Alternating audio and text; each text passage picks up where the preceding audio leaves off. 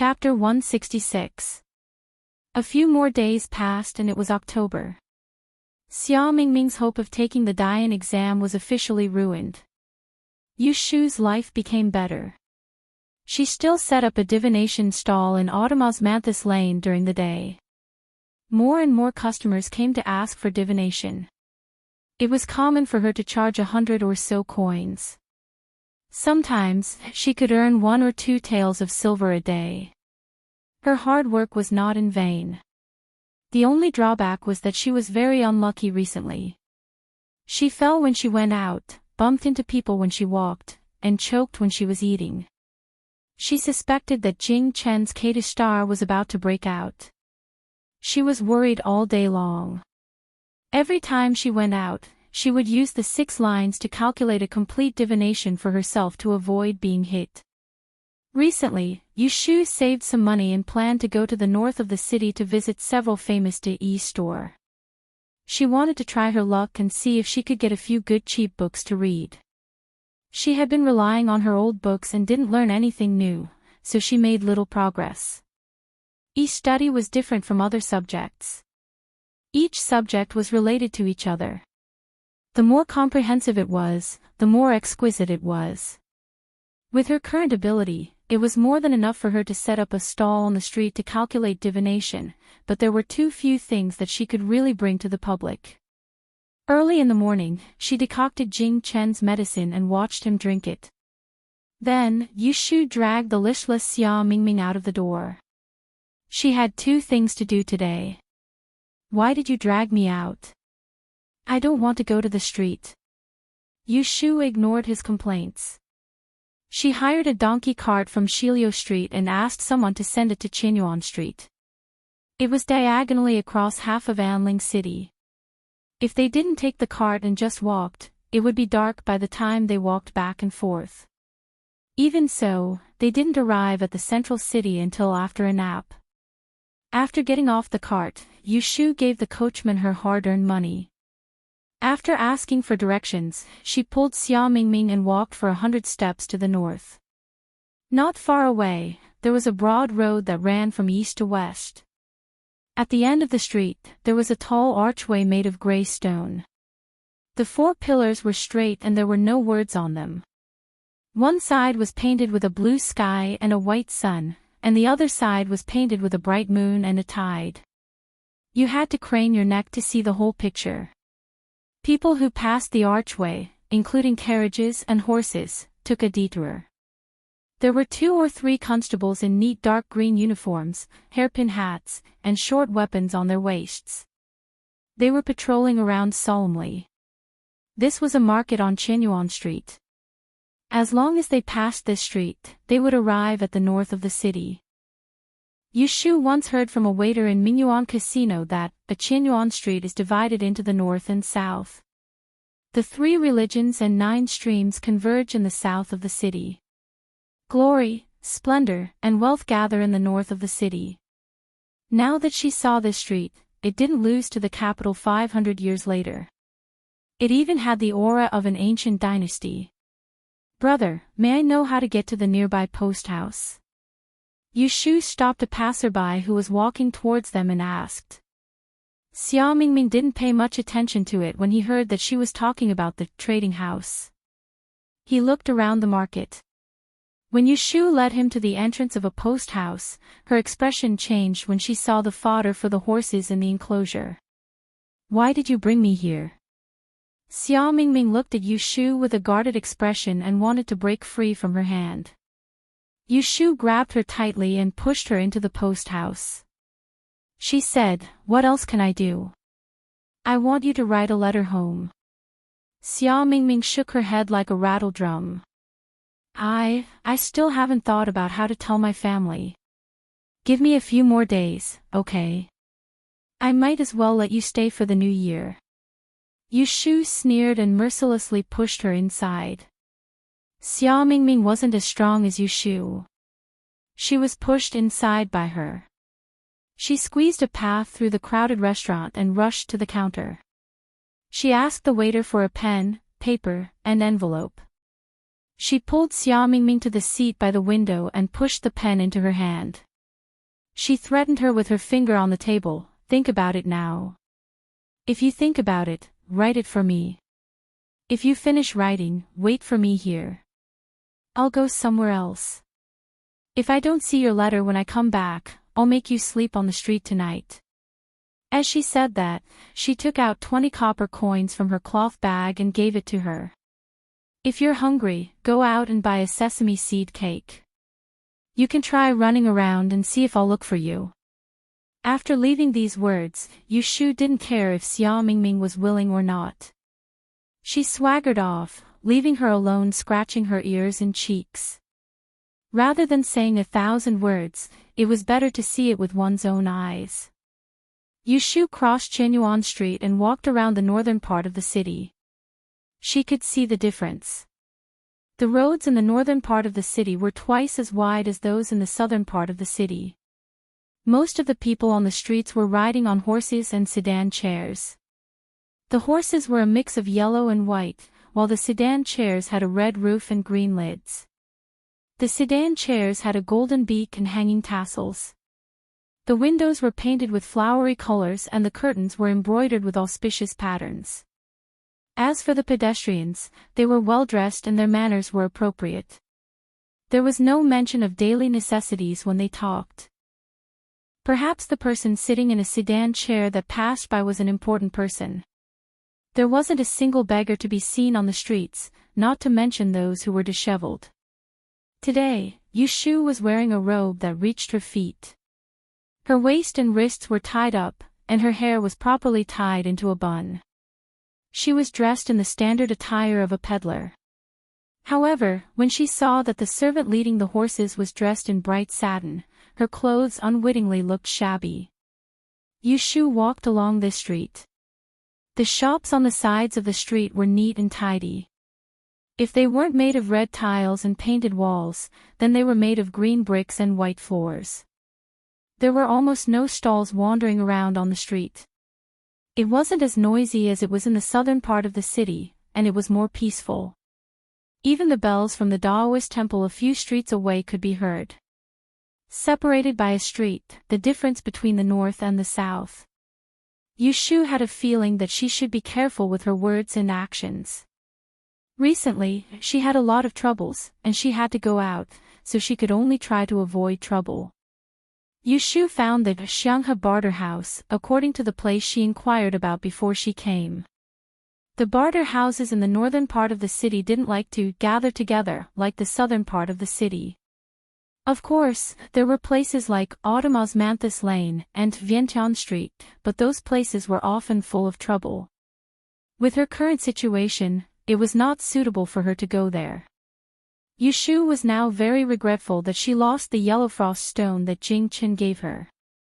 If she had that stone, she wouldn't have to be so careful and be on tenterhooks all day long. The reason why she was in a hurry to drive Xia Mingming away was because of this consideration.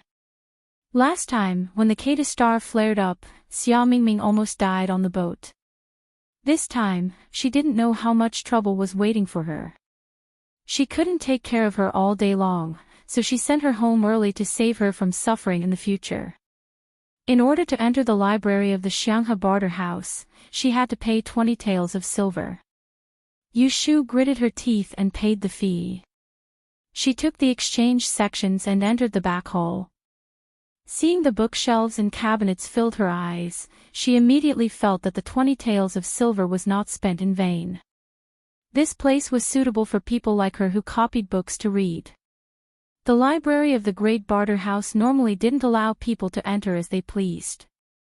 Correspondingly, you could enter and copy as you pleased, but you weren't allowed to take the book away.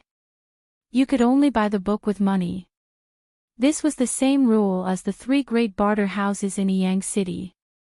The good thing was that there were refreshments provided. Although it was a small portion, it was enough for Yu Shu to last through lunch.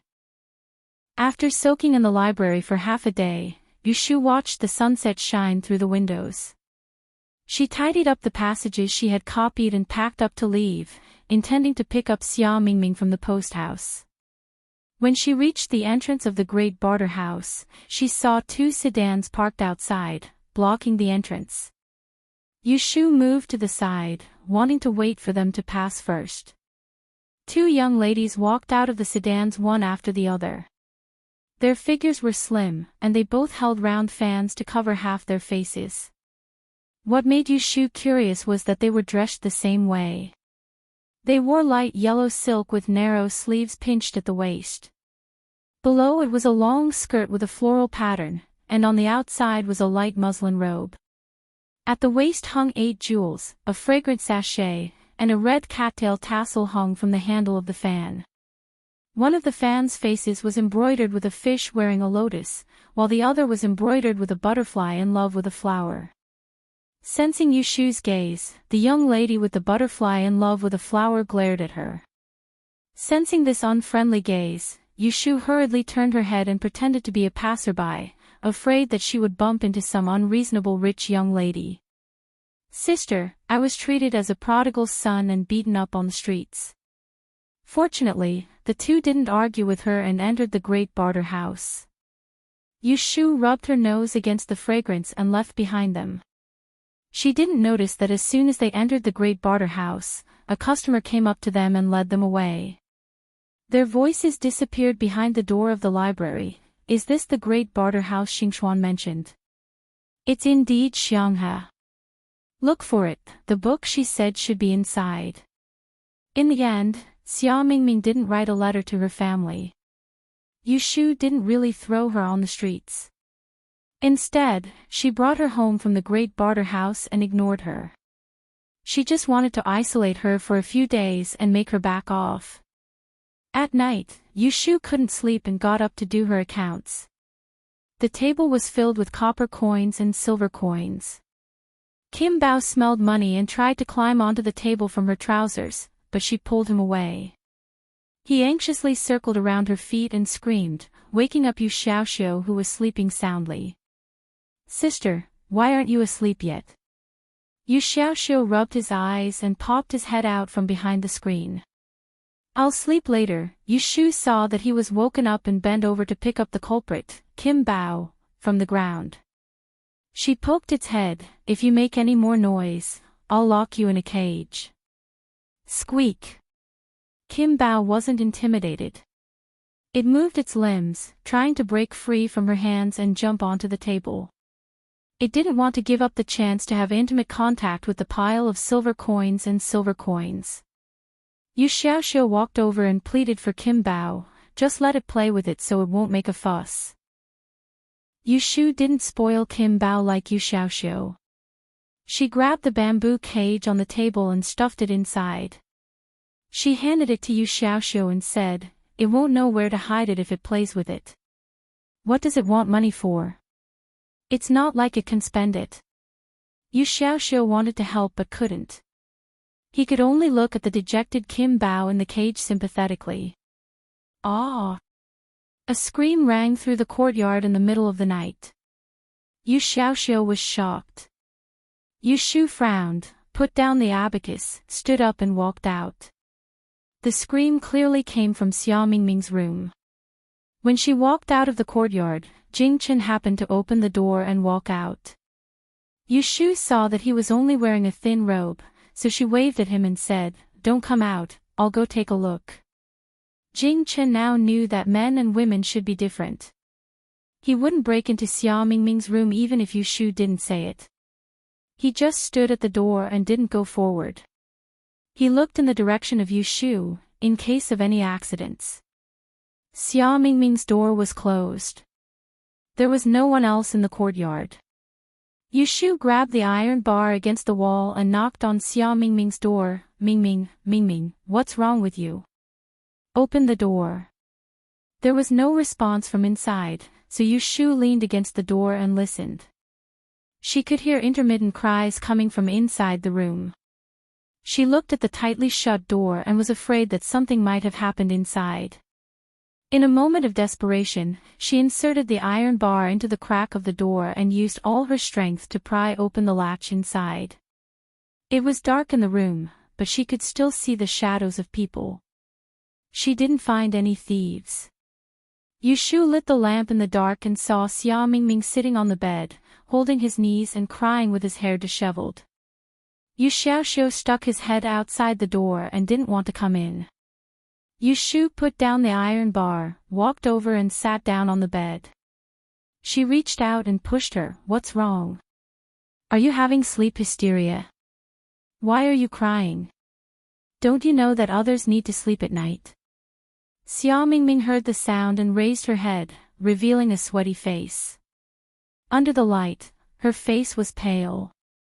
If it wasn't for Yu Shu's courage, she would be scared to death by her ghostly appearance. What? Dead, dead. Xia Mingming's voice was twitching, and her eyes were full of fear. Yu Shu's heart skipped a beat. She remembered Xia Mingming's ability to kill people in her dreams. She immediately grabbed her shoulder and asked, "Who's dead? Did you have a nightmare?" "Fourth sister, it's my fourth sister." Chapter 167. Fourth sister, it's my fourth sister. Yu Shu was speechless. Looking at Xia Mingming's pale face, she remembered that she had occasionally mentioned fourth sister. It seemed that their relationship wasn't very good. Don't panic. Tell me, what did you dream about? Xia Mingming gripped the quilt tightly and cried, "Blood. I dreamed that my fourth sister was killed. It was a rainy night. Someone sneaked into her room from the window and killed her. What should I do? My fourth sister. My fourth sister will die." Yu Shu's eyelids twitched. She comforted her, "Don't cry.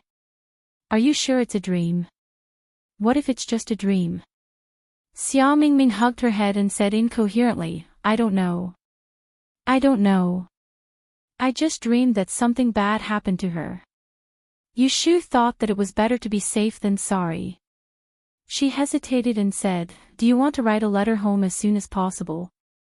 Can you make it in time?" Write a letter home."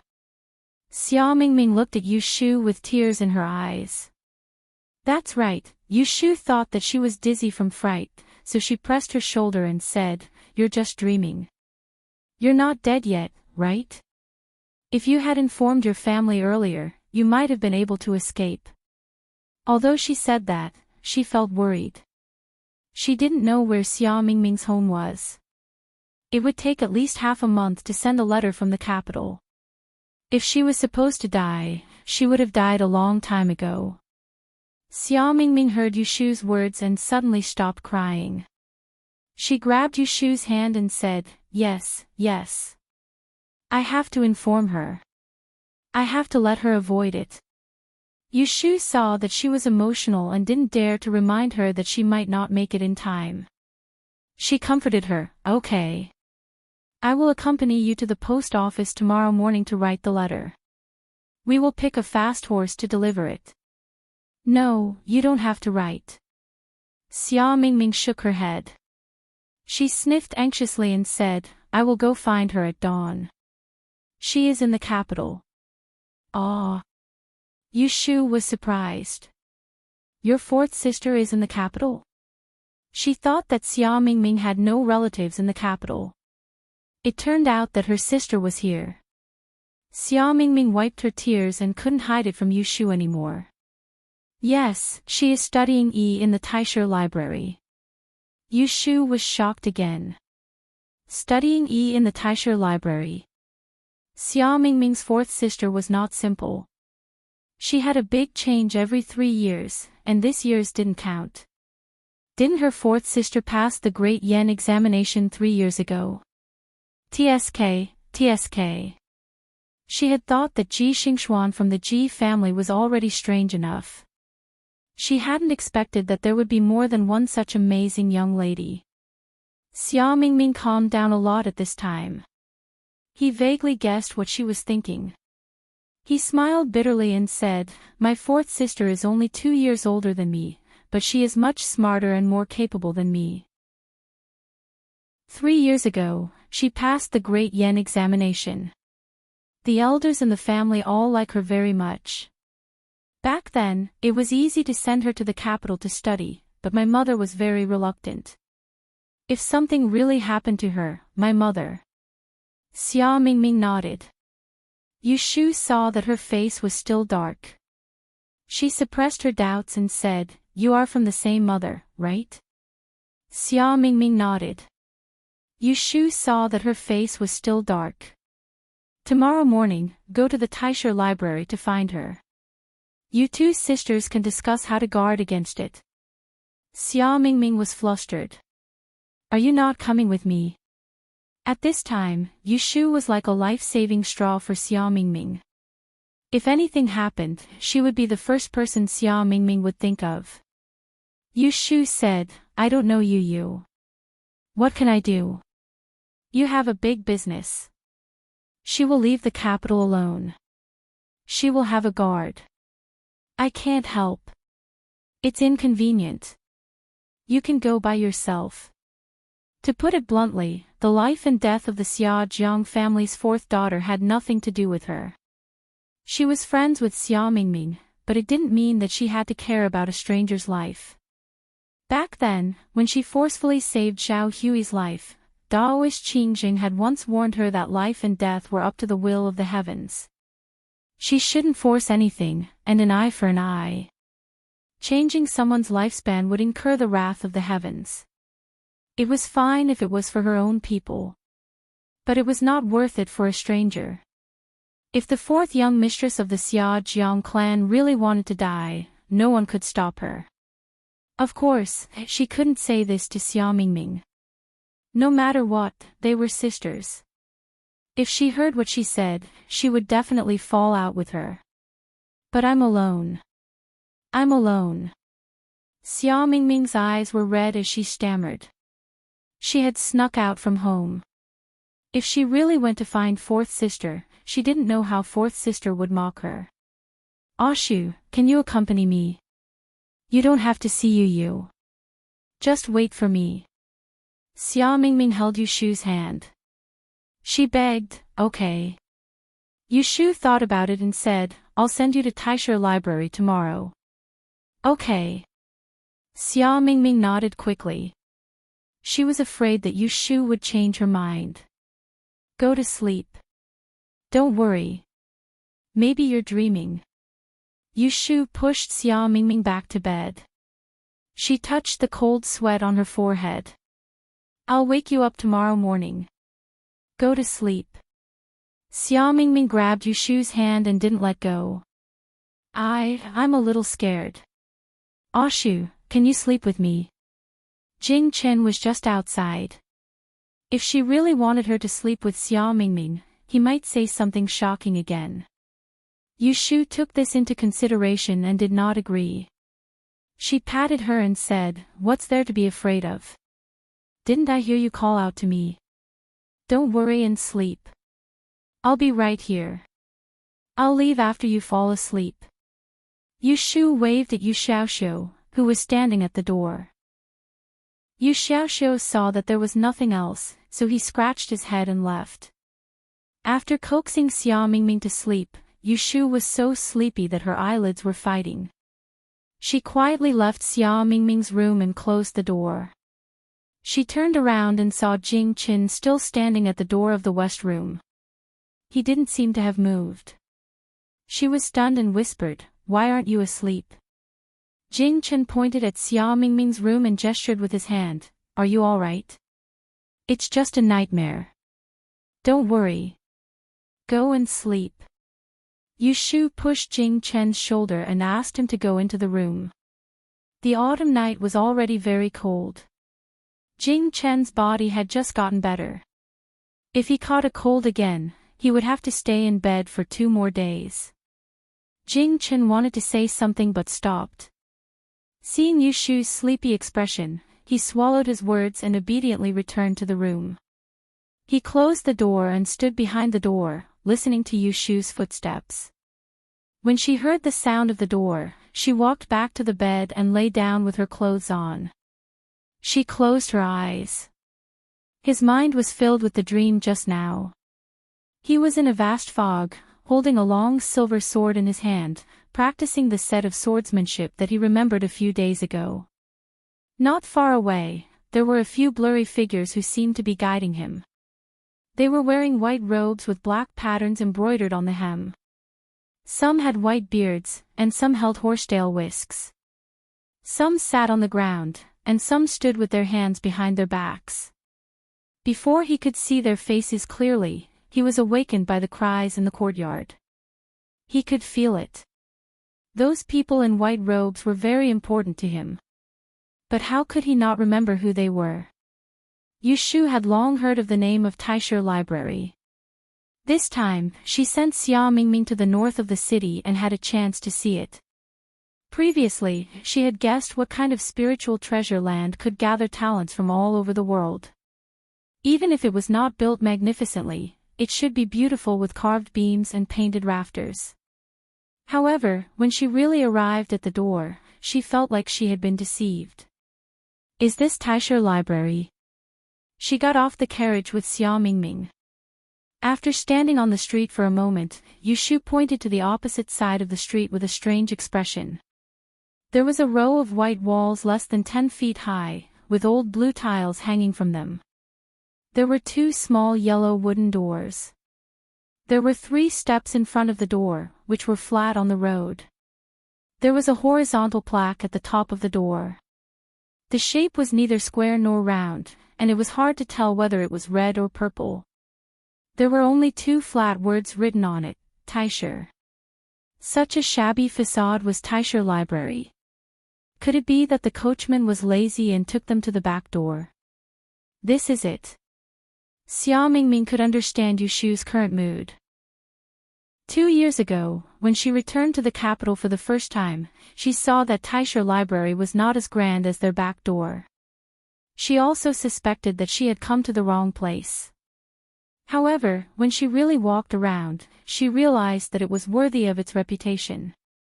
However, she was worried about fourth sister and was not in the mood to explain these to Yushu. There are guards at the door, and no one is allowed to enter. I have to ask the guards to help me find fourth sister. Xia Mingming asked Yushu, "Are you waiting for me here?" Yushu looked around and pointed to a tea house that had just opened. I will wait for you inside. Come find me when you are done. Okay. It was sultry today, and Xia Mingming was embarrassed to ask Yushu and to wait at the door with her. Yushu entered the tea house and saw that there were no customers on the first floor. She went directly to the second floor and found a shady spot by the railing. She could see clearly what was going on in front of LoveLore Library. However, when she wanted to look into LoveLore Library, she could only see green flowers and grass, blocking her view. She could not see any scenery. When Xia Mingming stood in front of the 2 small yellow doors, a guard came out. Yushu could only see half of the figure and could not hear anything. Yushu asked for a pot of the cheapest cloud pieces and took out a stack of papers that she carried with her. It was the paragraph that she copied at Xianghe House yesterday. It was a book that recorded the disasters that happened in various places in various years since the founding of the Duan Kingdom more than 300 years ago. There were also some annotations on the analysis of such as astrology, lunar eclipse, Chiman calculation, etc. She found the 5th volume, and she did not know how many more volumes there were. Yushu studied the manuscript in her hand and drank tea. She unconsciously forgot about Xia Mingming. When she remembered and looked back, she found that Xia Mingming was not in front of LoveLore Library. Yushu put down the teacup and stood up. She held the railing and looked down the street. She still did not see Xia Mingming. When she was worried and was about to pack up and go downstairs to look for him, she heard the voice of the waiter on the second floor. 2 guests, this way please. Be careful of the stairs. Yushu turned her head and saw 2 people coming up the stairs. The young woman walking in front was wearing a light yellow gauze dress. She held a round fan in her hand in front of her chest.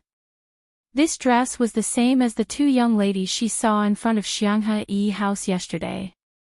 Because she did not cover her face, this woman had a peach and plum face, and her eyebrows were proud. Yushu felt that this person was familiar and saw Xia Mingming behind her. This must be the fourth daughter of Xia Zhang's family. No wonder she looked familiar. She could see that Xia Mingming and she were 50% similar. The difference was that the former was more delicate, while the latter was more arrogant. They were both beautiful. Xia Mingming also saw Yu Shu and shook his head at her gently.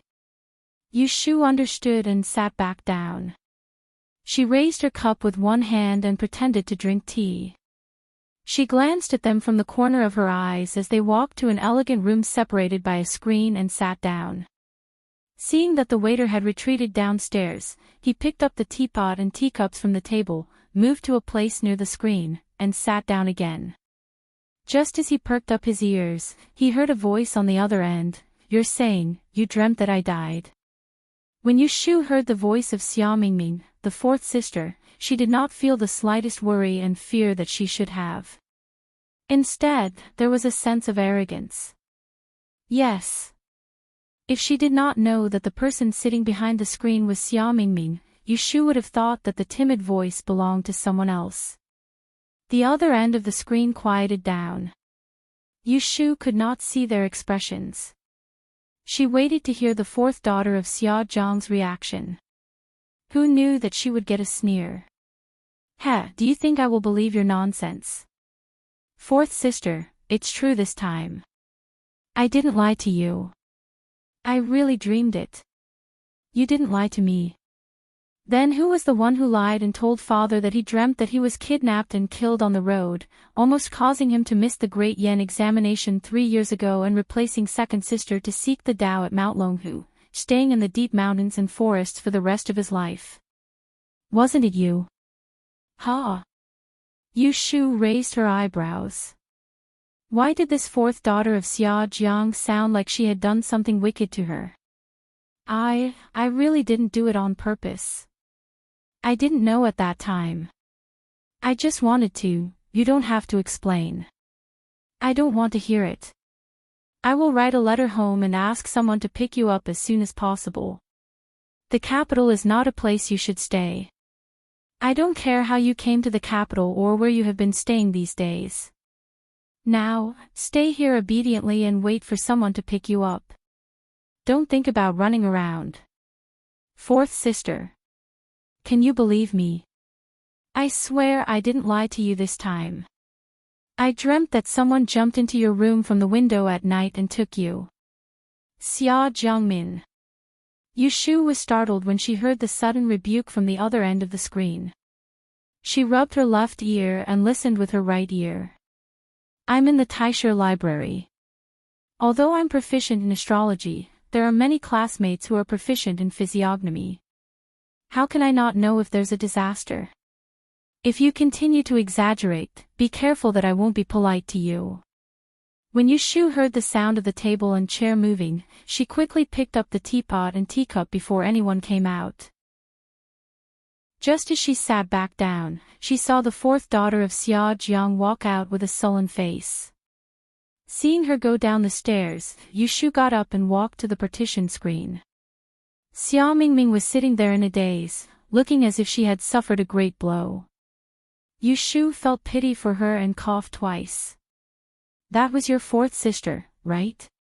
How is it? Have you discussed it? Xia Mingming slowly raised her head and said bitterly, She doesn't believe me. Yu Shu sighed and sat down on the chair beside her. Actually, I heard everything from outside just now. What's going on between you two? Have you lied to her before? Xia Mingming lowered her head and said nothing. Chapter 168. Ashu, you are a student of E, so you must have heard of it. Female Chenjing, Xia Jiangnan. Yu Shu shook her head honestly. She knew that Xia Mingming's original surname was not Xia but a compound surname, Xia Jiang. Ever since she entered the capital, she had been busy making a living and did not have the time to find out more about Xia Zhang's family. Xia Mingming sighed and said, Sometimes I think you're really strange. You obviously know a lot of things, but you don't know the things that normal traders are familiar with. Yushu smiled and said, I'm ignorant and inexperienced. Tell me, I'm listening. Xia Mingming held the teacup tightly and softly narrated the history of Duan dynasty. About 100 years ago, there were two sons of Yi in the same dynasty, one with the surname Xia and the other with the surname Wen. This was the first time they had met in the 100 years since De Yan's trial. At that time, the emperor was delighted and bestowed titles. One was Wen Qin, representing the brightness of the stars in the north. The other was Xia Jiang, representing the vastness of the Yangtze River in the Central Plains. The two sons of Wen Qin and Xia Jiang were favored by the emperor. Because the son of Wen Qin was older and the position of the celestial commissioner was vacant, the emperor appointed him to be the emperor's son-in-law. This was the story of 100 years ago. This was the second time Yushu heard of the names of the sons of Yi in the history of Duan dynasty. The first time was at Chao Zixin's place. She still remembered that the two sons of Yi were Qin Yang and Yunhua. According to the time, Xia Jiang and Wen Qin came before the two of them. But why did the emperor of Duan dynasty like to betroth the princesses to the sons of Yi? Was it because he wanted to keep the goodies within the family? 20 years ago, the son of Yunhua was the same. He married the grand princess, but unfortunately, he died early and the princess died for love. The two of them used this tragedy to become a story of the later generations. Who would have thought that the good times would not last long? For some unknown reason, Xia Jiang and Wen Qin became enemies with each other. Even the emperor could not force them to be together.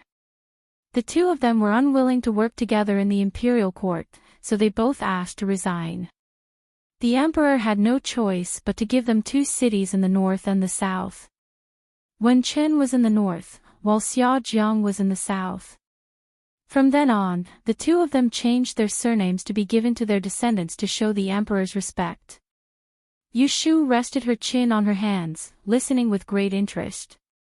She interrupted, so your surname is Xia Jiang, so you are the descendant of Xia Jiang Yi. That's my ancestor. Yushu nodded. Go on.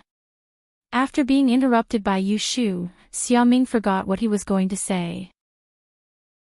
He thought for a while and continued, the guests of the world admired the name of the Yi. They all came to seek advice. In the south, they looked for Xia Jiang, in the north, they looked for Wen Qin. Both Xia Jiang and Wen Qin were friendly people and did not reject anyone. Every day, there was an endless stream of people coming to the door.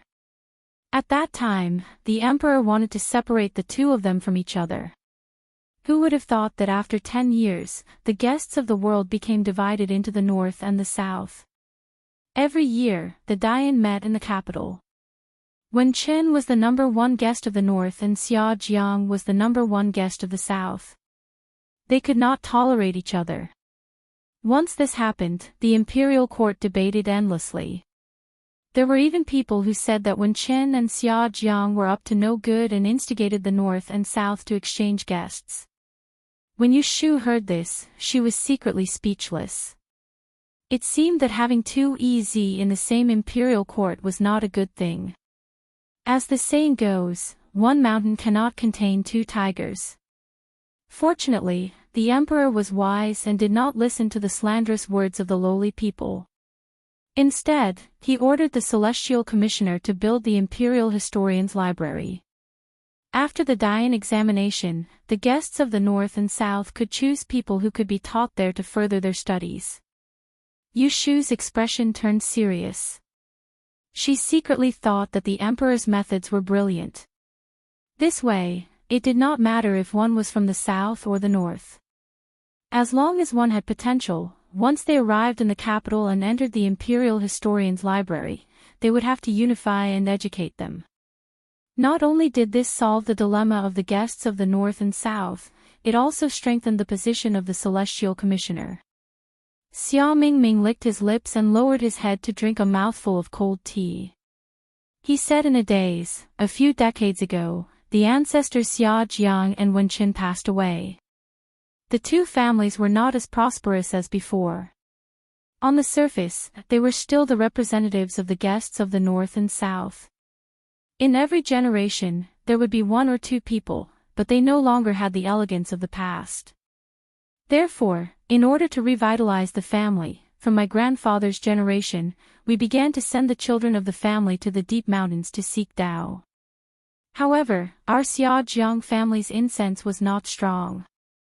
In my generation, there were 6 sisters of the same generation, but only one cousin inherited the incense. Yu Shu rubbed her chin. She thought about what she had eavesdropped on 4th Miss Xiaojiang talking about going to Mount Longhu to seek Tao. Going to the mountains to seek Tao, not to mention suffering, we might not even be able to enter the mountain gate of Taoism. Great-grandfather set a rule that all the children of the Xiaojiang family who were sent to the mountains to seek Tao would not be allowed to return home if they gained nothing. Therefore, there were people who died of old age outside, and there were also those who could not bear it and left the family. At that time, I was young and ignorant. I almost caused 4th sister to take the place of 2nd sister. We have never been on good terms, so it is natural that she would hate me. Yu Shu could hear the regret and sadness in Xia Mingming's voice. She more or less sympathized with her. Being born in such a family, being mediocre was a mistake. Just as she was about to comfort her, Yu Shu suddenly felt that something was wrong. She still remembered that when they were camping in the mountains, Xia Mingming had claimed that she was the trash of the Xiaojiang family. However, after these days of interaction, Xia Mingming was obviously a good seedling with good aptitude. If she studied hard, she might be able to achieve something. Even if her dreams were useless, she should not be trash. Could it be that all her peers in the family were weirdos like her 4th sister? Mingming, let me ask you. Are there any other sisters in your family who are studying in LoveLore Library? Xia Mingming did not know that Yu Shu was testing her. She shook her head and said, only my 4th sister got in. That was strange. Yu Shu touched her chin and looked at Xia Mingming suspiciously. She had a vague guess in her heart, but she could not hide it, so she asked.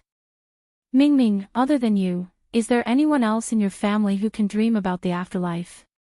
Hearing this, Xia Mingming was stunned. She averted her eyes and said unnaturally, why are you asking this? Looking at her expression, Yu Shu already knew the answer. Because it was a secret of the Xiaojiang family, she did not pursue the matter. Even though she was extremely curious, it turned out that Xia Mingming was not the only one in the Xiaojiang family whose dreams could be solved. It was just that her dream was the weakest. Alright, it's getting late. Let's go back. Yu Shu picked up a piece of dessert from the plate on the table and put it in her mouth. Xia Mingming said, go back. But my 4th sister, I haven't talked to her yet. Are you planning to spend the night here? Yu Shu asked. I think you won't be able to see her today. Based on Xia Mingming's angry expression when 4th sister left, the two of them would quarrel whenever they met. Xia Mingming said anxiously, how can I do that? I didn't dream about the specific day of her accident. What if it happened tonight? Yu Shu patted her shoulder and said fearlessly, didn't you say it happened on a rainy day? Don't worry, I'm here. Let me tell you, it won't rain for the next 3 days. You can come back tomorrow to persuade her. That's right, Oshu, your Qingyu's predictions are the best. Xia Mingming's face revealed a hint of happiness, but then she said worriedly, are you sure it won't rain today? I'm sure. Alright, let's go, we can still make it in time for dinner if we go back earlier. Yu Shu pulled Xia Mingming out without saying a word. When they reached the staircase, they were stopped by the smiling waiter. Dear guests, have you finished your tea? Would you like to settle the bill? Yu Shu said, settle the bill? I've already paid. I only ordered a pot of cloud and gave you the money immediately. The waiter stretched out his hand and pointed to the private room behind them. I'm talking about that table. Yu Shu frowned and pulled Xia Mingming's ear. your fourth sister didn't pay for the food. I don't think so. Yushu cursed her bad luck and turned to ask the waiter, how much is it? Thank you for your patronage, a pot of dahong pao and 4 kinds of pastries, the total is 5 taels and 70 jiao. Yushu's face stiffened. She scolded Xia Mingming and her fourth sister in her heart. She reluctantly took the money bag and took out all the silver and jiao inside, barely enough to count. Xia Mingming knew she was worried about money, so she didn't dare to say anything. Seeing her pay the bill and ask the waiter for oiled paper, she asked in confusion, what do you need paper for? Yushu glared at her, what else can I do? These are several taels of pastries, don't you need to pack them? What's with that expression?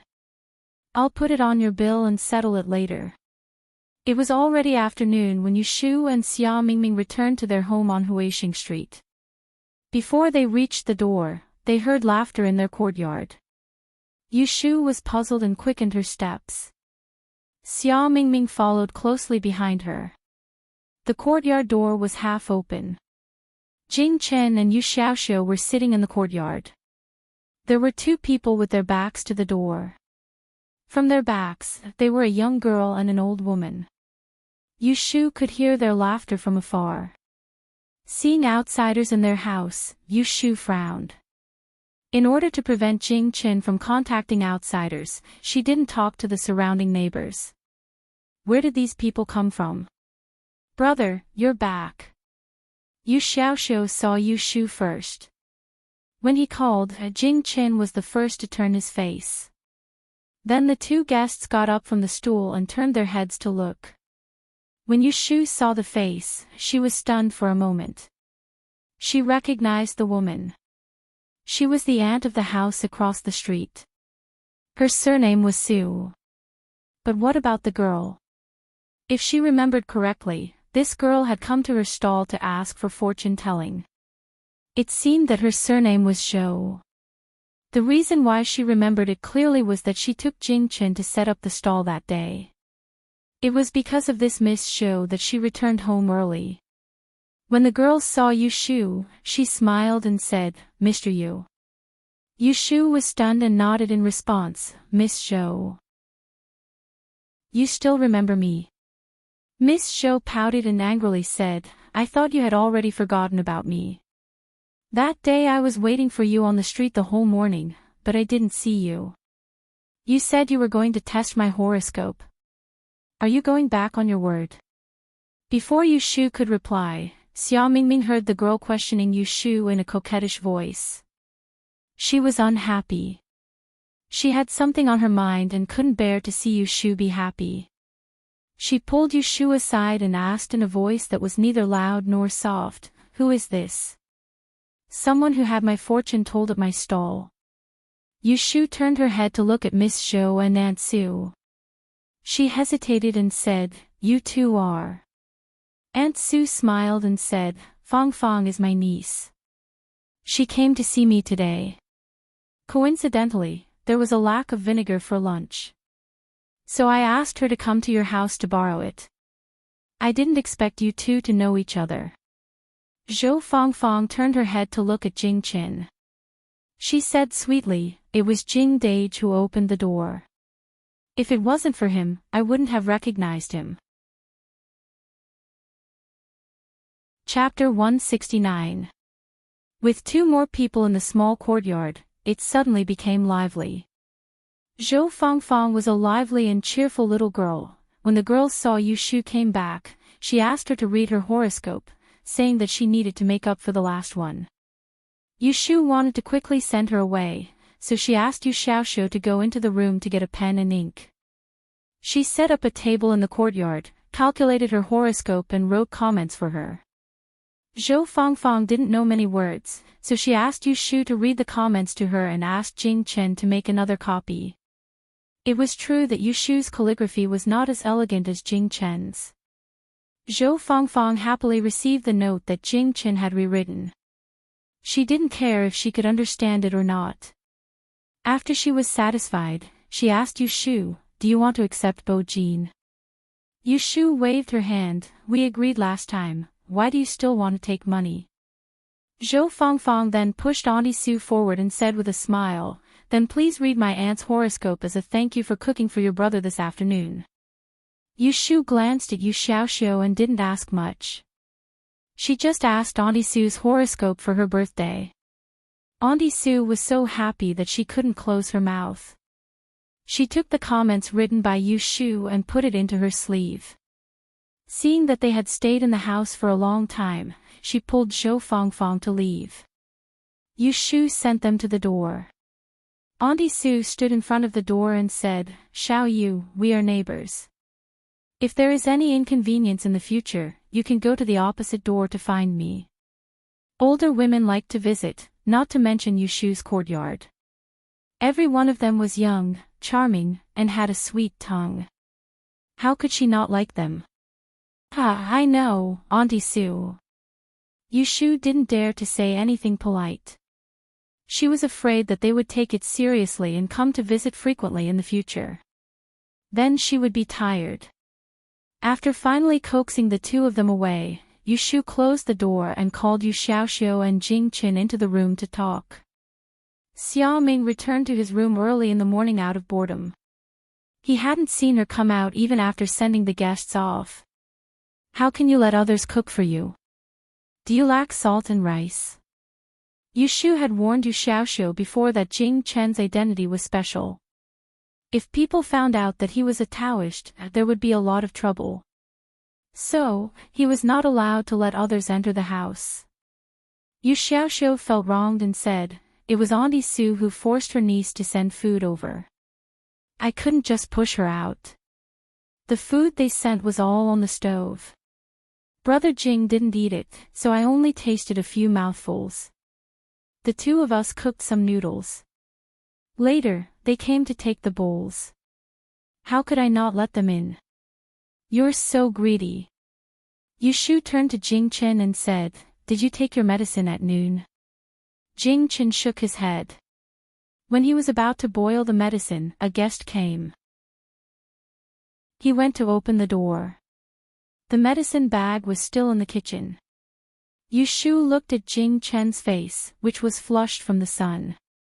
The more she looked, the more handsome he looked. No wonder Miss Zhou didn't want to leave when she saw him. If it were her, she would also want to look at him a few more times. Yu Shu got up and said, I'll boil the medicine for you. Go back to your room and rest for a while. Xiaoxiu, move all the chairs in the yard. Oh, okay.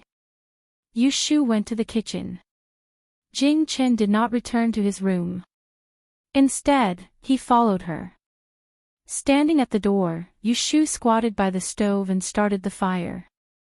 She turned her head and asked, why don't you go and rest? Jing Chen shook his head. Recently, Yu Shu's most frequent words to him was to ask him to go back to his room and rest.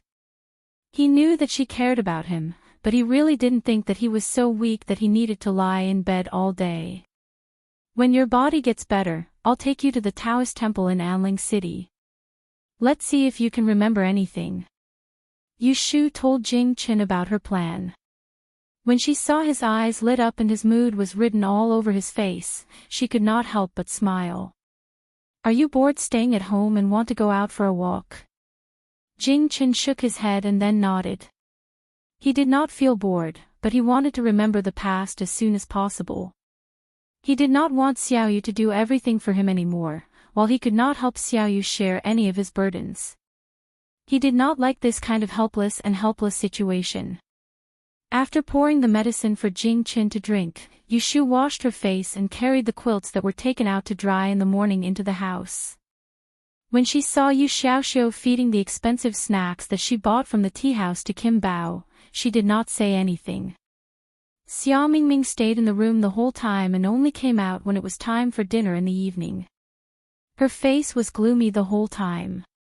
Yu Shu knew that she was in a heavy mood, so she did not talk to ease the atmosphere during dinner like usual. They ate dinner quietly. Today, Xia Mingming actually took the initiative to clean the dishes in the kitchen. In ancient times, there was no such thing as detergent when washing dishes. They had to rely on a loofah to wash the dishes back and forth. The used dishes were all dry. Even Yushu hated washing dishes, let alone the spoiled Xia Mingming. Are you still worried about your fourth sister? I'll accompany you to find her tomorrow. Yushu leaned against the door with her arms crossed.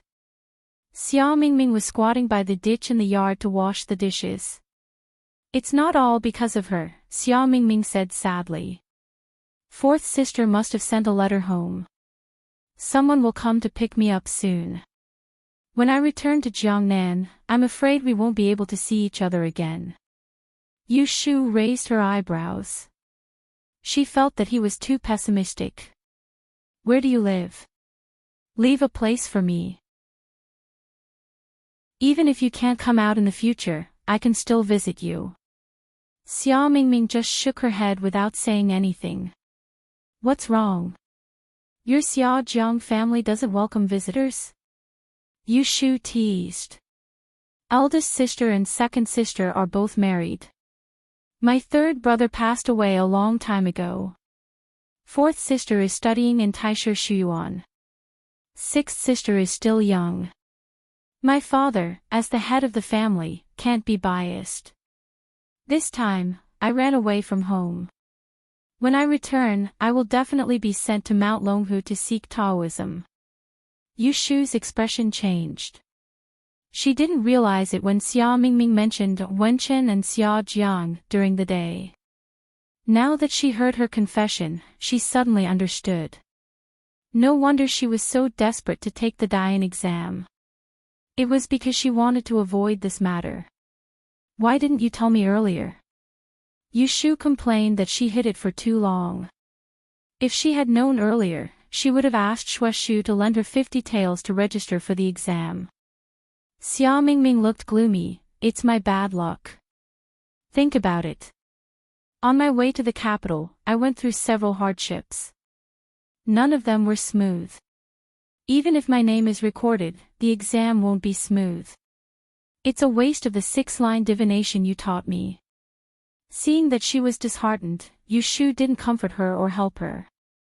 She just patted her on the shoulder and turned back to the house. As a daughter of a big family, she didn't have to worry about food and clothing, but she also had a considerable responsibility to bear. This was understandable.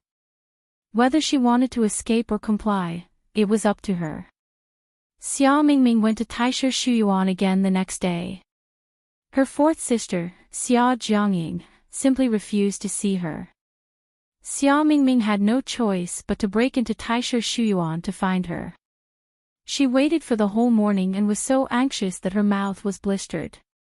The gatekeeper said that my fourth sister went out.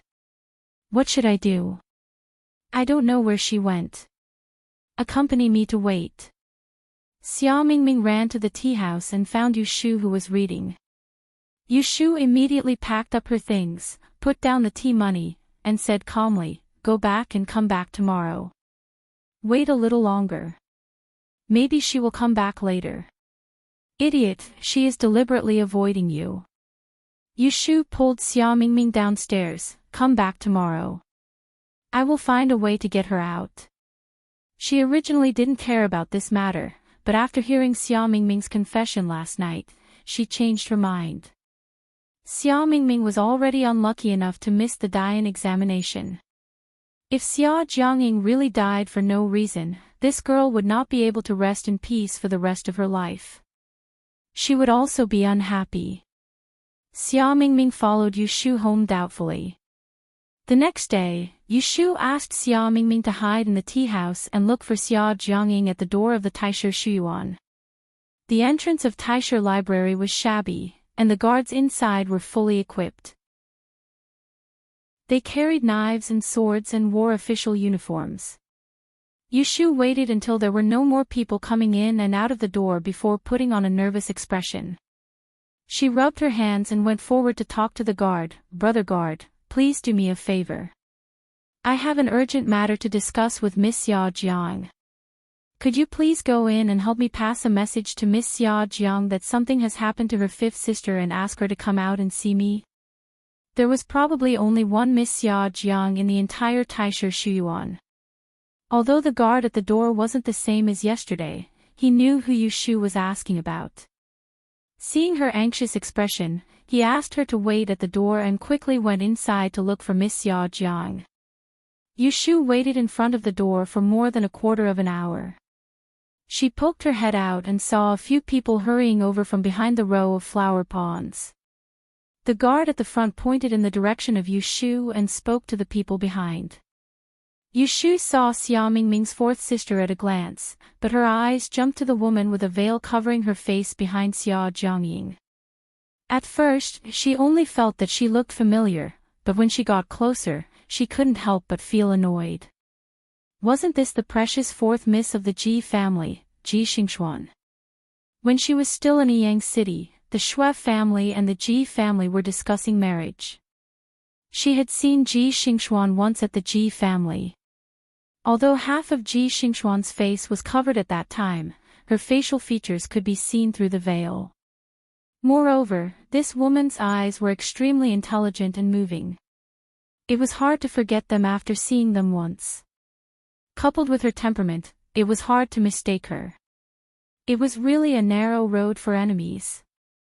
In such a big city like Anling, she met an old friend every 2 to 3 days. Yu Shu wasn't sure if Ji Xingxuan recognized her. Seeing that the two were getting closer, she couldn't retreat. She could only comfort herself that she had a common face. If they met in the capital, Ji Xingxuan might not remember her. It wasn't that she was afraid of the Ji family, but it was better to avoid trouble. It would be troublesome if she was recognized. Are you the one looking for me? Xia Jiangying looked slightly worried. Where is Xia Jiangmin? What happened to her? Ji Xingxuan and Xia Jiangying were both interested in astrology. The two of them were very close. Coincidentally, they were discussing academics together today. When they heard the guard's report, they came over together. When they saw Yu Shu waiting outside the door, they didn't recognize her at first glance. However, just like when Yu Shu saw her for the first time, she felt that this person looked familiar. Yu Shu inadvertently glanced at Ji Xingxuan. Seeing that there was no expression on her face, she thought that Ji Xingxuan did not recognize her. She lowered her voice and said to Xia Jiangying, "It's not convenient to talk here. How about we go to the tea house opposite to talk?" Chapter 170. Xia Mingming was hiding on the second floor of the tea house. When he saw Yu Shu coaxing her fourth sister out and leading Xia Jiangying over, he quickly retracted his head and sat on pins and needles as he waited upstairs. Yu Shu bit the bullet and led Xia Jiangying and Ji Xingxuan into the tea house. There weren't many customers on the second floor. When Xia Jiangying entered the private room and saw Xia Jiangmin sitting inside, she realized that she had been tricked. She turned around angrily and was about to leave when Xia Mingming quickly stood up to stop her. Fourth sister, don't go. Listen to me, just a few words, okay?" The two of them pulled at the door and Yu Shu took a step back. She glanced at Ji Xingxuan, who was also standing at the door, and didn't enter. She listened to what was going on inside. "What do you want to say? If you want to talk about those ridiculous dreams of yours, then forget it," Xia Jiangying said coldly. "Okay, then let's talk about how I lied to father about you being in danger 3 years ago. Don't be angry and let me finish. At that time, you didn't listen to my explanation and left Shangjing. After that, I didn't have a chance to explain to you. Today, I will tell you everything." "Okay, go ahead. I want to hear how you will argue today." Xia Jiangying turned around and lifted the curtain. She didn't forget that there were people outside. "Xingxuan, wait for me downstairs. I will go down in a moment." The sisters' private conversation would inevitably involve the family's affairs. It wasn't good for outsiders to hear it. Xia Jiangying was older. Even when she was angry, she was more considerate than Xia Mingming. Okay. Ji Xingxuan turned around and went downstairs to wait. Xia Jiangying wasn't so polite to Yu Shu. She waved her hand impatiently. There's nothing for you to do here.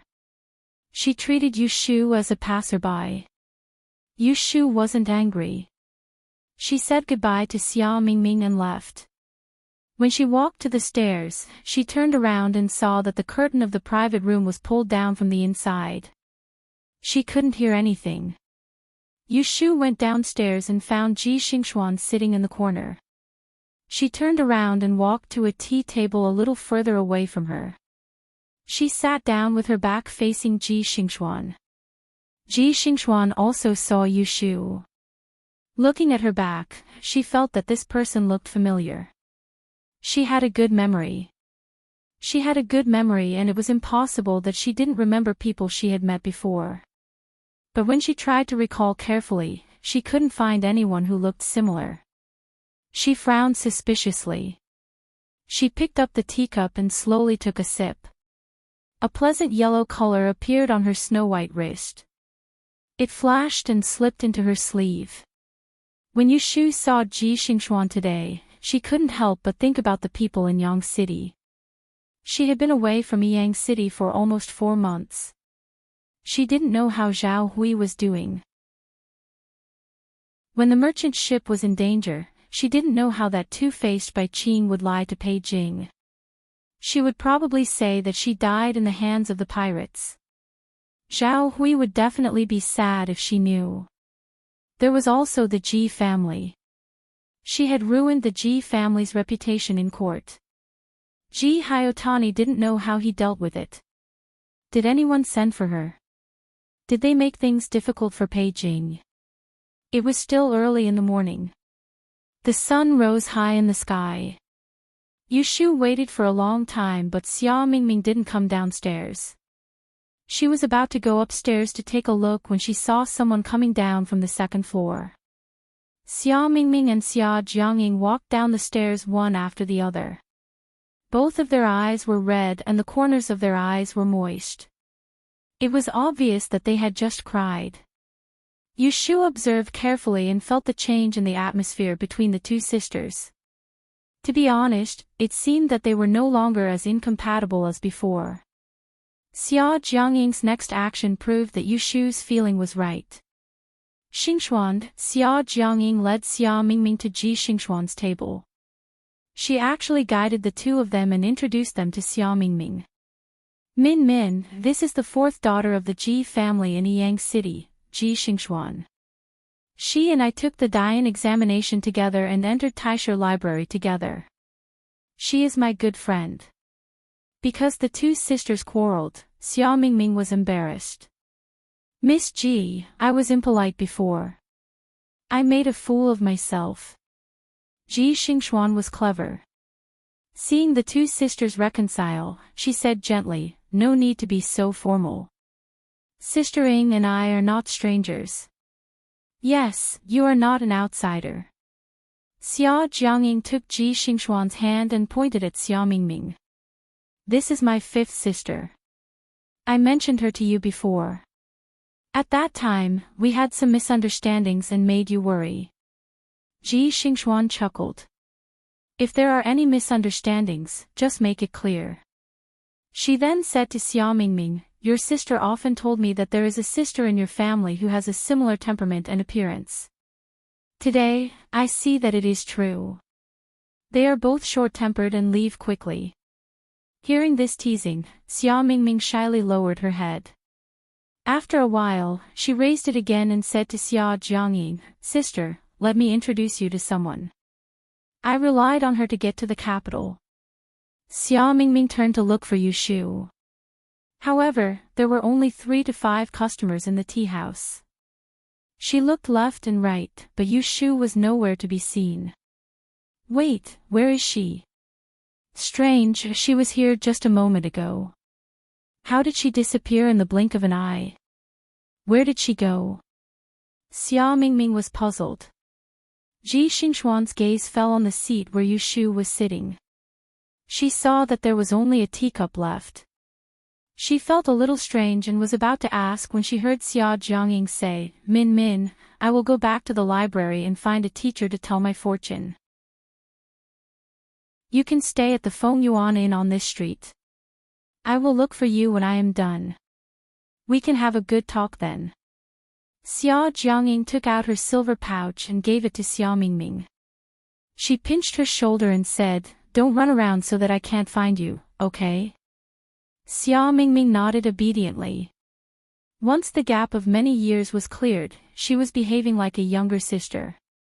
After Xia Jiangying and Ji Xingxuan left, Yushu walked out from the corner of the stairs and patted Xia Mingming, who was looking around for her. "Ah Shu! Where did you go just now? I didn't even introduce you to my fourth sister." "They went to the toilet." Yushu looked at the door and pulled her to sit in the corner again. "What did your fourth sister say?" A smile appeared on Xia Mingming's face. It was the first sunny day he had seen in days. "My fourth sister said that she would be careful these days." "Did you see the young lady who came with her?" Of course, Yushu knew who Ji Xingxuan was, but she pretended not to know her in front of Xia Mingming and shook her head. Xia Mingming said, "That would be the young miss of your Yang City's Ji family, Ji Xingxuan. My fourth sister has a good relationship with her, so she intends to talk to her about switching to her room for the next 2 nights. At night, she'll add 2 female guards to keep watch outside." Yushu said, "She will sleep in someone else's room." "What about Miss Ji?" "The old master of the Ji family works for the Celestial Commissioner and has a mansion in the capital. Miss Ji can go home and live there." Yushu was puzzled. "Oh. The Ji family has a mansion in the capital. Doesn't your Xia family have one too? Why do you insist on sleeping in the study garden?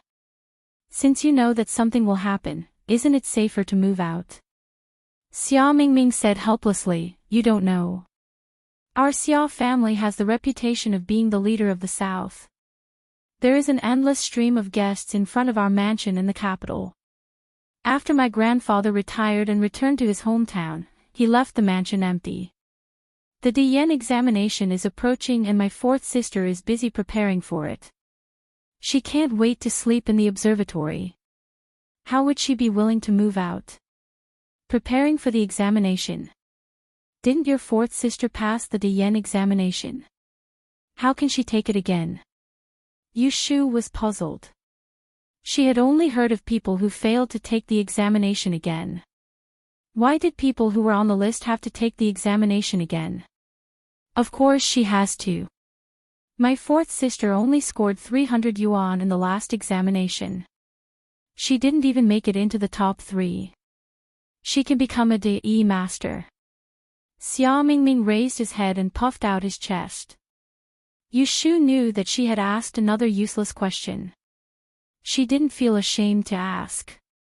She continued, "If that's the case, whether or not she passes the examination, as long as she wants to take it, she can take it again." Xia Mingming chuckled, "That's true, but it's hard to get to the level of a DE master. Beyond that would be the level of a E master, which only appears once every few decades. How many people overestimate themselves?" Yushu nodded. She finally understood. The Diyan examination was not only a qualification test but also a promotion test. It was no wonder that the Grand Yen examination was not easy. There were even people from the Taisher Library taking part. In this way, everyone was not on the same starting line. Most of the top 3 in each subject would be occupied by people from the Taisher Library. It would be difficult, too difficult, to amaze the world with a single brilliant feat. She remembered the ranking of the Diyan examination. It was Chao Zixin who told her that among the subjects, except for mathematics, those who could make it into the top 100 in a single subject would be a Yi Shi. Those who made it into the top 3 in 2 subjects would be a Yi Shi. As for the EZ, only those who made it into the top 3 in 3 subjects could be crowned. Ashu. Xia Mingming hesitated and said to Yushu, fourth sister wants me to stay at the nearby Fengyuan Inn for a few days. I also want to stay close to her when someone from home comes to pick me up. Yushu smiled. Why do I see that you two have forgiven each other? Didn't you two hate each other so much? Xia Mingming twirled his hair behind his ear and lowered his head. Actually, fourth sister isn't a bad person. She's just as straightforward and stubborn as I am. We talked a lot upstairs just now, and we made up. Don't laugh at me. Why would I laugh at you? Yushu patted her arm. Isn't this good? Since she wants you to stay nearby, why don't you go back with me to pack your luggage? Yushu did not know what the two sisters talked about upstairs. She was happy to see the matter settled and send Xia Mingming home as soon as possible. Xia Mingming saw that Yushu did not urge her to stay and pouted, "You are in such a hurry to chase me away." Yushu coaxed her, "No, you should at least bring 2 sets of clothes. Why don't you stay with me at the inn for 2 days? After my fourth sister's matter is settled, I will go back to Xing Street with you." Xia Mingming was reluctant to leave Yushu. Yushu refused without thinking, "I still have something to do. Besides, it's not convenient for me to be here. Oh, by the way, you didn't mention me to your fourth sister just now, did you?" Xia Mingming shook her head. "I didn't have time to tell her. I wanted to introduce you just now but I didn't see you." "That's good." Yushu cautiously reminded her, "If she asks you, just tell her that you only know me as Ashu. Don't mention anything else, including the matter of me teaching you the Luyao." Xia Mingming's fourth sister, Xia Jiangying, was a good friend of Ji Xinglu. If she really heard about her, the Ji family would probably hear about it and guess who she was. Xia Mingming was about to ask her why, but then she thought of Jing Qin at home. She thought that Yushu did not want to reveal too much because of Jing Chen's identity as a Taoist. She was depressed. Then I can't tell my family anything. You saved my life and escorted me all the way. I still want to repay you. Chapter 171. Xia Mingming followed Yushu to Huixing Street to pack up her clothes. Yu Xiaoxiu and Jing Qin had different reactions when they heard that Xia Mingming was leaving. You're moving out. Yu Xiaoxiu was a little surprised. He didn't hear them mention it before, and now she was leaving. It was indeed too sudden. Xia Mingming said, "Yes, don't you always dislike me? Now you don't have to see me every day. Are you happy?" Yu Xiaoxiu was speechless. Even if he disliked Xia Mingming, they had spent so many days together. Even a dog should have developed some feelings for her. It was not that he was reluctant to part with her, but when he heard that she was leaving, he felt a little disappointed. Xia Mingming thought that she had guessed Yu Xiaoxiu's thoughts. She rolled her eyes at him and grabbed Kim Bao, who was next to him. She used her finger to tickle its chin and complained, Kim Bao, I'm leaving. If you're locked in a cage again, no one will let you out. Good luck." Chirp. Kim Bao comfortably raised its neck and wagged its tail behind it. It was not the least bit interested in what Xia Mingming was saying. Jing Qin asked Yushu what was going on with his eyes. "Oh, she found her fourth sister," Yushu explained to the two. "She had a nightmare the day before yesterday. She dreamed that something would happen to her sister. She wanted to live closer so that she could take care of her. That night, Xia Mingming woke up from a nightmare. Jing Chen and Yu Xiaoxiu were both there. They more or less heard some things. Yushu couldn't hide it, but she wouldn't mention it. She just mentioned it lightly. She didn't want them to worry about her. It was enough for her to worry alone. In fact, Xia Mingming didn't have much to pack. She only had 2 or 3 sets of clothes, all of which were bought by Yushu. She carried the packed bag and looked around the simple bedroom, which wasn't even as big as the side room at home. She felt a bit reluctant to leave. Thinking back to the journey to the capital, he had gone through thick and thin with Yu Shu and the others, going through thick and thin together. Their separation was imminent, and the corners of his eyes couldn't help but turn sour. Let's go, I'll send you off. Any later and the sky will be dark. Your fourth sister might already be waiting for you. Yu Shu pushed Xia Mingming's shoulders out of the room and closed the door behind her. It was not that she could not see Xia Mingming's reluctance. But he had to leave sooner or later, so there was no need to linger. Yu Xiaoxiu and Jing Chen walked Xia Mingming to the door with Yu Shu. At the entrance of the small courtyard, Xia Mingming bid farewell to them. Xiaoxiu, brother Jing, I'm leaving. I'll come back to see you when my fourth sister is safe. Jing Chen waved his hand at her. Yu Xiaoxiu muttered, it's better if you don't come back. It'll be more relaxed if there's one less person in the house. It saves salt and rice. Hearing this, Xia Mingming laughed angrily. Brat, I eat less than Kim Bao. Yu Xiaoxiu was not convinced. Kim Bao doesn't need to sleep alone in a room, and it won't cause trouble all day long. How old am I? How old is it? How can we compare? Yu Xiaoxiu, do you want to quarrel? Xia Mingming rolled up her sleeves. She had slept in the wild forest, eaten sparrow meat, and worked in a training hall. She lowered her head and bowed in front of her. She was no longer the delicate young lady who could be rendered speechless by others with just a few words. Humph, who wants to quarrel with you? Yu Xiaoxiu looked disdainful. Seeing Xia Mingming's red face, he felt a little better than before. All right. Jing Chen and Xiaoxiu go in. I'll send her off.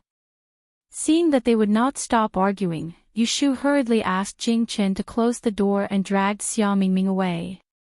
The next day after Xia Mingming left, Yu Shu pushed her cart to Autumn Osmanthus Lane to set up a stall again. Today, the first customer was a little special. How is it? Will it rain tomorrow? Yu Shu held a pen and wrote on the paper. She pushed away Xia Mingming's head that was about to touch her face with one finger. Isn't your fourth sister proficient in astrology? Can't Qingyu do it herself? You came to me specifically. Aren't you looking for something far away? Xia Mingming laughed dryly.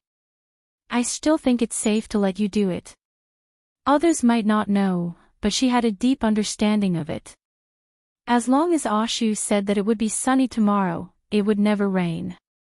It was not that she didn't believe in her fourth sister's ability. You sneaked out to find me, right? Yu Shu said without looking up. Did your fourth sister ask about me yesterday? Xia Mingming stuck out her tongue. Last night, she stayed alone in the inn and fell asleep in the middle of the night. She got up before dawn and took a carriage to the south of the city. She really didn't tell her fourth sister. She did. Don't worry. I just told her what you said. I didn't say anything else. Xia Mingming looked at Yu Shu with her hands on her cheeks. Just now, she noticed that her hair that covered her forehead was neatly combed to the back of her head, revealing a clean forehead.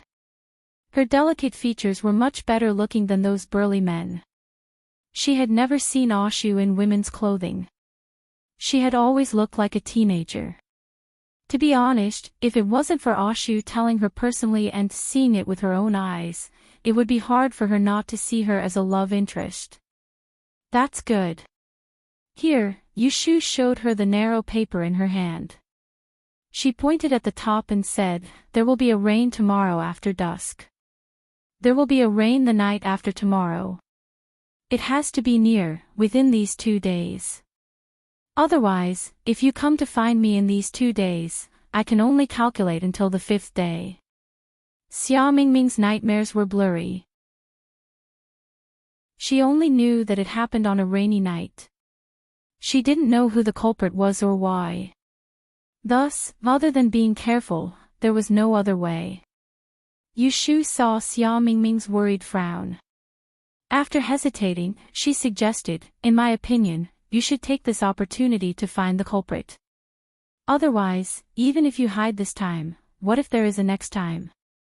Xia Mingming sighed and said in a low voice, "Fourth sister said that she has already ridden home. No matter who the culprit is, this matter needs to be discussed at length. Wait for my father to come. Our Xiaojiang clan is not a small clan.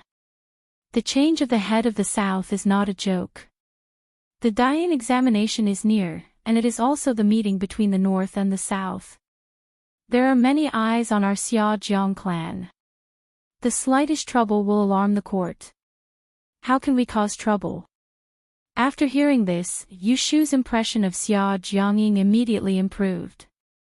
She was able to consider the stakes first, put the reputation of her family above her own safety, and remained calm.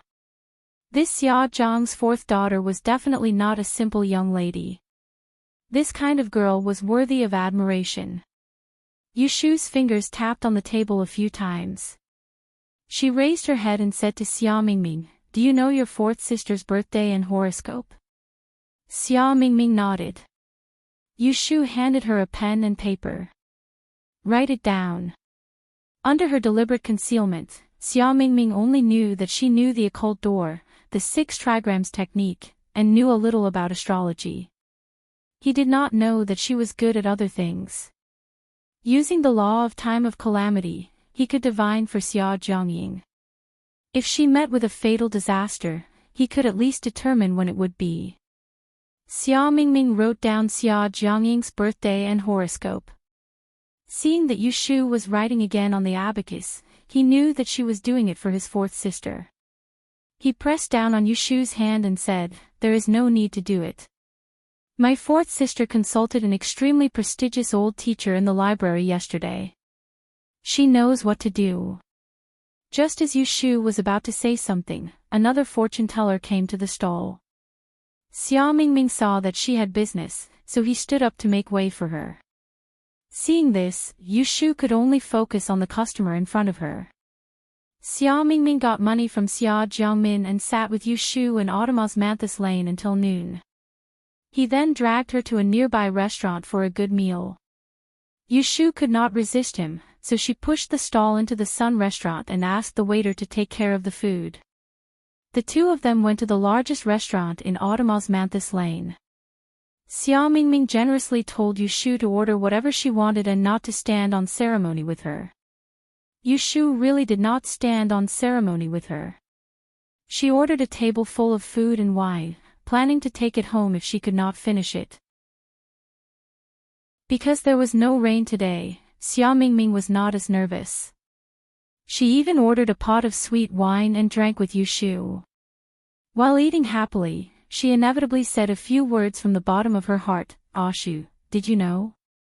I used to think that my fourth sister was unreasonable and often made things difficult for me, so I especially hated her.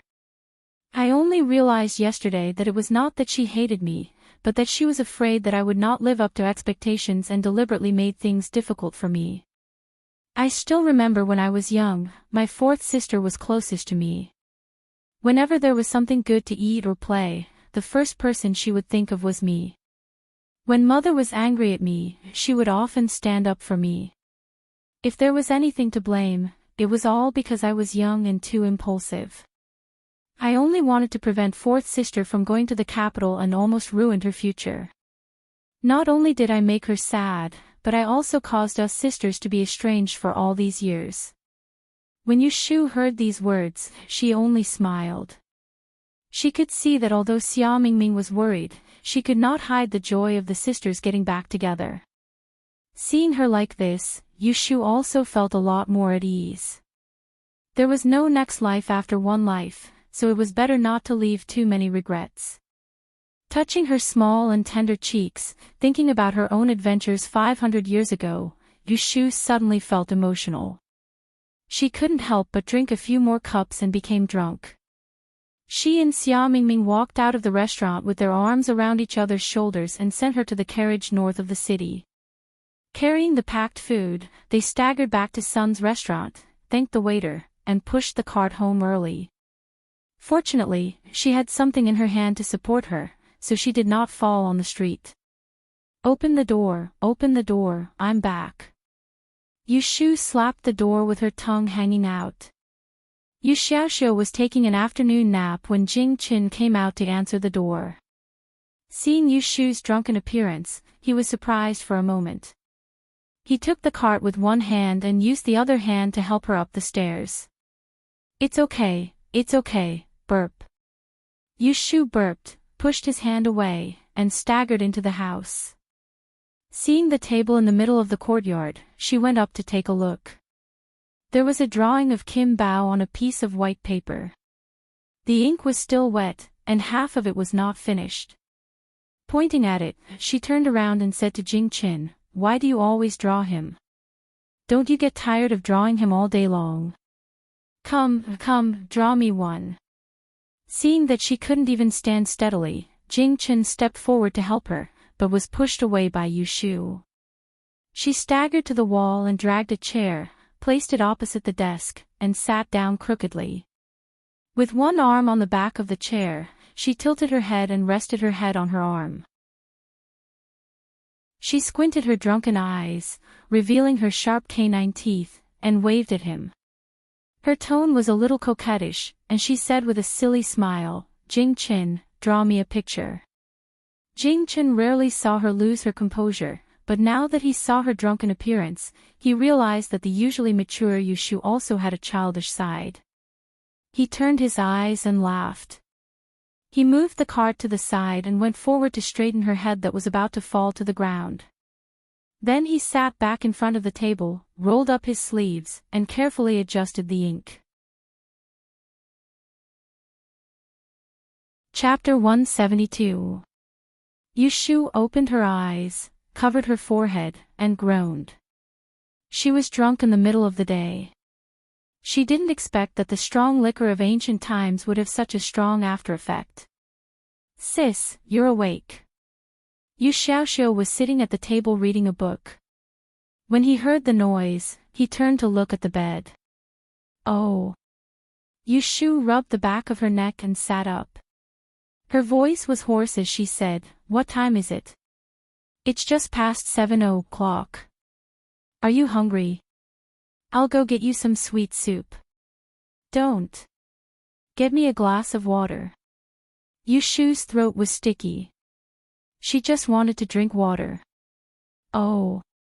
Yu Xiaoxiu brought the glass of water to the bed and sat down next to Yu Shu. He looked at her without blinking and hid a smile. "Why are you looking at me like that?" Yu Shu wiped her mouth and lay back against the headboard. "You don't remember?"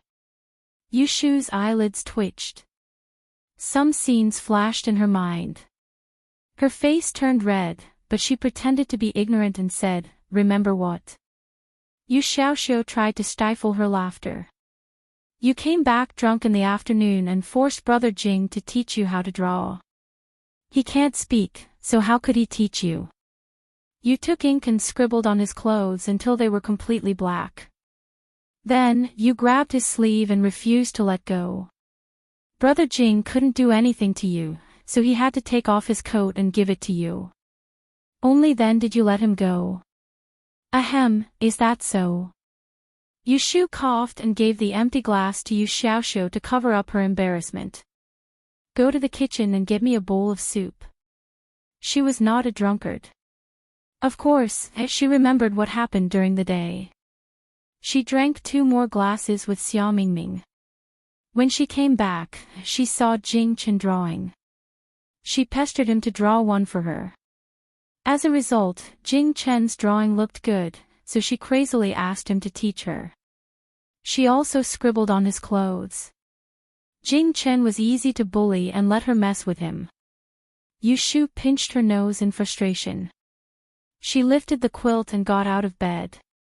She put on her clothes and wanted to apologize to Jing Qin. But when she reached the door, she gave up. Forget it. She should pretend that she didn't remember such a shameful thing. Otherwise, she wouldn't be able to lift her head in front of Jing Qin for 2 or 3 days. Yu Xiaoxiu came back from the kitchen with soup. When he saw that Yushu's complexion was slightly better, he tried his best to put on a serious face and scolded her. "Sister, I don't want to nag you. You are a young lady. How can you get drunk in broad daylight? Don't do this again next time." Yushu saw that he was pretending to be mature and found it funny. She didn't expose him and nodded her head obediently. "I know. It doesn't matter if I do it once in a while. Don't do it again." Yesterday, she was drunk, but the next day, she woke up in good spirits. In order to avoid meeting Jing Qin at breakfast, Yushu got up early and went out. When she arrived at Autumn Osmanthus Lane, it was still early and there weren't many people on the street. Yushu set up her divination stall and took out a book from the drawer to read. She accidentally flipped to a page and a note floated down beside her feet. She picked it up and saw that the date of birth was complete. She recalled that it was written by Xia Mingming yesterday. It was Xia Jiangying's date of birth. There were no customers around, so Yushu took out a pen and paper and compared the note to calculate the time of disaster. After the time it took to drink a cup of tea, Yushu made a tisk sound. She looked at the last few numbers listed on the paper and bit the pen with uncertainty. She tore a clean piece of paper in her hand and calculated again. The result was the same as before. It meant that her calculation was correct. Xia Jiangying's disaster today was a bloody disaster. Is it today? Since she knew that it was the time of disaster, Yushu thought about it and felt that it was better to go find Xia Mingming. Thus, she put away the divination stall and temporarily left it at Sun Ji Tavern. She went to the crossroad and rented a carriage to the north of the city. When she found the street of Taisher Shuyuan, before she even reached the door, she realized that today was different. From afar, she could see that there were many people gathered on the street in front of the Shuyuan. There were carriages and horses. When she got closer, she was shocked to see that there were guards with sabers on their waists in front of the two small yellow doors. Yushu had seen officers wearing the same uniform when she was gambling at Spring Fragrance Brothel. Thus, she knew that they were from the same yamen. She felt that something was wrong and went forward to ask. There were many people who came out from the tea houses and restaurants to watch the show. Yushu randomly picked one and curiously pointed to the Shuyuan and asked, "Brother, what happened inside? Why are there officers here?" The man covered his mouth with one hand and whispered to Yushu, "It is said that there was a murder case last night." Yushu's eyelids twitched. She also lowered her voice and said in disbelief, "Really?" The man pursed his lips and gestured to Yushu to look at the officers guarding the gate. "Didn't you see that the Supreme Court has sent people here? If it wasn't a murder case, how could they be alarmed?" Yushu took a deep breath. Suddenly, an ominous premonition rose in her heart. She was afraid that the person who met with an accident was Xia Mingming's fourth sister. But it clearly didn't rain last night. Could it be someone else? Fengyuan Tavern was just ahead, so Yushu decided to go find Xia Mingming first. Not long after she left, two sedan chairs stopped in front of the Shuyuan's gate. Someone came forward to open the curtains. Two people came down from the sedan chairs. Their faces were dignified. They were dressed in thick official robes and wore a black veil on their heads. One was a young man and the other was a middle-aged man. "Chu Darren, by Darren." Shui Rui nodded to the guards at the gate and gestured to the Supreme Court official, Chu Yufang, to go first. The two of them entered the Grand Historian's library. Passing through the flower garden corridors, they went directly to the women's guesthouse by the lake. Once they entered the garden, a servant came forward to report. Shui Rui and Chu Yufang listened and their expressions became more serious. They asked a few more questions and allowed the servant to lead them to the east row of rooms. The location of the crime was the second room in the east. Shui Rui and Chu Yufang went in to take a look. The murdered corpse was still resting on the bed, not moving an inch. The smell of blood made the two of them frown. They stepped forward and lifted the white cloth to take a look. However, when they saw the tragic scene, they both averted their eyes. Chu Yufang stayed in the room to take a look. Shui Rui retreated and stood at the door to take a look. Not far away, he saw the back of a female student sitting with her head lowered. He frowned and asked the servant beside him, "Who is that person? Didn't I order you to gather the people in the women's guest house elsewhere? Why is there someone else?" Reporting to Darren, that young lady was the first person to find the corpse. This subordinate thought that Sarito would have something to ask, so I asked her to stay. Shui Rui nodded and did not blame him. He walked forward alone, intending to ask the female student. "This young lady." Shui Rui stopped a few steps away from the female student and greeted her politely. When he saw her turn around to reveal a slightly pale face, his eyes couldn't help but light up.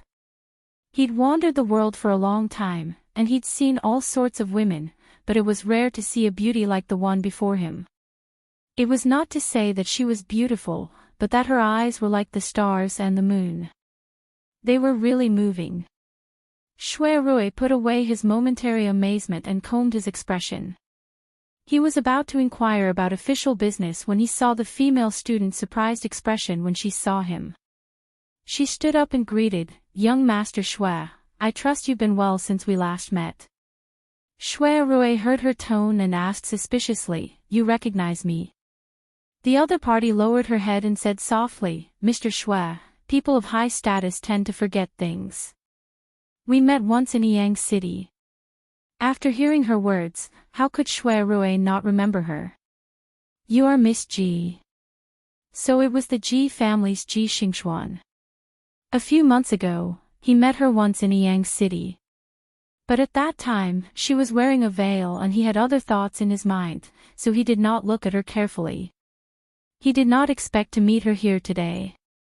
"Yes, it is my daughter." Ji Xingxuan raised her head and smiled weakly at him. Then, a wave of dizziness hit her and she lost her balance, causing her to fall forward. Seeing this, Shui Rui strode forward and supported her arm with one hand. After she stabilized herself, he let go of her slender arm and said, "Sorry for offending you." Ji Xingxuan held her forehead and shook her head. "Thank you." Shui Rui observed her haggard complexion and recalled the bloody scene of the corpses he saw in the room just now. He immediately understood what was going on, so he pointed to the hall next to him and said, "Let's go inside and have a seat first." Yu Shu went to Feng Yuan Inn and asked the innkeeper downstairs. She found Xia Mingming's room on the second floor and knocked on the door for a long time before she answered, "Who is it?" "It's me. Ah Shu."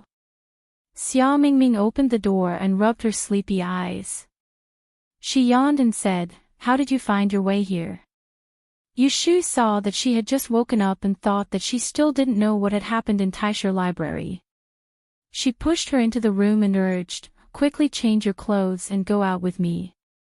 "Something happened in LoveLore Library." "Ah." Xia Mingming woke up instantly and grabbed Yu Shu in a panic. "What happened?"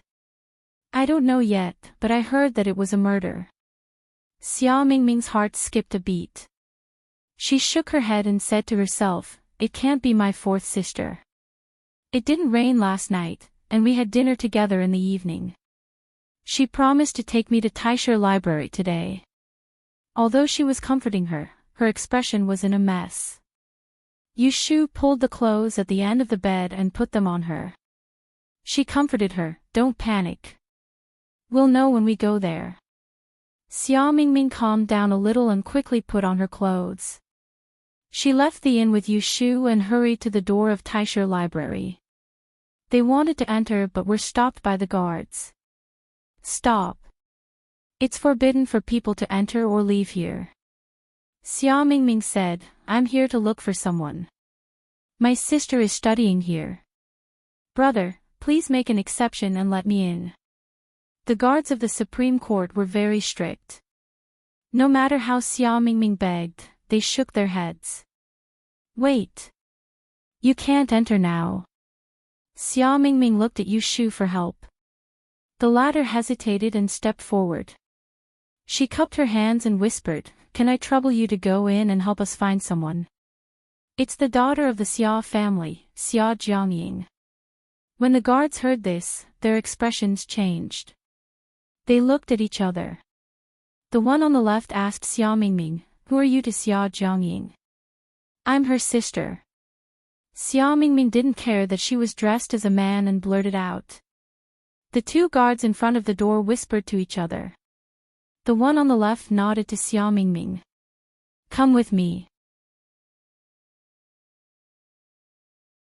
Chapter 173. Xia Jiangying was dead. She died on the night of the 9th day of October. Just as Xia Mingming had dreamt, someone jumped into her room from the back window and stabbed her in the heart. She died on the spot.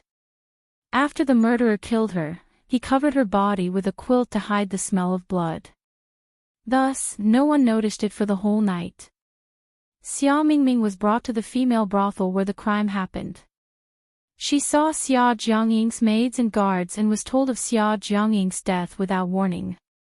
In a daze, she was led into the room to identify the body. She saw the horrible state of Xia Jiangying after her death. When she came to her senses, she felt as if her whole body had been sucked dry. She collapsed beside the body and cried uncontrollably. "Fourth sister, fourth sister."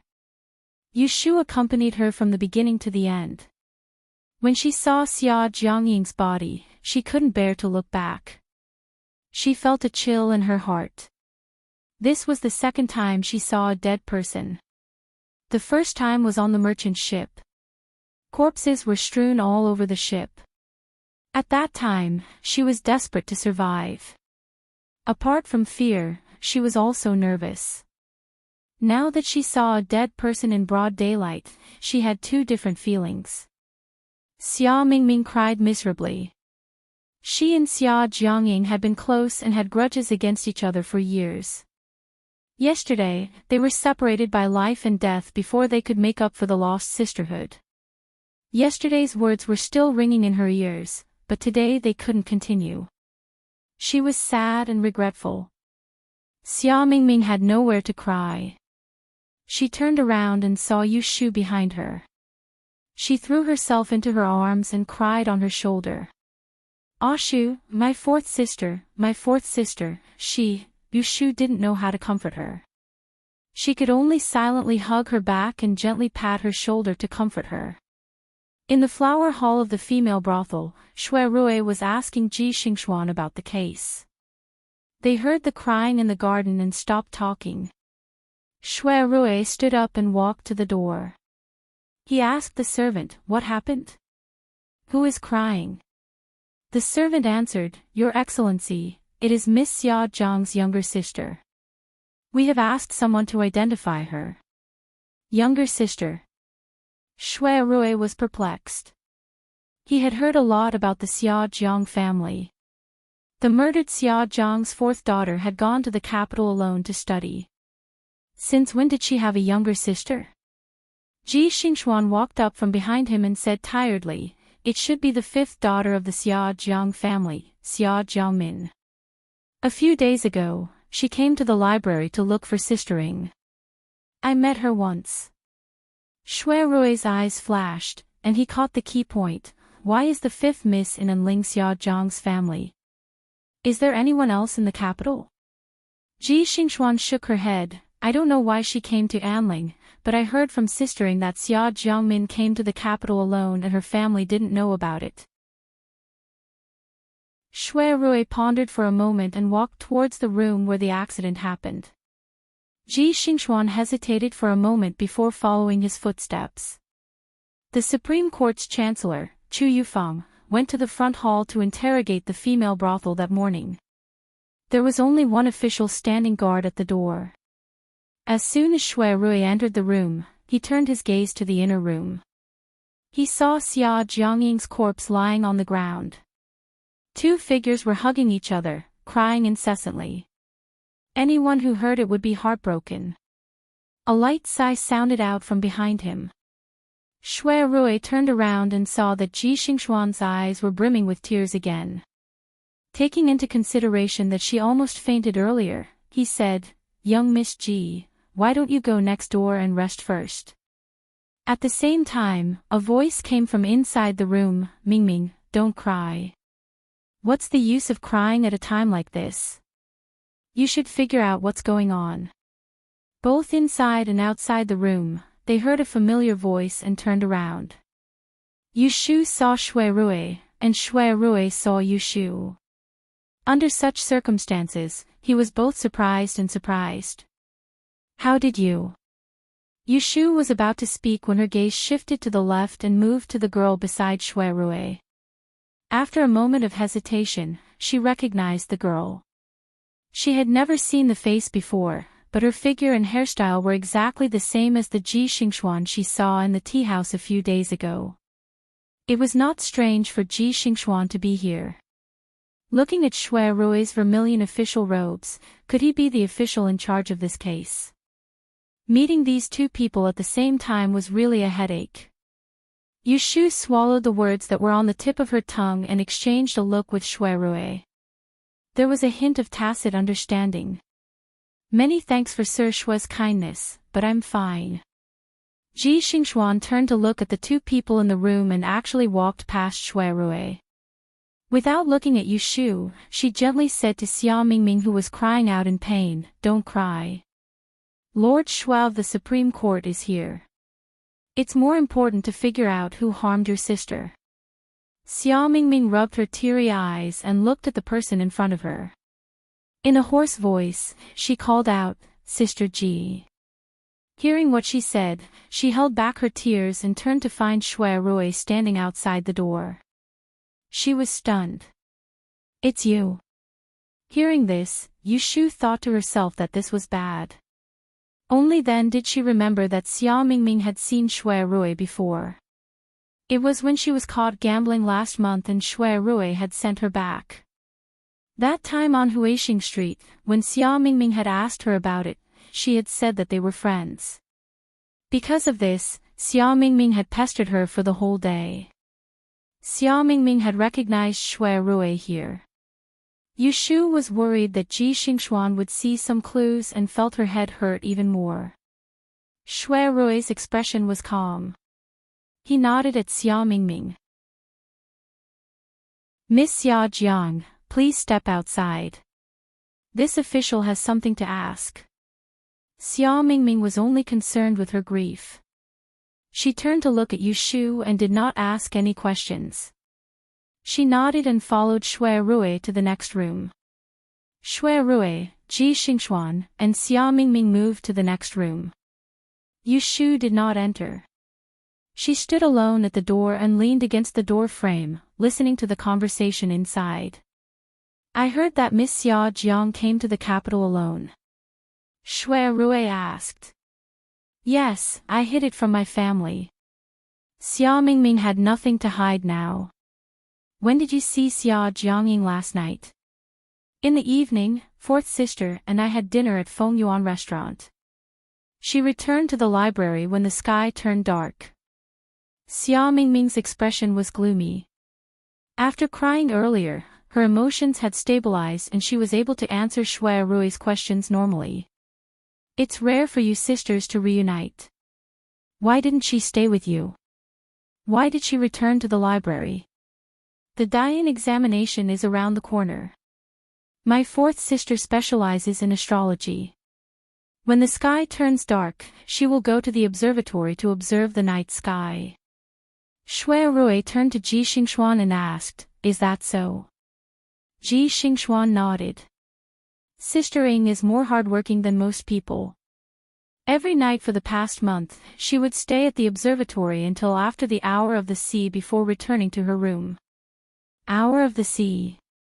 Shui Rui questioned impartially.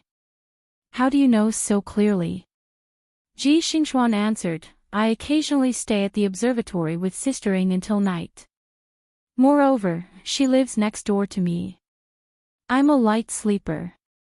I can hear her every time she opens and closes the door." "Oh.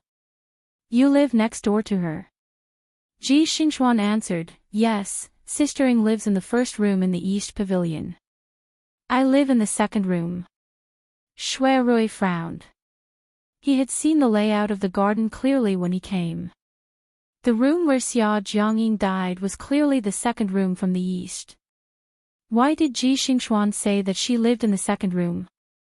He voiced his doubts. Ji Xingxuan did not hide anything. She confessed, it's like this. A few days ago, Sister Ing told me that there were rats in her room. She wanted to buy some rat poison and suggested to exchange rooms with me. She stayed in my room while I returned to the mansion. Because I had classes in the morning, I left home before dawn. I wanted to go back to the female library to get 2 books. I knocked on the door, but it didn't open. When the guard at the door realized something was wrong, he knocked the door open. Sister Ing was all ready. At this point, Ji Xingxuan did not continue because Xia Mingming, who was sitting opposite her, started to cry again. Yu Shu touched her chin outside the door. It seemed that Xia Jiangying did not tell Ji Xingxuan the inside story. Instead, she found another excuse to exchange rooms with her. Could it be that Xia Jiangying's ability to dream could not be known by others? However, it clearly did not rain last night. Why did Xia Jiangying sleep in Ji Xingxuan's room and still die? Yu Shu's heart was full of doubts. At this moment, Shui Rui found it strange. Is there a rat in the room? He called in the servant at the door and sent someone to check Xia Jiangying's room. Half a cup of tea later, a servant came back and reporting to Your Excellency, we did not find any rat poison in Xia Jiangying's room, nor did we find any other suspicious traces. If there was no rat poison, then either Xia Jiangying is lying or Ji Xingxuan is talking nonsense. Shui Rui's brows raised lightly, and he turned around to look at Ji Xingxuan as he waited for her to explain. Ji Xingxuan didn't know what was going on either, so she could only say confusedly, that's what Big Sister Ing told me. It has nothing to do with her. Xia Mingming suddenly said, it is true that fourth sister wanted to exchange rooms with Miss Ji. Fourth sister mentioned it to me. Shui Rui shifted his gaze to her and scrutinized, then did she tell you why she suddenly wanted to sleep in a different room? Xia Mingming lightly bit her lips, she did not say. Shui Rui knew that Xia Mingming was hiding something. However, this was not a court and it was not convenient for him to ask. He suppressed his suspicions and stood up, in that case, both of you can go back first. We will wait for the court hearing another day. Xia Mingming hurriedly asked, then will my fourth sister's body be left here forever? After the coroner's detailed examination, it will be temporarily sent to the memorial hole. The magistrate has already sent a letter to the south to inform your residents. Whether to bury or not, it is up to you. Miss Xia Jiang, please restrain your grief. Shui Rui stood up and nodded to Ji Xingxuan before leaving first. Shui Rui walked to the door and turned his head to see Yu Shu leaning against the door with her arms crossed.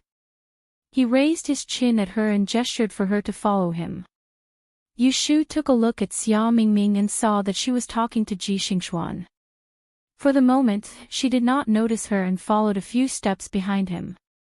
After exiting the women's residence, the two came to the side of Mirror Lake.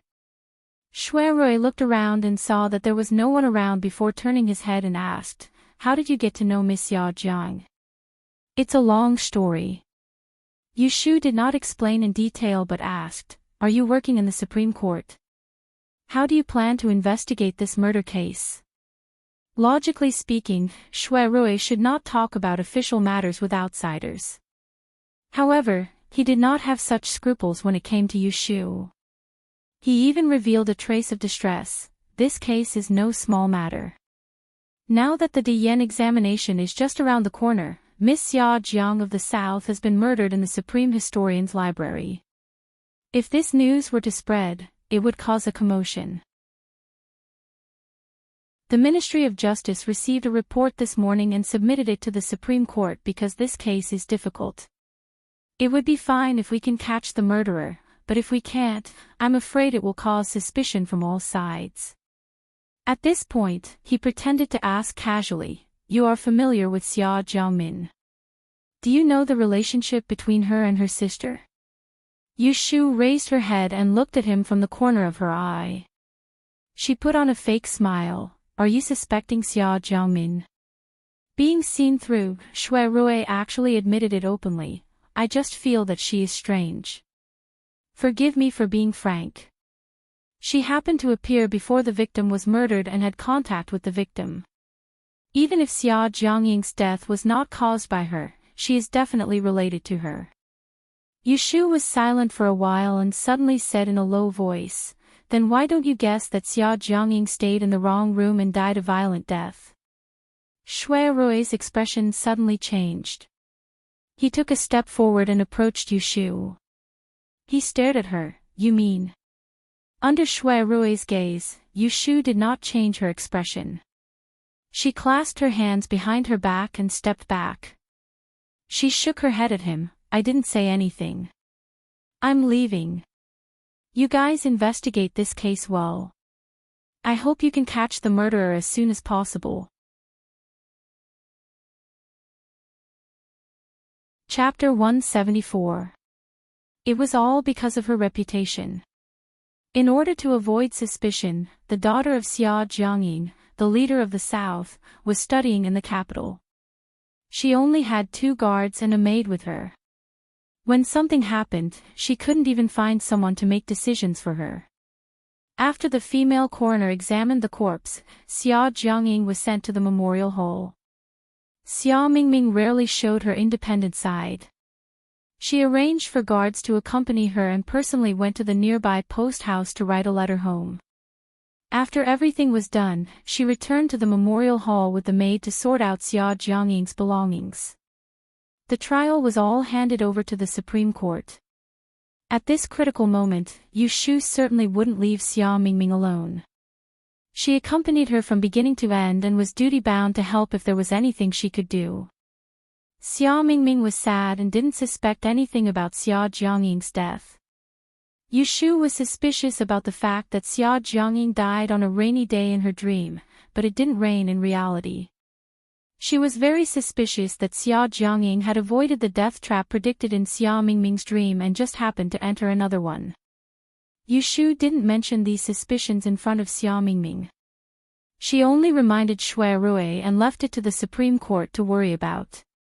After Xia Jiangying died, Xia Mingming didn't need to live in Fengyuan Inn anymore. She arranged for the maid and guards to live in the North City Inn so that it was convenient to inquire about the progress of the case at any time. In the evening, she hired a carriage to carry some of Xia Jiangying's belongings and returned to her residence on Huixing Street with Yu Shu. Yu Xiaoxiu saw Xia Mingming return after only 2 days and sensed that the atmosphere wasn't right. He cleverly didn't tease her, but helped Yu Shu carry her luggage into the room.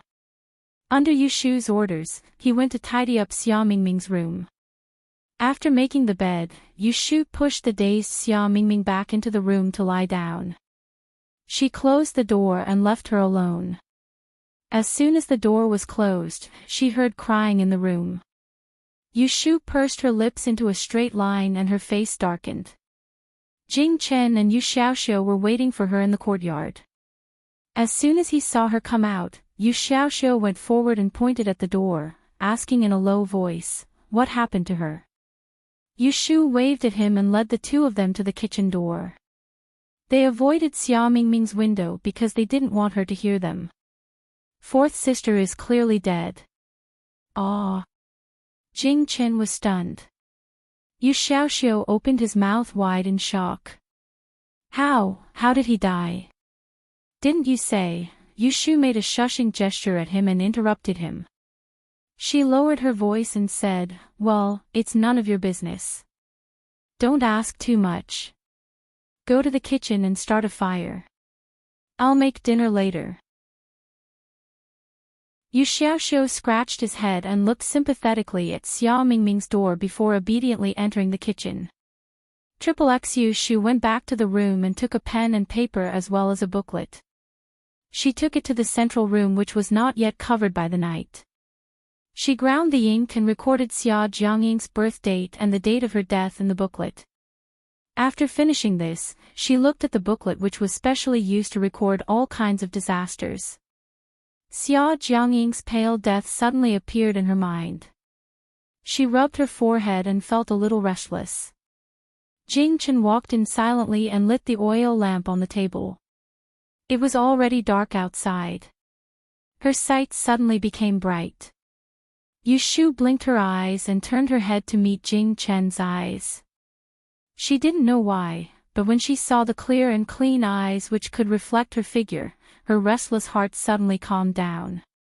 Jing Chen sat down on the left side of Yu Shu. Seeing that she had finished her work, he poured a cup of tea and dipped his finger in it. He wrote on the table, "What are you thinking about?" Yu Shu looked at the transparent water droplets that were slowly dispersing on the table. She was a little distracted and blurted out, "I was thinking if I was a little heartless." When she heard about Xia Mingming's nightmare that day, she didn't think that Xia Jiangying's death had anything to do with her. If it wasn't related to Xia Mingming, she wouldn't even interfere. But this person really died. She saw Xia Jiangying's death with her own eyes and saw Xia Mingming's grief. She felt a little regretful because of sympathy. She even thought that if she didn't treat this matter so carelessly and didn't have an attitude of looking on coldly, would Xia Jiangying have been able to escape this disaster? Was this kind of thinking after the fact considered a tiger's concern for its pearl and fake compassion? Yu Shu pursed her lips in a self-deprecating manner. She saw Jing Chen shake his head at her, using a gesture to deny her ridicule towards him.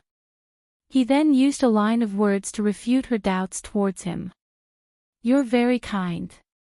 Yu Shu stared at the flashing words on the table that were drawn by the dim yellow light. After a moment of silence, she remembered that this person had once said these words to her. She raised her head and stared at the seriousness on Jing Chen's otherworldly face. For a moment, she felt that these words, which used to be unreachable and mocking to her, had become kind and cute. "Thank you," Yu Shu said softly. She threw away those messy thoughts and swept away the worry on her face. She rested her chin on her hand and said to Jing Chen, "After what you said, I realized that I'm really quite kind. Now that you mention it, I realize that I'm actually quite kind. Look, I saved both your and Mingming's lives. I took care of the two of you along the way, providing money and effort, going out early in the morning to earn money so that you could eat and wear warm clothes. Don't you think I've treated you well?" Although it wasn't right to hear someone praise him like this, Jing Chen still nodded and agreed with her. He didn't remember the people and things before he lost his memory. If only after he lost his memory, she was undoubtedly the person who treated him the best. Yu Shu saw that he fell into the trap, but she didn't show it on her face. "Then tell me, I'm so good to you. Shouldn't you find a way to repay me in the future?" Jing Chen nodded without hesitation. Yu Shu secretly laughed at him for being fooled. She quickly got up and went back to the house to get a clean piece of rattan paper. She placed it in front of him and handed him the brush. She arrogantly ordered, "Here, I say, write." Jing Chen took the brush from her hand, dipped it in ink, and waited for her to speak. Yu Shu scratched her chin and thought for a moment before saying, "You write, Taoist Jing Chen of Dragon Tiger Mountain, was saved by Yu Shu of Yang. My life was saved. Today, I swear that after I regain my memory, I can't leave without her permission." Jing Chen wrote halfway, then he stopped and looked up at Yu Shu. Didn't she say that she wanted him to repay her? Why did she write like this? Yu Shu felt a little uncomfortable under his stare, but she couldn't honestly tell him that she was afraid that he would remember what had happened and say something like, "Let's part ways," to her because of that Kate Xing. Then he would walk away and never talk to her again. She had been taking care of him for so long. Wasn't she working for nothing? What are you looking at? I asked you to write. Write quickly. Yushu knocked on the table with a fierce face and urged him to write. Jing Qin nodded.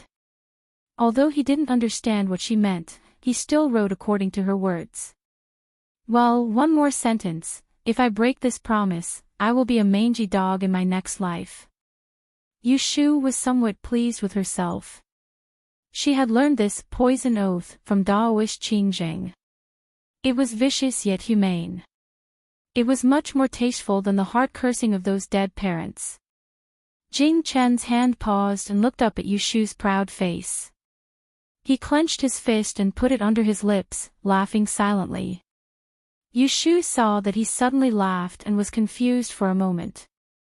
Then she suddenly realized that she just called herself a mangy dog. Her face darkened and she angrily hit the table. What are you laughing at? Write quickly. Write that you are a mangy dog, not me. Being scolded by her on purpose, Jing Chen didn't argue with her. He held back his laughter and picked up the pen to complete the sentence. Since he wouldn't break the promise, there was no harm in making an oath. Seeing that he had finished writing, Yushu took the note away and looked at the top. She found that there were no other mistakes except for one place where the word "sheet" was written as "he." She nodded her head in satisfaction and blew the ink dry. She carefully folded the note twice and went back into the room. She put it at the bottom of the cabinet and put it in a cloth bag with her ancient sword covered in green rust. Jing Chen sat in the central room with his hands clasped together. He calmly watched Yushu's actions with a smile on his face and a little indulgence in his eyes. At this time, he still didn't know what he had just made. Triple X Xia Mingming hadn't recovered from the shock of her sister's death. She was in a low mood. Yu Xiaoxiu didn't know how to coax her and Jing Chen didn't have anything to say to her. If she was in a bad mood, she wouldn't even have someone to talk to. Yushu was worried about her, so she didn't go to Chiu Gui Fong to set up a stall. She got up early to buy vegetables and cooked a good meal for them at noon. She tried to coax Xia Mingming to eat more. There was no news from the Supreme Court. Maybe there was no progress in the case, so no one mentioned that Xia Mingming went to the court to interrogate her. Yushu took advantage of the free time at home to help Yu Xiaoxiu with his homework for 2 days. She directly jumped from simple addition, subtraction, multiplication and division to equations with unknown numbers. Yu Xiaoxiu didn't know that this was knowledge from 500 years later. He learned whatever Yushu taught him. He made full use of his hard work and didn't complain about Yushu's harsh requirements. During this period, there was another thing that gave Yushu a headache. Brother Jing, how do you write the character "vat" in the water tank? Write it for me. Yushu put a few calculation problems in Yu Xiaoxiu's hand, put down the pen, walked to the window, and looked into the yard. She was sitting opposite Jing Qin, holding a pen and paper to ask him for advice. Auntie Sue's niece, Zhou Fangfang, had stayed on Huixing Street yesterday. Yushu had gone out to buy groceries yesterday and met her.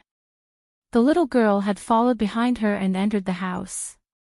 She was not shy at all and generously asked Jing Qin to teach her how to write. No matter how Yushu hinted that it was inconvenient, she insisted on staying at their house.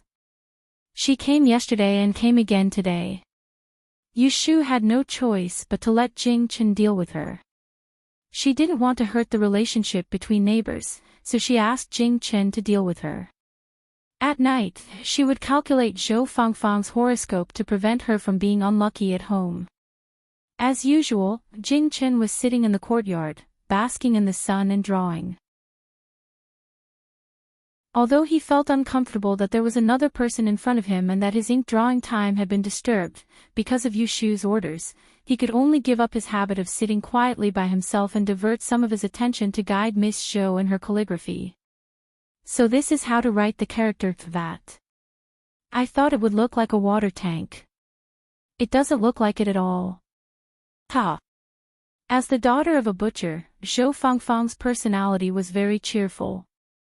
This kind of cheerful laughter would usually be able to lighten the mood, but in this courtyard, it matched everyone's mood, and it was a little annoying.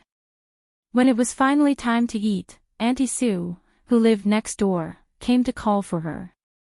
Zhou Fangfang reluctantly packed up the papers, took away the words Jing Chen had written, and went home with Auntie Sue to eat. As soon as she left, the three people in and out of the yard breathed a sigh of relief at the same time. One was tired, the other two were annoyed. Only Xia Mingming's room did not make any noise. Yu Xiaoxiu said to Yu Shu impatiently, "She won't come back in the afternoon, will she?" Yu Shu patted his head, "Bear with it. I heard from Aunt Sue that she'll leave the day after tomorrow." Yu Xiaoxiu curled his lips and looked at Jing Chen in the yard.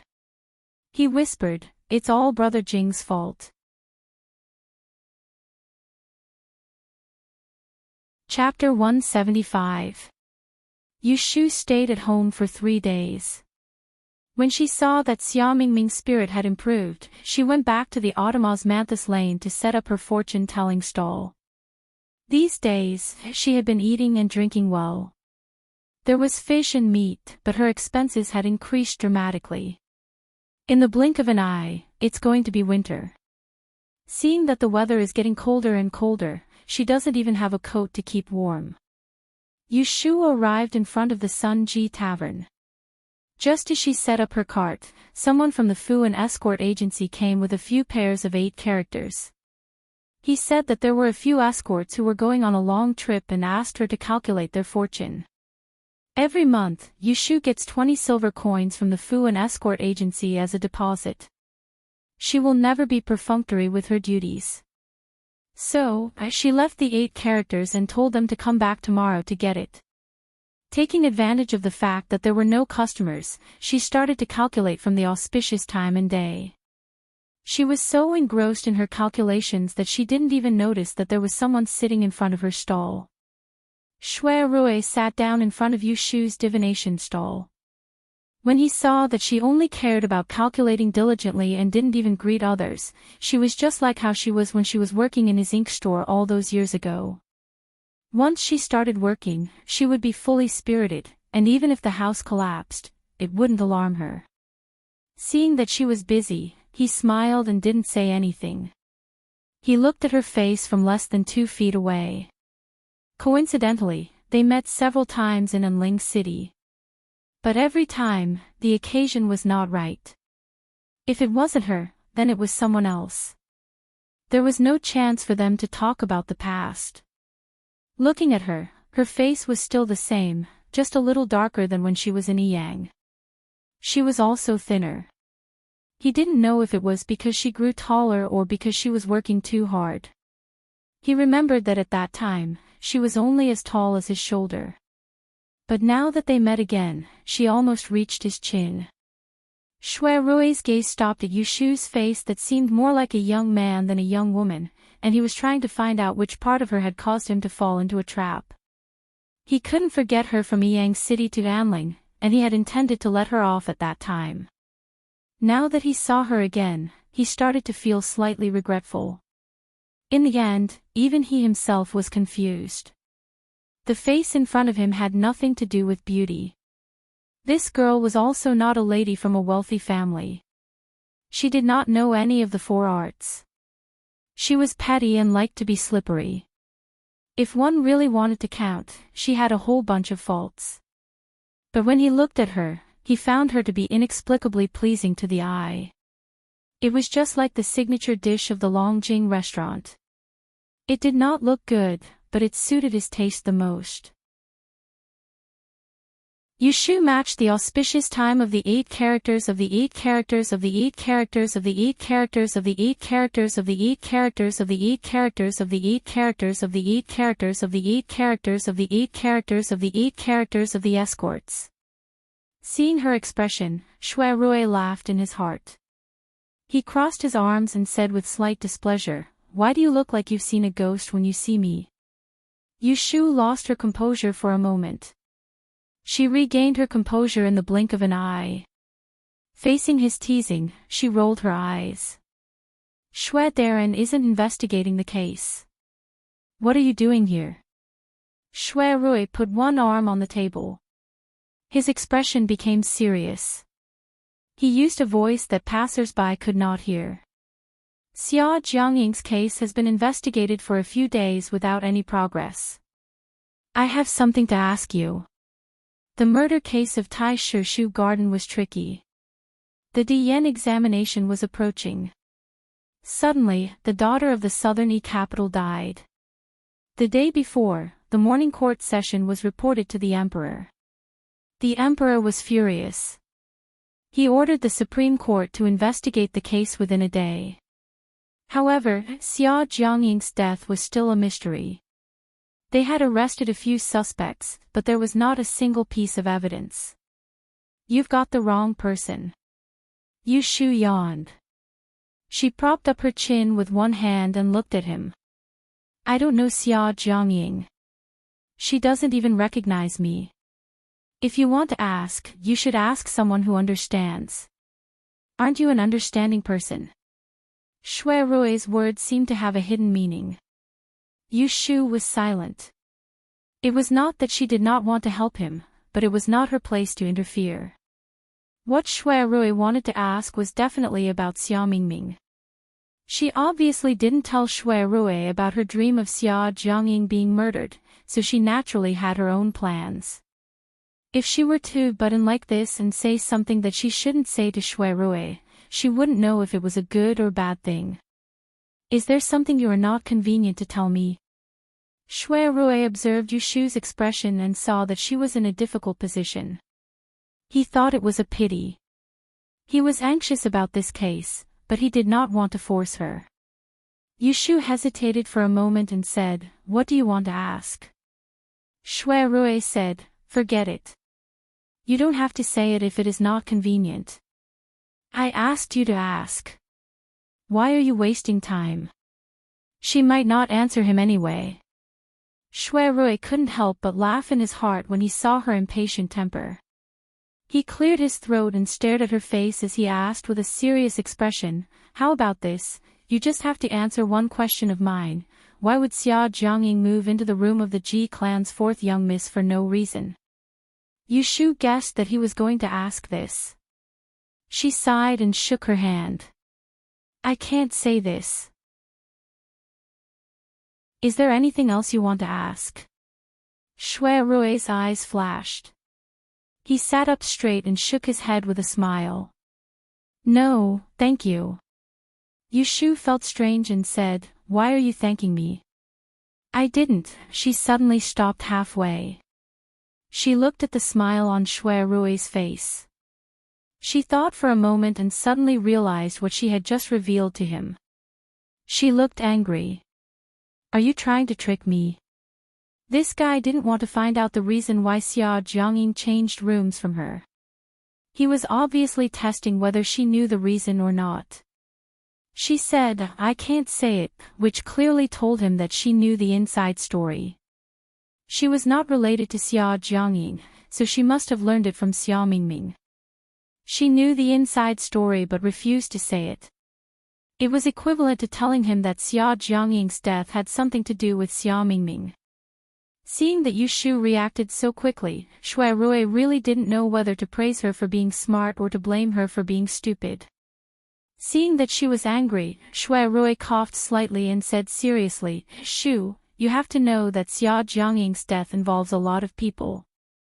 If we can't find out the truth as soon as possible and let the murderer get away with it, not only the deceased will be wronged, but other students in LoveLore Library will also be in danger.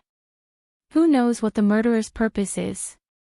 If it is as you guessed that Xia Jiangying died an unnatural death and took the blame for someone else, the murderer will definitely wait for another opportunity to kill again. After hearing these words, anyone with a sense of justice would most likely be moved. However, Yu Shu only sneered and said, That's right. What does this have to do with me? Shui Rui was rendered speechless by her words, and he swallowed back the rest of his speech of benevolence, righteousness, and morality. He only felt that he had wasted half a day's effort in saying so much to her earlier. How could he forget that this girl was a ruthless person who could endure dozens of beatings and go to court to vent her anger? Wasn't he playing the lute to a cow by saying this to her? They didn't have anything to say, so both of them went silent at the same time, and the atmosphere was slightly awkward. Right when Shui Rui intended to apologize for his actions of trying to worm information out of Yushu, Yushu spoke first. Sorry, I was too impulsive just now. You are investigating a case, so of course, you have to focus on the case and do things impartially. There is nothing wrong with that. Shui Rui looked at Yushu and saw that her expression was relieved and her gaze was magnanimous. He knew that her words were not perfunctory, nor was she angry, but she had really thought it through and gotten over it. Besides feeling annoyed, she was still able to calmly consider the problem from the perspective of another. This sort of mature attitude that didn't conform to her age at all caused Shui Rui to be unable to help but arouse a strange feeling. It was as if the person before him wasn't an ignorant little girl around the age of 15 or 16, but a woman with a clear mind. At this time, he suddenly thought of the signature dish of Longjing restaurant. It did not look the best, but the content was rich. However, Yushu changed the topic. Investigating a case is investigating a case, and our friendship is friendship. If you continue to trick me like just now, don't blame me for falling out with you. Yes. The youth in front of her had a jade-like complexion, and his eyebrows were like swords. When he smiled, he looked even more handsome. His eyes were like ink, and when he looked directly at others, it would make women blush. Yushu had developed an immunity to Jing Chen at home every day. She generously glanced at Shui Rui, then lowered her head to tidy up the table without any obsession. She did not even raise her head and said, "How much did you spend on buying shoes for me last time? I will give it to you later." It was not that she was calculative, but there was a difference between men and women. It was not right for a girl to wear shoes bought by a man for free. Regardless of whether she would still wear those shoes in the future, she would have to spend money to buy them back. Shui Rui grew up in a rich family's nest, so he understood this logic. He understood her concerns, so he did not pretend to be generous and gave her a discount. 10 taels. 10 taels. A month's food allowance was only for a pair of shoes. If she knew this, she would have walked back barefoot that day. Why did she wear shoes? Yushu regretted it so much that she wanted to scratch the wall. Shui Rui looked at Yushu's expression, and he could roughly guess what this little Scrooge was thinking. I did not bring enough money today. I will give you the money next time. Yushu said awkwardly. Shui Rui picked up a tortoise shell that was placed on the small table. Compared to the divination tools sold at the great exchange shop in the north of the city, it was crude and unbearable to look at. Such inferior divination tools could only be found in the south of the city. How much money can you earn by sitting on the street for a whole day? Yushu said, on a good day, I can earn 2 taels a day. On a quiet day, I can only earn enough to eat. Shui Rui frowned, so little. Yushu said contentedly, it's not bad.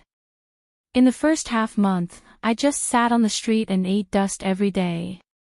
I had to pay for the paper and ink inside, not to mention the money for food. Shui Rui knew that the price of sesame seed cake in Anling City was almost the same as the price of meat in Yang City. He knew that Yushu lived such a poor life. He wanted to help her, but he knew that she would not accept it. He thought about it and suddenly remembered the invitation from those playboys. He looked at Yushu in front of him and asked, "Do you want to make a lot of money?" Yushu suddenly became interested. Why? You want to introduce a business to me? Shui Rui thought it was not wrong, so he nodded, sort of. That's good.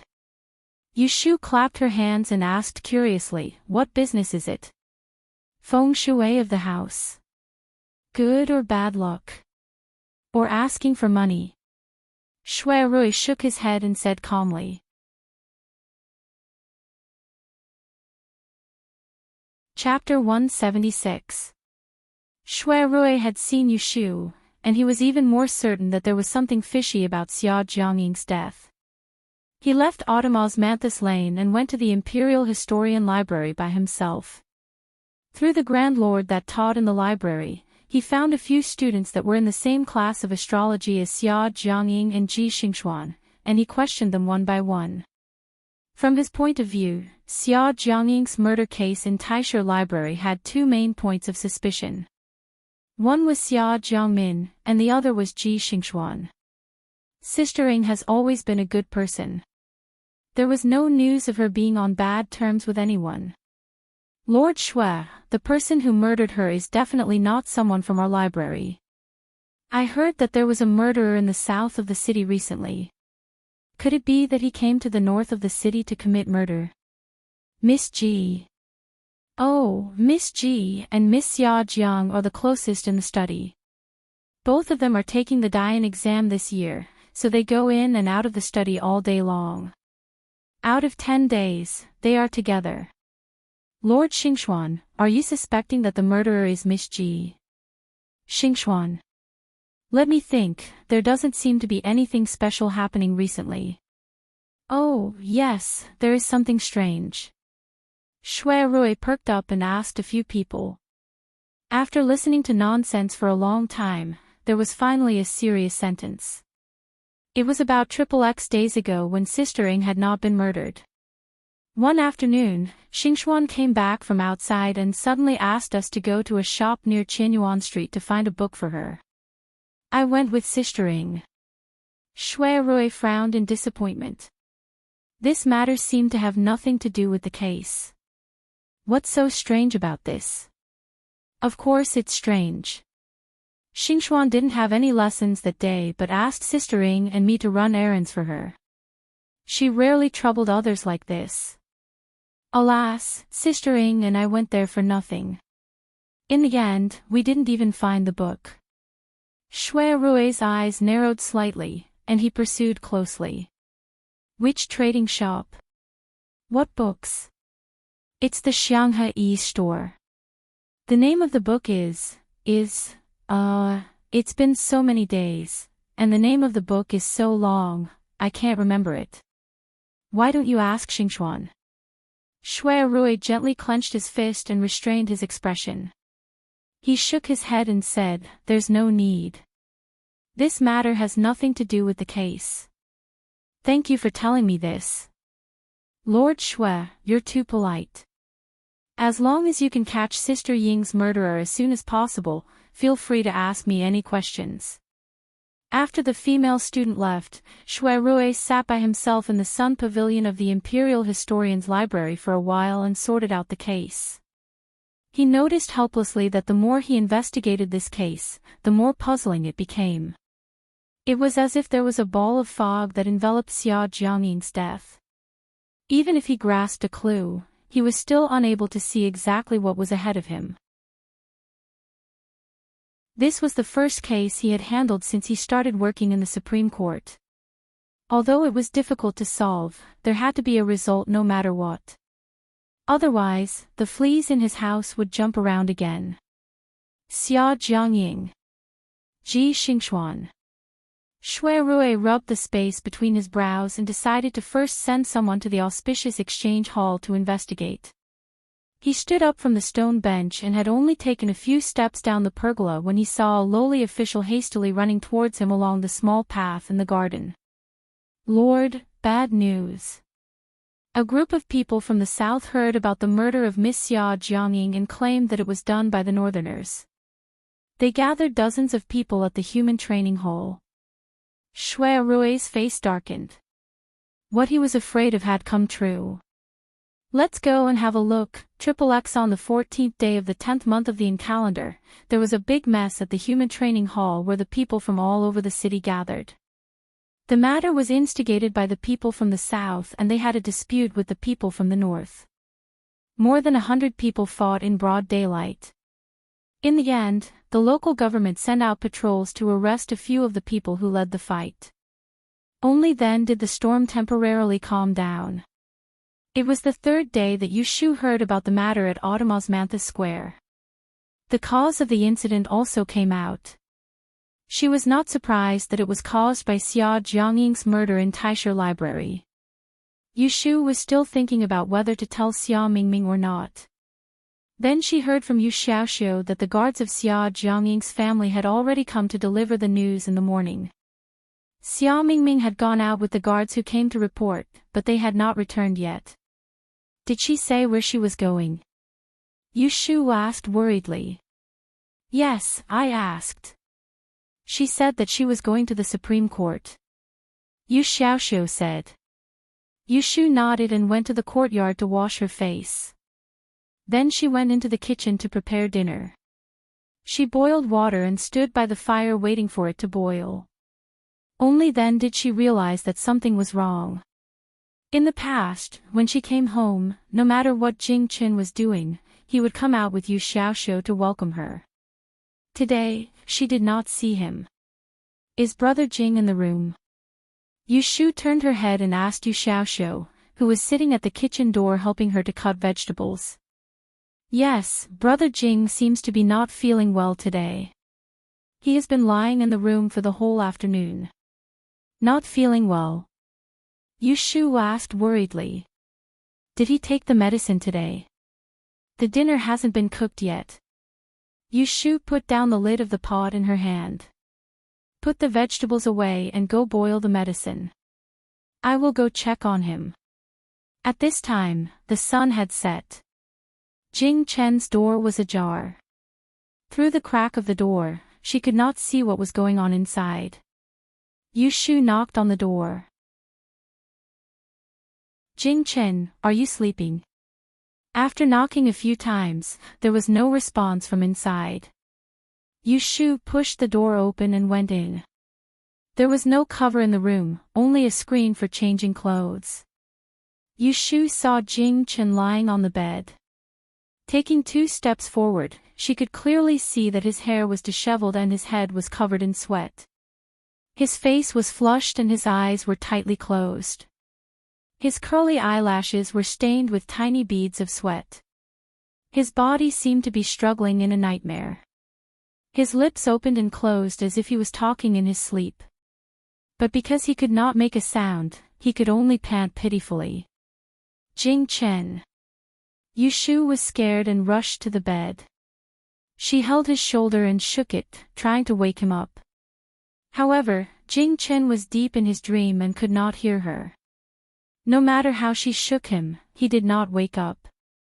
Jing Chen, wake up, Jing Chen. Jing Chen's body couldn't stop trembling. Yushu shifted her gaze and saw that his left fist was clenched tightly by his side. His knuckles were pale, and the veins on the back of his hand were green and red, as if they would explode at any moment. Yushu's heart tightened. She continued to call out to him while grabbing his tightly clenched fist. She tried to pry it open, but his fist was hard. No matter how hard she tried, it would not budge. Seeing his face gradually turning blue, Yushu panicked. Without thinking, she grabbed his fist and opened her mouth to bite it. Yushu had tiger teeth in her mouth. She couldn't control her strength and bit hard. Jing Chen's throat let out a muffled groan. His body shook and his closed eyes suddenly opened. Yushu tasted the sweetness of rust in her mouth and hurriedly let go. As soon as she raised her head, she met Jing Chen's sharp and threatening gaze. His gaze was so strange and full of aggression that Yushu felt the hairs on the back of her neck stand up. Subconsciously, she wanted to dodge, but as soon as she moved, a force came from her wrist, and Jing Chen grabbed her wrist. Yushu didn't know whether to advance or retreat. She had no choice but to bite the bullet and shout, Jing Chen. She originally wanted to wake him up from his dream. She didn't expect him to respond. Unexpectedly, he was in a trance for a moment. He probably recognized Yushu in front of him. The sharpness in his eyes quickly faded and he gently moved his lips twice. The tip of her ears twitched. Yushu's eyes widened. She leaned forward and stared at Jing Chen's mouth to confirm that it was not an illusion. Jing Chen. Jing Chen blinked and supported his body to sit up from the bed. He slowly raised his other hand and touched his throat. Under Yushu's anxious gaze, he moved his lips uncertainly. This voice was almost inaudible, but Yushu and Jingchen didn't miss it. Jingchen was stunned, and Yushu almost jumped up in surprise. She grabbed Jingchen's hand and shook it. She was so excited that her cheeks were red. You can speak. Ha! You can speak. That's great. That's great. Yushu's ecstasy was expressed through a series of "that's great"s. On the other hand, Jingchen, the person involved, saw her face that was so excited that it was glowing. Only then did he realize that he was happy and smile with her. Being able to speak like a normal person was probably the best thing that had happened to him since he lost his memory. Being able to speak again, did this mean that in the near future, he would be able to remember everything that he had forgotten? Those important things that he wanted to remember but could not. Jingchen couldn't help but hope that Yushu was even happier than him.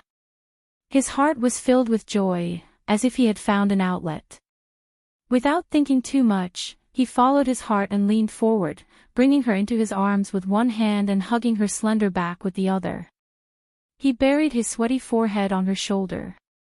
Even though his throat was burning with pain, he couldn't help but want to say, "You're my wife, Yushu, Yushu, Yushu. Little you." He always remembered that night when he woke up on the drifting ship. His mind was empty. He couldn't remember his life, and he didn't know his life. In that bleak emptiness, there was someone who could tell him who he was. How grateful he was to have such a person by his side when he was helpless and hopeless. Yushu was suddenly hugged by Jingchen and couldn't react for a moment. She lay on his chest, listening to his warm heartbeat and the indescribable soft call on his shoulder, calling her name. Somewhere in her heart trembled.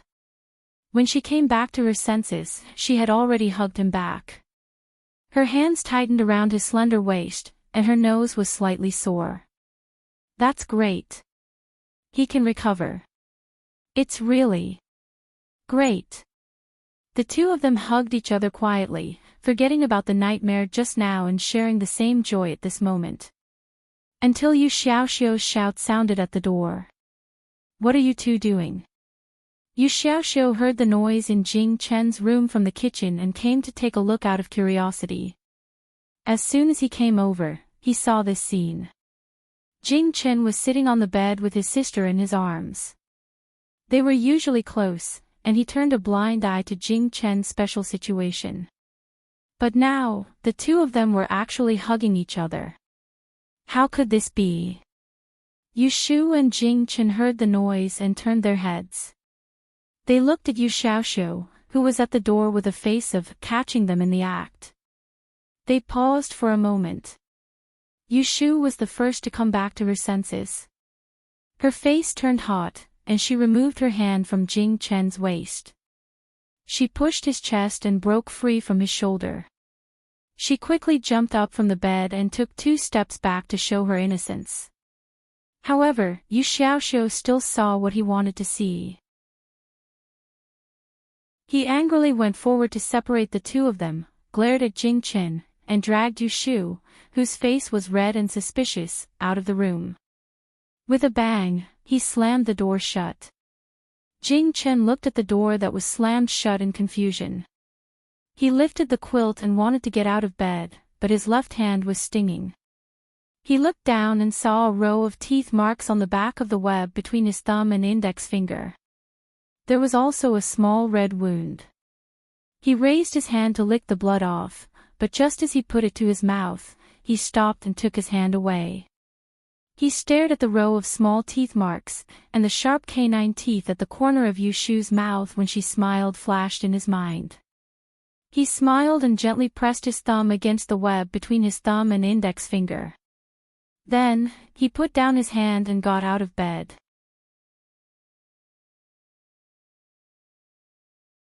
Chapter 177. Yu Xiaoxiu pulled Yushu into the big room and closed the door, intending to teach her about etiquette, righteousness, honor and shame. But before he could start, he heard Jing Chen knocking on the door from outside. He threw Yushu aside, turned around, and opened the door. He said in a bad mood, "We brothers have something to talk about. Brother Jing, you go back to your room and rest first."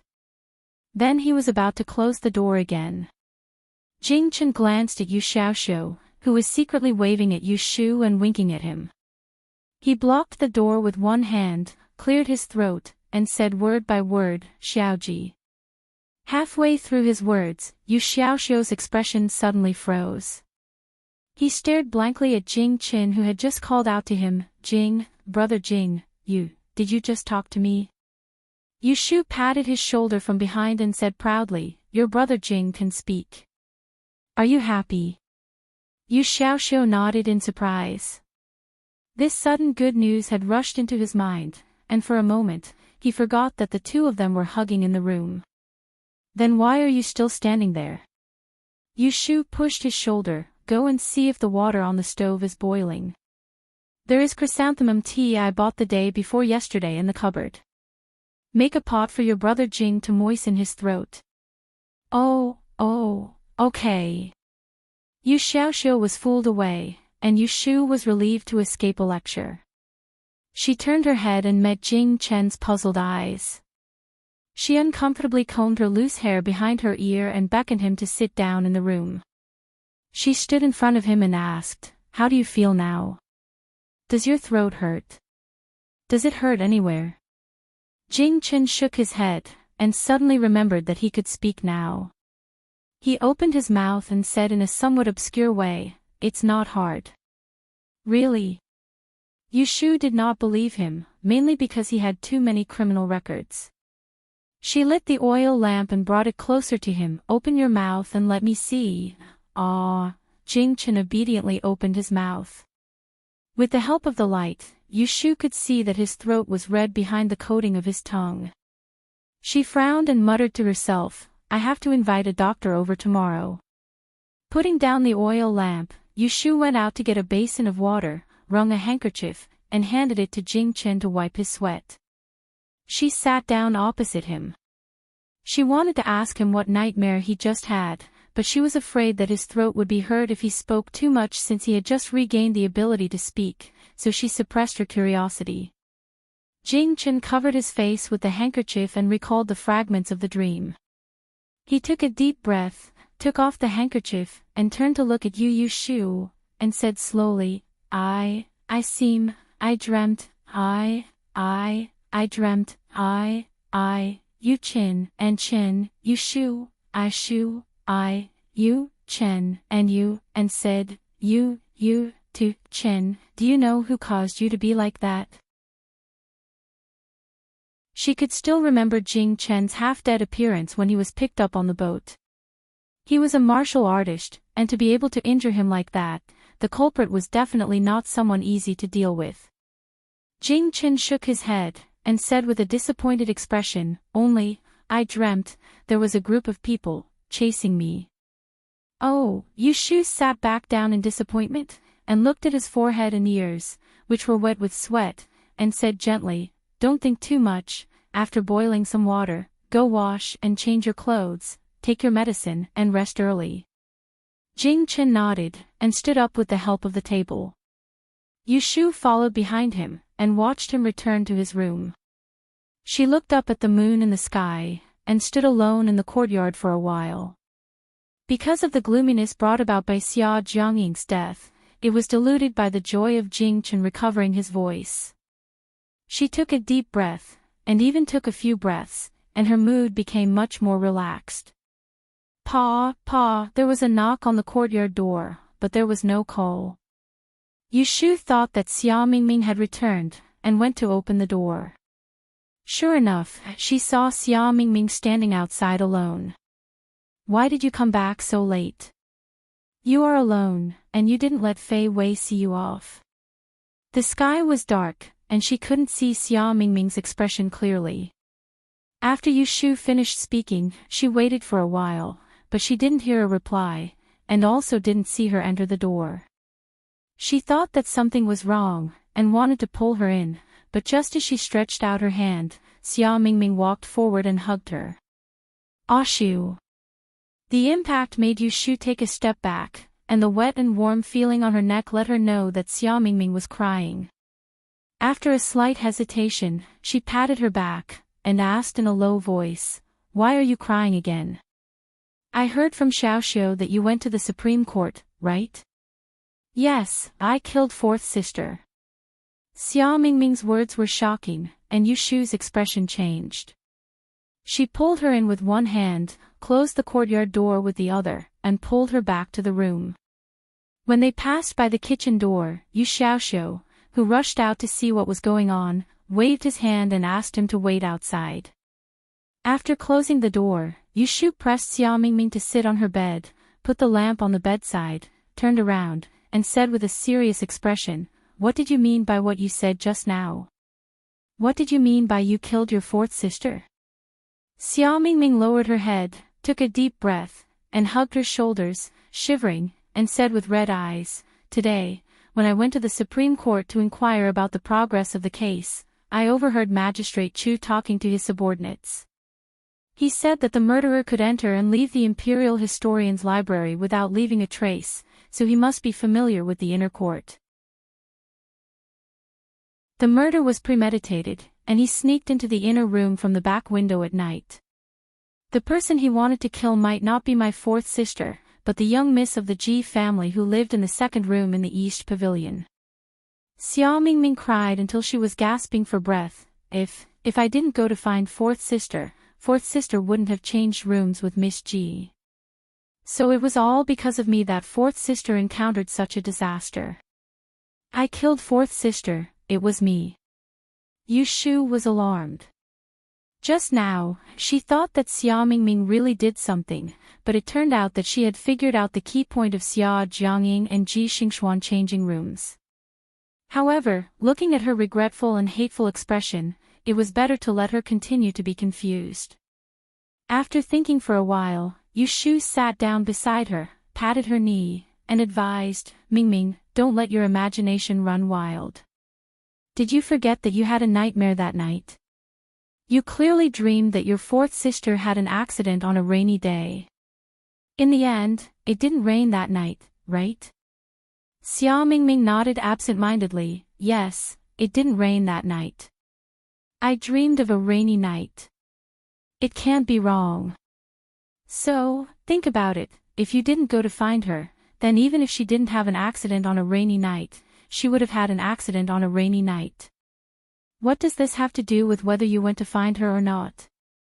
Moreover, it was your fourth sister who decided to change rooms with Miss Ji. The murderer is the one who killed your fourth sister. If you want to blame someone, blame the murderer for being so cruel. How can you say that you killed her?"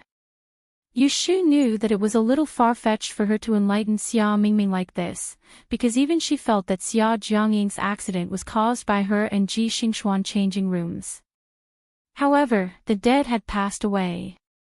No matter how regretful and guilty the living were, the dead would not come back to life. After listening to Yu Shu's words, Xia Mingming gradually stopped choking. She slowly turned her head, her eyes wavering with uncertainty, as if she was longing for a chance to convince herself. She nervously and carefully asked, "Is it this cake?" Yu Shu secretly sighed and held her hand. "Haven't you always been curious about the capable person who taught me the art of E? Let me tell you, the master who taught me the art of E once gave me advice. He said, fortune and misfortune can be avoided, but life and death cannot be avoided. If there is one less disaster today, there will be retribution in the future. It is true that divination can predict what will happen after one's death, but it is difficult to defy fate. How many people in this world can fight against fate? Look at those virtuous paragons from ancient times. In the end, they couldn't escape the word death. If your fourth sister is facing a calamity, then she couldn't avoid it. If this is a death tribulation, how could it be so easy to escape? That day, when Zhao Hui's life was hanging by a thread, she stubbornly saved her. After that, Daoist Qing Zheng was furious with her. Although she did not know what method he used to help her avoid retribution, she was not arrogant enough to think that she was more capable than her master and could ignore the fate of others. This was also why when she knew that Xia Jiangying was about to encounter a disaster, she initially held an attitude of not doing anything and did not do her best to help her. She was afraid that Xia Jiangying's disaster was not a disaster, but a disaster of death. If she changed it, this time, there was no Daoist Qingzheng to help her avoid it. The most terrifying thing was not knowing what you would face, but not knowing what you would face. She admitted that she was afraid, but she was not ashamed of it. This was because there were many things she could do in this world, and there were also many things she could not do. The principle she used to distinguish between what she could and could not do was called the price. Some things were worth it, and some things were not. It was like when she went against her conscience to earn that black money to pay for her brother Yulei's high medical fees. In the eyes of outsiders, it was shameless, but to her, it was worth it. After Xia Mingming heard Yushu's words, although she could not completely understand it, the thought of wanting to die as an apology was dispelled. She looked at Yushu's exceptionally bright eyes under the light, and the shadow in her heart was dispelled a little. She couldn't help but lean into her arms again. She hugged her with both hands and wiped her tears on her clothes. She said in a nasal voice, "Thank you. Ashu, it's so good to meet you." Yushu patted her head in a doting manner. She liked the feeling of being trusted, and it made her think of her brother Yulei. That child who always had her worry about everything, no matter how old he was, no matter if he was responsible or not. This was the second time she thought of Yulei today. Previously, she was busy making a living, so she almost did not have time to think about her family who was 500 years away from her. Unknowingly, half a year had passed. She did not know how they were now, and whether they had already walked away from the sadness of her passing. She hoped that they were all well. Dong dong, the sound of knocking on the door brought Yushu back from her thoughts. She could hear Yu Xiaoxiu's voice outside the door. "Brother Jing's medicine is ready. Are you done talking? Let's make dinner quickly." "Got it. I'm coming," Yushu responded. She patted Xia Mingming and signaled her to let go of her. "Wipe your tears and sit alone. I'll go cook. I'll tell you something good later." "Okay." Xia Mingming nodded. She stood up and went to the wash basin. She scooped up some water and splashed it on her face.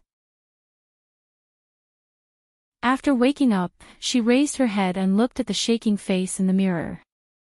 She closed her eyes and silently said, "Fourth sister, I swear that I will never let those who hurt you go." As soon as Yushu opened the door, she heard Yu Xiaoxiu's stomach growl. She couldn't help but laugh. "Oh." Yu Xiaoxiu rubbed his stomach and scratched his face in embarrassment. "Let's go. I'll go cook for you now. Come help me." Yushu pressed his shoulder and intimately pushed him to the kitchen. She looked up at the moon in the night sky.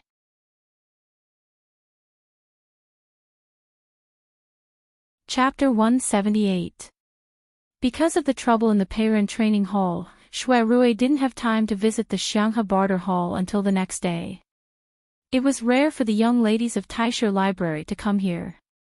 The barters and assistants in the barter hall all remembered them. It was not difficult for Shui Rui to find out that Xia Jiangying did come here to look for books a few days before the accident. On the surface, this matter seemed to be unrelated to Xia Jiangying's death, yet Shui Rui smelled something fishy. When he returned at noon on the same day, he made another trip to the Imperial Historian's Library, and this time, he'd specially gone there to look for Ji Xingxuan. Shui Rui sat in the flower hall and waited. He asked the maidservant to summon Ji Xingxuan. Not long after, Ji Xingxuan appeared. "Lord Shui." Shui Rui looked at Ji Xingxuan, who stopped at the door and bowed to him. His eyes paused on her veiled face. He put down the teacup and stood up. "I'm here to visit Miss Ji." I'm sorry to disturb your lunch. Ji Xingxuan shook her head. She picked a tea chair that was diagonally opposite Shui Rui and sat down. Only after she finished folding her skirt did she raise her head and ask Shui Rui, Lord Shui, you're looking for me because of Sister Ying's case, right? If you have anything to ask, I'll definitely tell you everything I know. Shui Rui smiled brightly. I'm not here for official business. I'm just here to visit Mississippi, huh? Surprise was written all over Ji Xingxuan's eyes. 3 months ago, she and Shui Rui almost got engaged, but the groom went back on his word. No matter what, they were not in a mutually visiting relationship. After Miss Xia Jiangying's accident, your original room was not convenient. You're still in the barter hole. Have you changed your room? Shui Rui's concern was just the right amount, and it didn't make others feel that it was rude. Ji Xingxuan suppressed her suspicions and answered, I'll rest in the dojo during the day, and I'll return to the mansion at night. I don't stay overnight in the dojo for now. Shui Rui said, that's good too. After all, it's safer to return to the residence after such an incident. But if I remember correctly, the grand examination will be held soon. You're going to take the astrology exam, right? Won't it affect you if you don't go to the astrological platform at night? He mentioned the subject he specialized in. The expression in Ji Xingxuan's eyes clearly changed. She smiled at him and said confidently, chant more scriptures. There's no need to cram at the last minute. Shui Rui was a talkative person, and he was experienced and knowledgeable. Intentionally or unintentionally, he picked out topics that Ji Xingxuan was interested in. The two of them chatted like this until the servant came in to change the tea. Only then did they realize that an hour had passed. Only then did Shui Rui stop the topic. He stood up and bade her farewell. It's getting late, I still have to return to the Supreme Court. Sorry to disturb you today. I hope you won't think that I'm a chatterbox. Ji Xingxuan also stood up. As she walked him to the door, she said, What do you mean by chatterbox? After today's meeting, I feel that the rumors are not credible. Shui Rui stopped at the door and turned to ask, Oh, what rumors? Ji Xingxuan's eyes flashed. She lowered her head and said with embarrassment, Everyone says that young master is a playboy. He likes to drink and have fun outside. He doesn't think about business. Ha! Shui Rui laughed heartily. He did not comment on these rumors. He cupped his hands towards Ji Xingxuan and strode away. Ji Xingxuan leaned against the door and watched him leave. She whispered to herself, This person's appearance doesn't match his personality. He's also an outstanding talent. I just don't know if he's good or bad for me. As soon as Shui Rui left the female hostel, he restrained his expression. If he was suspicious before, now he was 80% sure that there was something wrong with this Ji Xingxuan. He had previously asked the students of the Imperial Historian's Library about her. He believed that the rumors had already reached her ears. However, when this woman met him today, not only did she not mention anything, she also handled the conversation with ease and did not have the slightest bit of guilt. It was this kind of calmness that lacked the fear that a good friend with whom she had been with day and night would have died. She revealed a different kind of guilt. Perhaps before Xia Jiangying's death, she had already discovered that someone wanted to harm her. He just did not know whether she and Xia Jiangying exchanged rooms on purpose or if it was an accident. At this point in the investigation of this headless case, there was finally a breakthrough, and Shui Rui believed that if he followed along this clue that was Ji Xingxuan and followed the vine to the melon, then he would surely be able to gain something. Leaving the main gate of the Imperial Historian's Library, Shui Rui planned to go to Automosmanthus Lane in the south of the city to see if he could find Xia Mingming through Yushu. However, he was stopped at the door. Eldest young master, Laoi asked this lowly one to find you. Shui Rui glanced at the sky that was still early in the morning, and he had a hesitant expression as he asked the servant that led the horse over. What happened in the clan? His grandfather was a strict person and was even more meticulous in his work. At this time, the old man should be in the minister's study. Nothing happened at home. Laoi only asked eldest young master to return to the Fu as soon as possible. Shui Rui had to put aside the matter of looking for Yushu. He got on the carriage and asked the coachman to turn around and go home. The Shui residence was located on Ningle Street in the north of the city, only half a mile away from the Jade Ditch in the Imperial City. The two streets in front and behind the Shui residence were occupied by the mansions of the nobles, which was enough to show their power. When Shui Rui returned home, he heard the servant say that Minister Shui was in the study, so he went to find him. Grandfather. Shui Rui stopped outside the study and knocked on the door. After 2 knocks, a steady and deep voice came from inside, "Come in." Shui Rui closed the door behind him and passed through the curtain into the inner hall.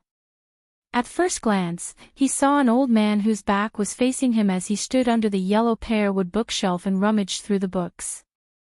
The old man was still wearing his court attire, and the conspicuous purple color was the symbol of a high-ranking official in the imperial court. Even though he was almost 60 years old, his back was already arched, and his sideburns were grizzled. A mere set of clothes was enough to make others feel reverence. "Grandfather, are you looking for your grandson? Are you investigating the case of Taishirshu Garden?"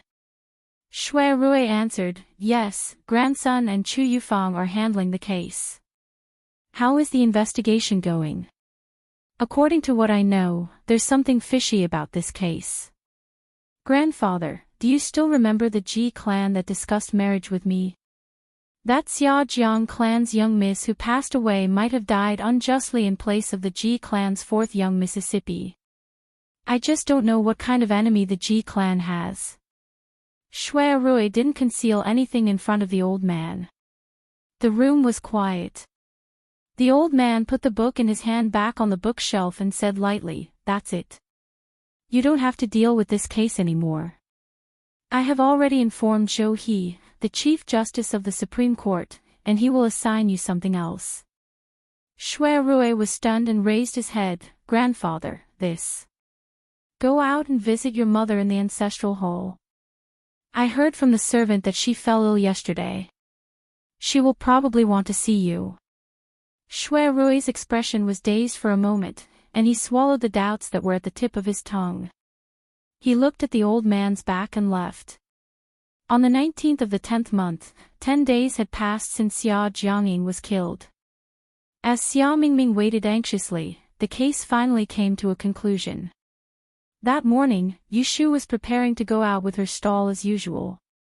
At the entrance of the alley, she met 2 officials sent by the prefectural government. She followed them home and opened the door to call Xia Mingming out. "Are you Miss Xia Jiang?" the official asked impartially. "Yes, it's me." Xia Mingming was still dressed in men's clothing. When he saw the officials, he perked up.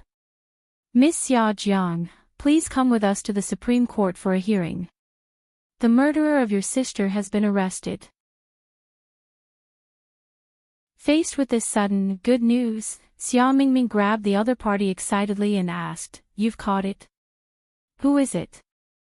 The 2 officials looked at each other, and the one grabbed by Xia Mingming said, "It's a murderer who committed crimes in the south of the city not long ago. This person has killed 4 people in half a year and is insane. He was arrested in the north of the city the night before." Xia Mingming gritted his teeth. Why did this villain want to harm my 4th sister? The official shook his head and said, "We don't know the details. Miss Xia Jiang, please come to the court for a hearing." Xia Mingming clenched his fists and turned to Yu Shu. "Ashu, will you come with me?" Yu Shu nodded. She also wanted to see what was going on. Xia Mingming was so anxious that he didn't even change his clothes and left with the officials. Yu Shu told Yu Xiaoxiu to look after the house and went to the Supreme Court with her. When they arrived at the court, the case had just begun. Yu Shu stood at the door of the court and didn't go in. She originally thought that she would see Shui Rui here, but she didn't expect that the judge in the court was a middle-aged man surnamed Chu. She didn't see Shui Rui. Because it was a public case, there was no need to file a complaint. As soon as the trial began, the criminal was brought to the court. Yushu thought that she would see some ferocious bandit, but she didn't expect that it was a man who was beaten to a pulp and had only one breath left. The trial of this case was much smoother than when she climbed the court by beating drums. Lord Chu, who was sitting in the court, took the confession of the criminal who was interrogated in the torture room yesterday and a shoe left by the criminal under the east wall of the library. He questioned him in the court. The criminal was half-conscious and just answered in a muffled voice. He admitted that he sneaked into the Taisha library on the night of October 9th and killed Xia Jiangying. As for why he wanted to kill Xia Jiangying, the official explanation was that it was a coincidence. This person was a murderous person. Because he used to do odd jobs in the Taisha library, he knew the layout of the inner courtyard. That night, he sneaked into the women's library to commit murder and happened to jump out of Xia Jiangying's back window. When he was discovered by her, he killed her. At that time, Yushu became suspicious and always felt that something was wrong. Why did it seem to be a confession made by torture? However, the evidence was conclusive, and there was no way to doubt it. Lord Chu sentenced the criminal to death on the spot. At noon tomorrow, he would be beheaded in public on Hexiao Street. With a slap of the gavel, this murder case, which had caused a lot of noise and caused a fight between the north and the south, was over. Xia Mingming was accompanied by a maid. From beginning to end, she stood at the side of the court and listened to the trial with a stiff expression. Yushu stood outside the court and watched the criminal being dragged away by the officers. Her expression was a bit unpredictable. She turned her head and looked at the crowd at the entrance of the yamen. She was not surprised to see several students in the uniforms of the Taisha library. Among them, there was Ji Xingxuan, whose face was covered with a green veil but was very eye-catching. Strange. Yushu murmured to herself. Strange about what? Yushu suddenly heard a response from behind her. She turned around and saw Shui Rui, who was standing behind her without her noticing.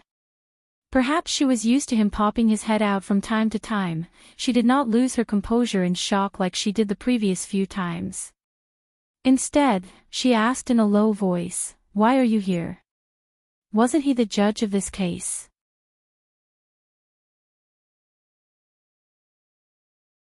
Chapter 179. With bewilderment in her heart, Yushu followed Shui Rui into a deserted tavern on the neighboring street, and she found an empty corner on the first floor that had very few customers before she sat down and ordered a pot of wine. Yushu thought that Shui Rui had something to say to her, but when the wine was served, he drank one cup after another. Yushu stared at him for a long time, but he didn't say anything. After 2 pots of wine, he continued to drink without any expression. He didn't seem to care about her at all. She finally realized that this person called her here to drink with him. Yushu was happy. It was rare to see this person being troubled. She rolled her eyes and took a pair of chopsticks from the bamboo basket. She knocked on the chopsticks in front of Shui Rui, trying to get his attention. "You're in a bad mood. Do you want me to guess why?" Today, Shui Rui didn't show up in court.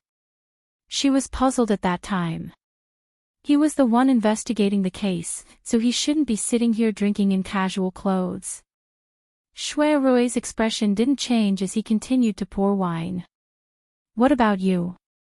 What were you so strange about outside the yamen?" Yushu twirled the chopsticks in her hand and said with a double meaning, "Isn't my strange matter the reason why you're in a bad mood?" The wine cup stopped by his mouth.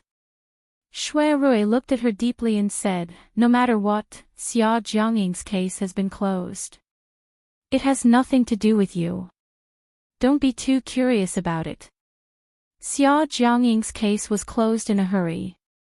Sure enough, there must be something hidden. Yushu thought. Do I look like the kind of person who would look for trouble? Yushu answered with a question. She took an upside-down wine cup from the table and took the wine jug by Shui Rui's hand to pour it. She was just about to raise it up and take a sip to quench her thirst when a hand grabbed it away. I'm trying to drown my sorrows in alcohol. What are you trying to do? Shui Rui raised his eyebrows as he held a small, round porcelain cup in his hand. You're the only one who has worries, but I can't. Give it to me. Yushu scoffed. She would do whatever she wanted to do, and she did not need others to make decisions for her. She pressed one hand on the table and stood up. Then, she extended her arm to snatch the wine glass from Shui Rui's hand. Shui Rui retracted his hand and dodged the attack. He raised his head and poured the wine into his mouth. Yushu pounced on empty air. In for a penny, in for a pound, in for a pound, in for a pound. However, Shui Rui was one step ahead of her. With a sweep of his arm on the table, the wine pot fell into his hand. He put down the wine glass and raised the wine pot. He tilted his head back and poured half of the wine into his mouth. At the same time, he deliberately looked sideways at Yushu with a smile. As the wine flowed down his throat, his heart suddenly felt carefree. Yushu's eyes narrowed when she saw Shui Rui's teasing gaze, and the corners of her mouth curled into a wisp of a naughty smile. She suddenly leaned forward and held onto Shui Rui's wrist before fiercely pouring the remaining half jug of wine into his mouth. Shui Rui was caught off guard and choked. Quite a lot of wine spilled out. He hurriedly pressed her hand down to stop her. He coughed and laughed, ahem, ha ha ha. All right. Stop messing around. I have something serious to talk to you about. Yushu rolled her eyes. Who was messing with him? He was clearly the one who started it. You still have something serious to talk about? I thought you called me over to show off how good your alcohol tolerance is. Of course I have something serious to talk about. Shui Rui grabbed Yushu's skinny wrist. He pinched it lightly without leaving a trace. Wiping the wine stains from the corner of his mouth with the back of his hand, he cleared his throat and said, Didn't I say that I have a business to introduce to you? Do you still want to do it? Yushu's eyes lit up. Of course I want to do it. What business is it? Tell me first. Shui Rui said, It's something you're good at. Yushu did not boast at all. I'm good at many things. Which one are you talking about? Shui Rui's eyes flickered. Unhurriedly, he spat out 2 words. Gambling. The smile on Yushu's face froze. Vigilance rose in her heart. Sitting back on the stool, she pretended to be ignorant to Shui Rui. How come I don't know that I'm good at gambling? Is it because you caught me gambling at Spring Fragrance Brothel? Chao Zixin's understanding of her mathematical ability was limited to the level of an accountant. Even the Ji family was confused about her sweeping the Baoran casino in Yang City. How could he know that she was good at this? Shui Rui played with the empty wine cup on the table. Since you remember being caught by me, don't you know that I was the one who investigated that matter? I know exactly what happened during that period. You probably don't know who came up with the 2 problems that you solved that were worth 100 taels of silver. So it was here that she gave herself away. Yushu still felt depressed when she recalled what happened that day. That time, she stood up for Xia Mingming and wanted to earn money from him. In the end, she was tricked by him instead. She watched as the 200 taels of silver flew away. She had been excited for nothing. Didn't you say that the problems were set by the banker?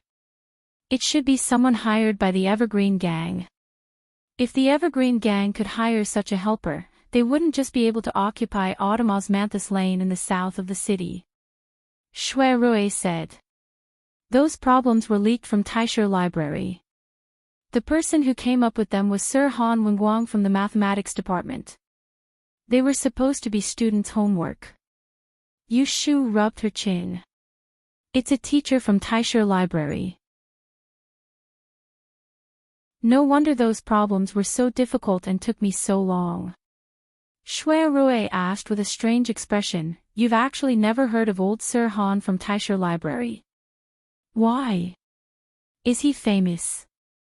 In the 10 years of the Grand Yen examination, 3 generations of the great mathematicians were all his direct disciples. Do you think he's famous? Shui Rui asked calmly. Yu Shu's mouth fell open in shock. Monopolizing the first place in the Grand Yen examination for 10 years in a row, this old man was really amazing. Fortunately, she did not pretend to solve all 4 problems that day. Otherwise, it would have been too suspicious. Even the students under his tutelage would often have a headache for a few days before they would be able to come up with an answer for the questions he set. You were able to solve 2 questions within an hour, so is it wrong for me to say that you're skilled in this Tao? Shui Rui looked at Yu Shu with a gaze of bewilderment, and he said doubtfully, truthfully speaking, I'm truly curious sometimes. Where did you learn your ability from? The Ji clan's study of changes is a strange sect, so why are you so outstanding in the study of mathematics? If it's just self-study, then you're too talented. Yu Shu sneered, just think of it as me being exceptionally talented. She couldn't tell him that she came from 500 years in the future and that her mathematical skills were centuries ahead of the ancients. Fortunately, Shui Rui did not take it seriously and did not continue to probe. Instead, he returned to the previous topic. What do you think of my suggestion? Do you want to accept my business? Yu Shu sat up straight. What do you mean by that? Is it your business again? Shui Rui explained, there are many rich and idle people in the north of the city. Naturally, there are many ways to have fun. Every month, there will be 1 or 2 people who will set up a place to gamble. It's funny to say that most of these people don't know anything about Yi Shui. It's just that they have customers in their residences. I've only been back in the capital for 2 months and I've already received 4 or 5 invitations. I can't avoid them and let them talk behind my back. There's a bet at the end of this month. Are you willing to go with me to see the world and broaden your horizons? Not to mention other things, there are at least 7 or 8 DE masters here. I'll introduce 1 or 2 of them to you so that you can visit them in the future. These words made Yu Shu quite excited. The level of Yi Shui in the south and the north of the city was completely different. It was indeed a good thing for her to have the opportunity to mix into the circle of Yi Shui in the north. She couldn't always set up a stall in Autumn Osmanthus Lane. Sooner or later, she had to climb up. She understood Shui Rui's good intention. Although he said it as if he was asking her for help, how could the Shui family not be able to find a customer to act as a facade? She had to make up the number.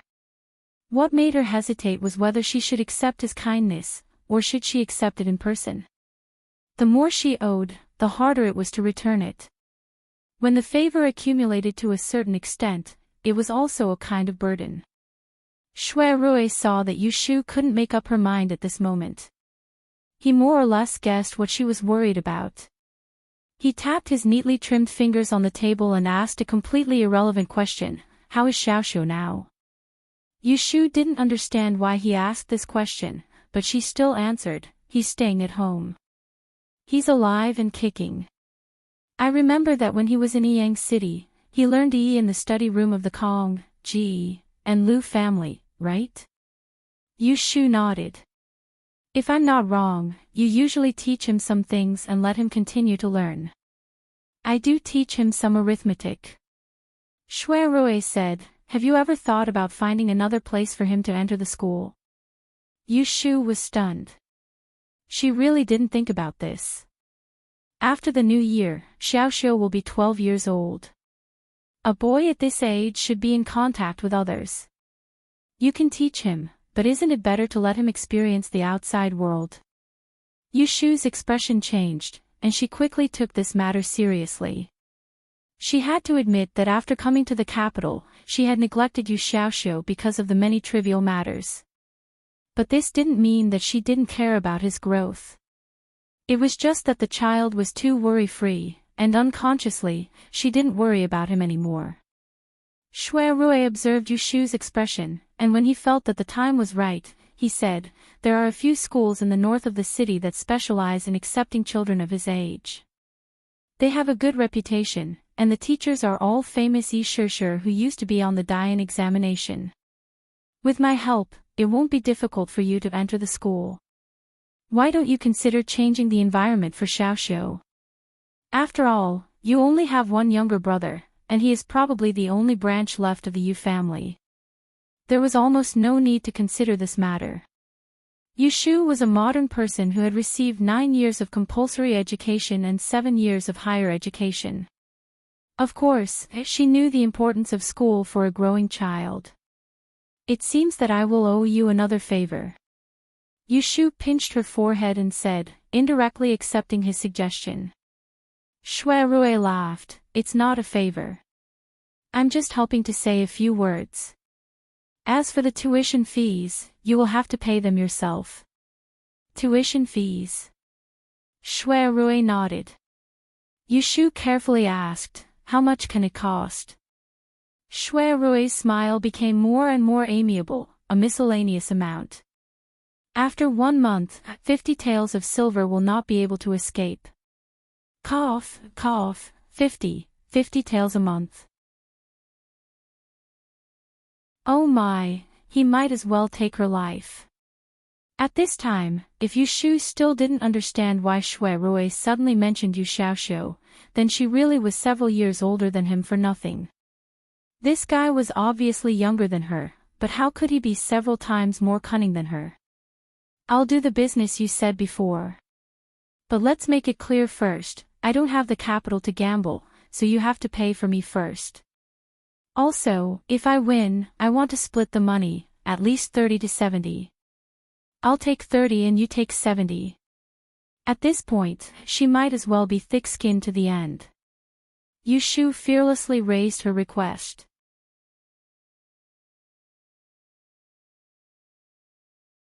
Chapter 180. Yu Shu and Shui Rui made an appointment to go to Autumn Osmanthus Lane to find her. The two parted in front of the tavern. She and Shui Rui had been out for half a day and did not know how Xia Mingming was doing. When she returned to the yamen, the commoners outside the door had already dispersed. A guard from the Xia Jiang family was waiting for her at the door. "Teacher Yu, our young miss went to the memorial hall.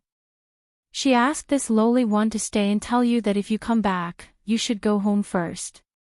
Because the Xia Jiang family far away in Jiangnan did not come and Xia Jiangying died in a foreign place, it was not convenient to bury her. Her body had been placed in the memorial hall. Although the weather had turned cold, it was not a good idea to continue like this. Yu Shu knew that Xia Mingming had ordered a coffin a few days ago. Now that the case was over, Xia Mingming must have gone to the memorial hall to collect the body. Speaking of which, Xia Mingming was a delicate girl. It was difficult for her to handle these matters personally. Yu Shu thought for a moment and said to the guard, "I will go to the memorial hall to take a look. You can return to the inn first." Yu Shu walked to the memorial hall in the suburbs north of the city. When she arrived, Xia Jiangying was already in the coffin. She could hear the servant girls crying from outside the fence. When Yu Shu entered the memorial hall, she saw a brownish-red coffin under the porch not far away. Xia Mingming was holding the coffin and crying. A yellow-robed woman was handing her a handkerchief to comfort her. It was Ji Xingxuan, who had appeared outside the yamen before. Yu Shu stood in front of the door and did not walk up. Instead, she took 2 steps back and leaned against the door, listening to the faint voices in the courtyard. Ji Xingxuan patted Xia Mingming's shoulder and softly comforted, "Don't be sad. Do you know how happy she was when you 2 sisters were reconciled? Even when she was watching the stars, she would mention you. I believe that older sister Ying's spirit in heaven would not want to see you sad for her." Xingxuan Jijie, Xia Mingming turned and leaned on Ji Xingxuan's shoulder. She hugged her and sobbed, "Why was it my fourth sister who encountered this kind of disaster? Why her?" In order to restore the reputation of the Xia Jiang clan, she worked harder than anyone else. She didn't do anything bad. Why was she the one who died? Why? Ji Xingxuan sighed silently. Life and death are fated. Who can say for sure? Outside the coffin home, Yushu rested her elbow on her hand. Stroking his chin, he turned around and left, his eyes filled with suspicion. Was life and death decreed by fate?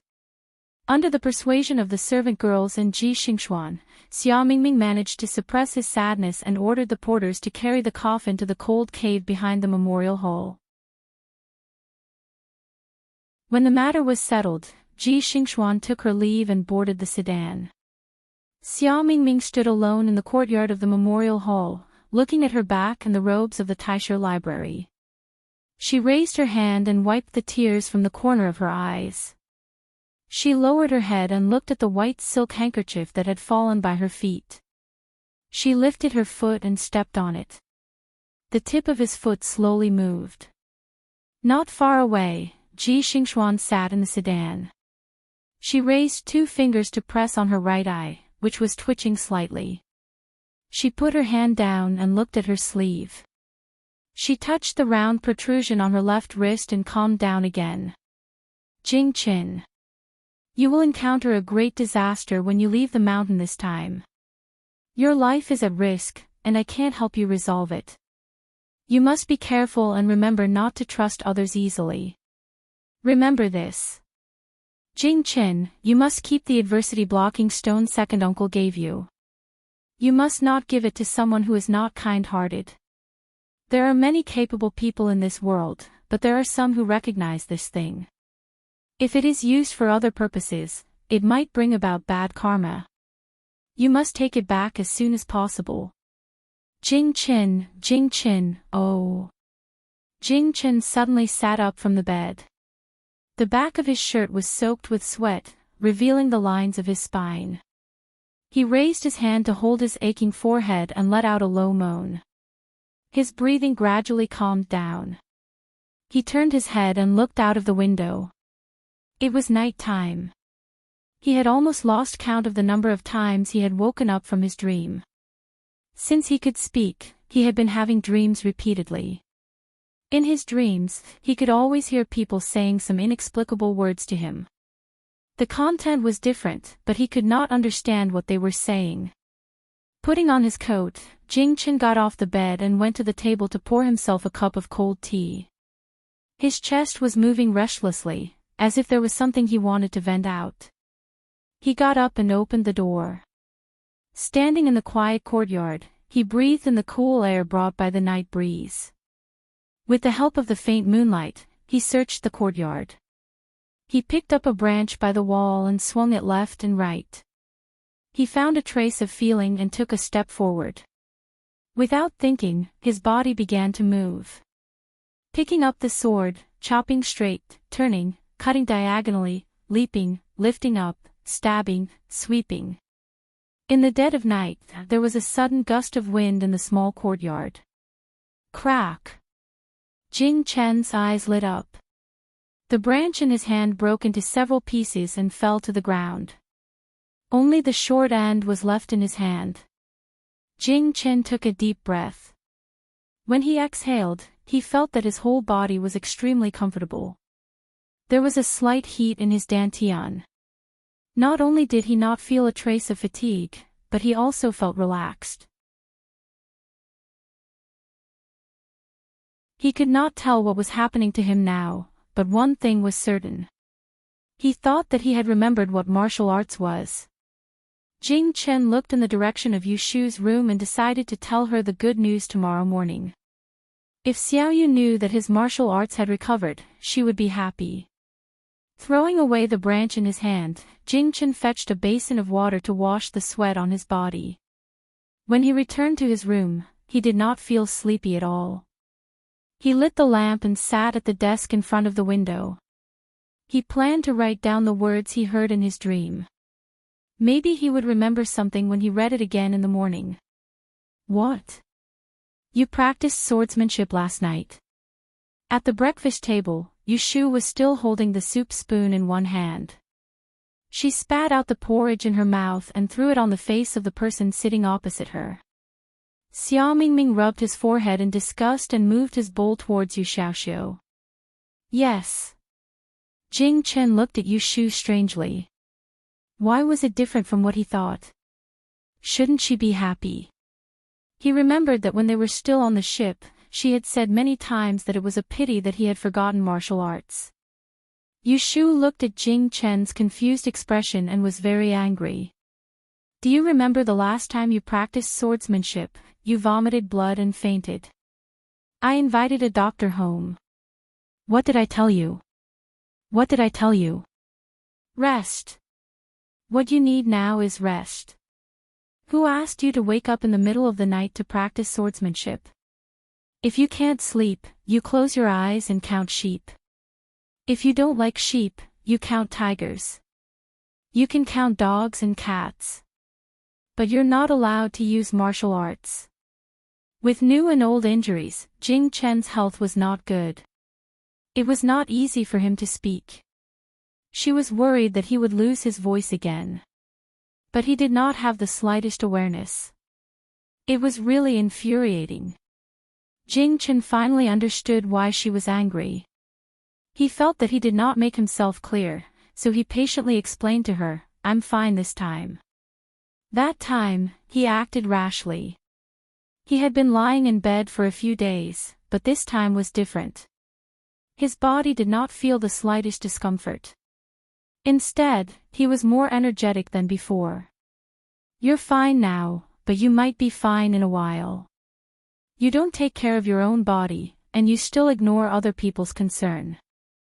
Xia Mingming coldly interjected, adding fuel to the fire. I'm not eating anymore.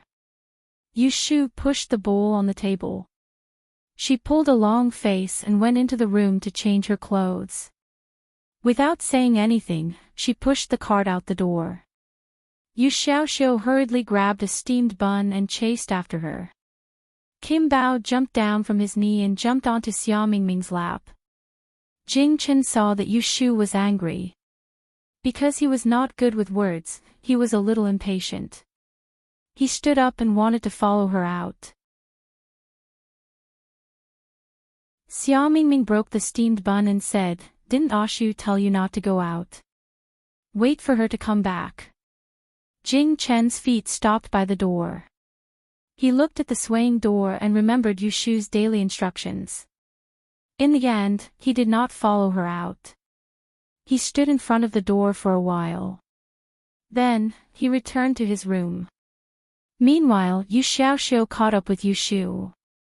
He gave her the steamed bun and took the cart from her hands. Sister, don't be angry. Brother Jing didn't do it on purpose. Don't listen to Xia Mingming. She's been acting weird lately. You know that. They lived under the same roof and were the only two men in the family. Putting aside the occasional unruly behavior between Jing Chen and his sister, Yu Xiaoxiu and Jing Chen had a good relationship. Especially after Jing Chen was able to speak, Yu Xiaoxiu stayed at home with him during the day. He had a companion to read and solve problems, and there was someone to discuss things he didn't understand. Compared to Xia Mingming, who was always against him, he was naturally on Jing Chen's side. Yushu took a big bite of the steamed bun and swallowed it. She snorted and said, Of course I know he didn't do it on purpose. I don't need you to tell me. Yu Xiaoxiu secretly curled his lips and said, Then why did you get angry with him just now? Will he learn his lesson if I don't get angry? Yushu said angrily. Yu Xiaoxiu revealed an expression that said, So that's how it is. He immediately looked at Yushu with disdain. Big brother Jing is so innocent, yet you still have the nerve to bully him. What are you looking at? Yushu stuffed the steamed bun into her mouth and mumbled. She walked around the corner and suddenly said, Well, Xiaoxiu, I want to ask you. Do you want to go to school again? That day, when Shui Rui mentioned that Yu Xiaoxiu should go to school, she followed him to see the schools. She felt that it was good, but she didn't find a chance to talk to Yu Xiaoxiu about it. After all, it was about him. This kid was quite assertive. It was better to ask his opinion first. Go to school. Yu Xiaoxiu looked at Yu Shu suspiciously. Why are you asking this? I can just learn E from you at home. Don't I have to pay school fees? You don't have to worry about money. I just want to ask you if you want to go to a proper school to learn E. Yu Shu put her hand on his shoulder. She was afraid that he would be resistant to school after being looked down at by people in Sanju's study house in Yang City. She coaxed, the teachers in the school in Anling City are specialized in teaching. They are much better than a dabbler like me. You can learn anything you want. After you go to school, you can meet new friends. It's much better than staying at home all day. Also, the school teaches riding and archery. Don't you want to learn? I don't want to. Yu Xiaoxiu said without blinking. He didn't look tempted at all. Instead, he looked disdainful. I'm going to open a E school in the future and become a E teacher. What's the point of learning riding and archery? I'm not going to join the army and become a general. All I do is fight and kill all day long. I don't like to make friends either. It's not like I can make a living knowing more people. It's good to stay at home. Yu Shu put her hand on her forehead. She just realized that this kid's thinking was so serious. He was prejudiced and antisocial. If he continued like this, would he become an otaku? Sister, do you want to send me to school? Yu Xiaoxiu looked at Yu Shu suspiciously. I don't want to. Yu Shu patted Yu Xiaoxiu's head and smiled, revealing 2 rows of teeth. I've already found a place for you. Next month, you will go to school. Go to school.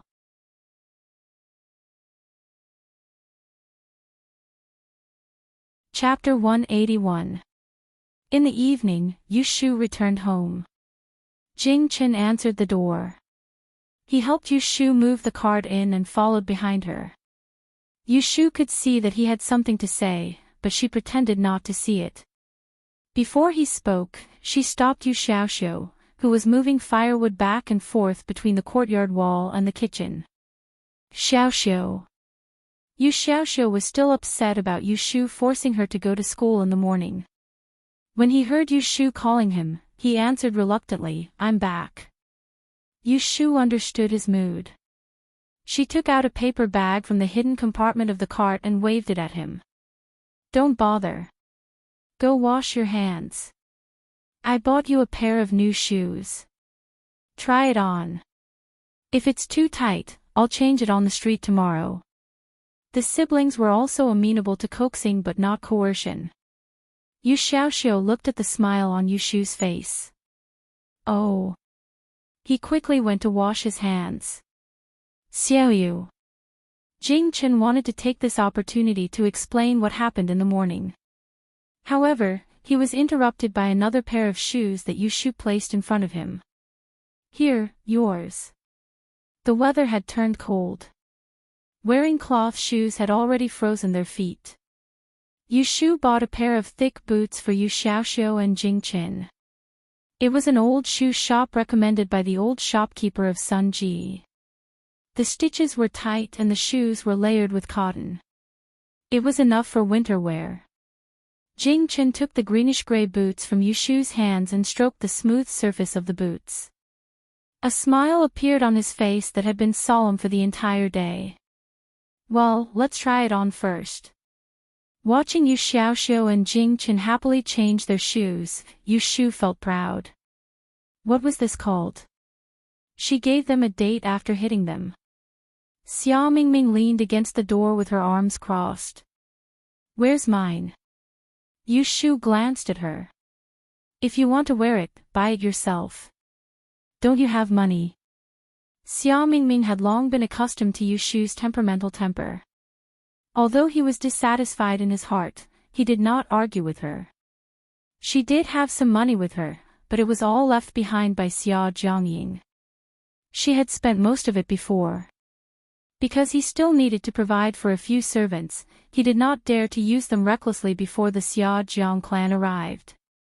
She lived with Yu Shu because she knew that money was important. She would not be as indifferent as before. The new shoes fit her feet very well. Yu Shu bought all the clothes in the family, so it would be strange if she bought the wrong one. Yu Xiaoxiu excitedly paced back and forth in the room in his new shoes. He had long forgotten about his quarrel with Yu Shu in the morning. Looking at Yu Shu's expression, Jing Chen knew that she was no longer angry, so he did not bring up the topic of martial arts again. He didn't want her to be unhappy. Anyway, he practiced swordsmanship at night, so she wouldn't know if she slept soundly. It would not be too late to tell her after a while when his body was better. During dinner, Yu Shu once again brought up the matter of Yu Xiaoxiu going to school.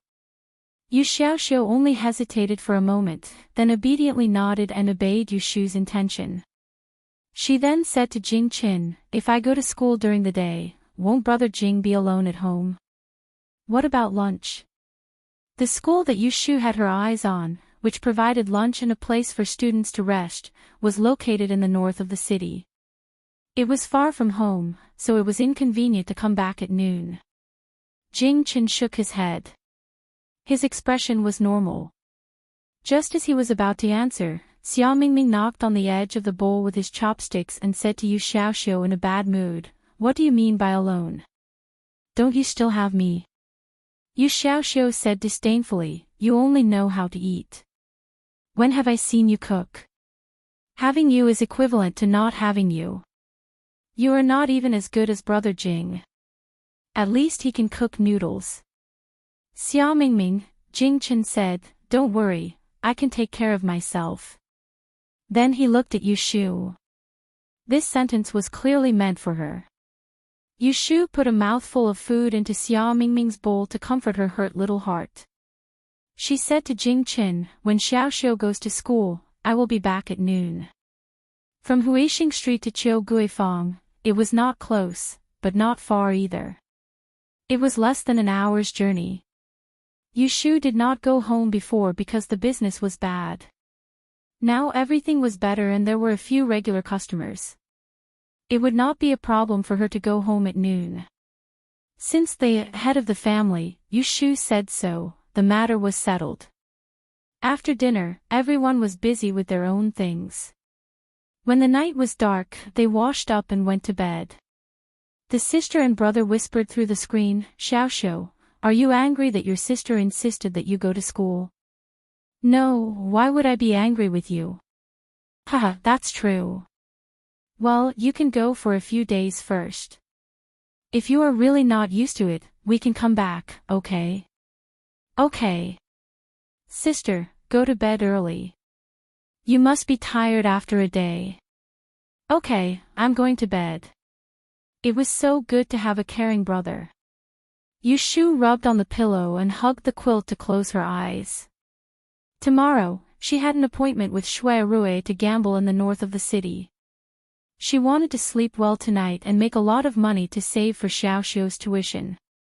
10 taels, 20 taels, 30 taels. Yu Shu counted silently and soon fell asleep. Before Yu Shu went out, she deliberately used the 6 lines of divination to make a complete hexagram. What made her happy was that she had finally seen good fortune in the past few days. Judging from the hexagram, her trip would be smooth. "I'm leaving. I may be late at night. Don't wait for me. Eat first." Yu Shu used the excuse of going to the north of the city to copy books and left without pushing the cart. She had a good rest last night and was full of energy. She ran out of the alley as if she was flying. Just as she was looking for a carriage to the north of the city, she saw a carriage coming from the street and stopping in front of her. The curtain of the carriage was lifted and she saw Shui Rui with one hand on the windowsill. He smiled at her and said, "Little brother, where are you going?" Do you want to hitch a ride? Yushu suppressed the smile on her face and cupped her hands at him. Following his words, she pretended to ask, I'm going to Qianyuan Street in the north of the city. Is it on the way? Shui Rui crooked his finger at her. Get in the carriage. Thank you, young master. Yushu lifted the curtain and climbed into the carriage. She sat opposite him. The two looked at each other and laughed at the same time. Ha, didn't we agree to meet on Qianyuan Street? Why did you come to pick me up? Yushu asked. I woke up early, so I drove here. I'll take you to change your appearance. Shui Rui picked up the purple clay teapot on the octagonal incense table and poured a cup of tea for her. Yushu took it and asked in confusion, appearance. Shui Rui nodded and glanced at the clothes she was wearing. You can't wear this. Yushu lowered her head to look at the brown robe on her body, then she looked at the brocade clothes and jade belt on Shui Rui's body. She raised her head and took a sip of tea. This is my best set of clothes. I've just found a tailor to make it for me a few days ago. Why do I have to wear gold and silver to go to that kind of occasion with you? That's not necessary. However, Shui Rui looked apologetic. I'll have to trouble you to change into women's clothes. Ha! Why? Shui Rui said helplessly, this is indeed the stinky rule set up by the host of the banquet this time. Besides those shifters who receive the invitation to attend the banquet and are allowed to attend on their own, all the other outsiders have to bring female shifters with them when they enter the banquet. Is that so? Yushu squinted at Shui Rui. You didn't tell me this when we were talking. Shui Rui sighed. I haven't been in the capital for 2 years. I only found out that the owner of this gambling house has set up this rule when I met a friend yesterday. Because I've already replied to the invitation, it's not good for me to reject it now. Ah Shu, just treat it as helping me out. He spoke kindly. Yushu couldn't refuse even if she wanted to. She was the one who owed him a favor and wanted to earn money. Wouldn't it be troublesome if she was picky and looked down on him? Okay, let's change. Shui Rui didn't expect her to agree so readily.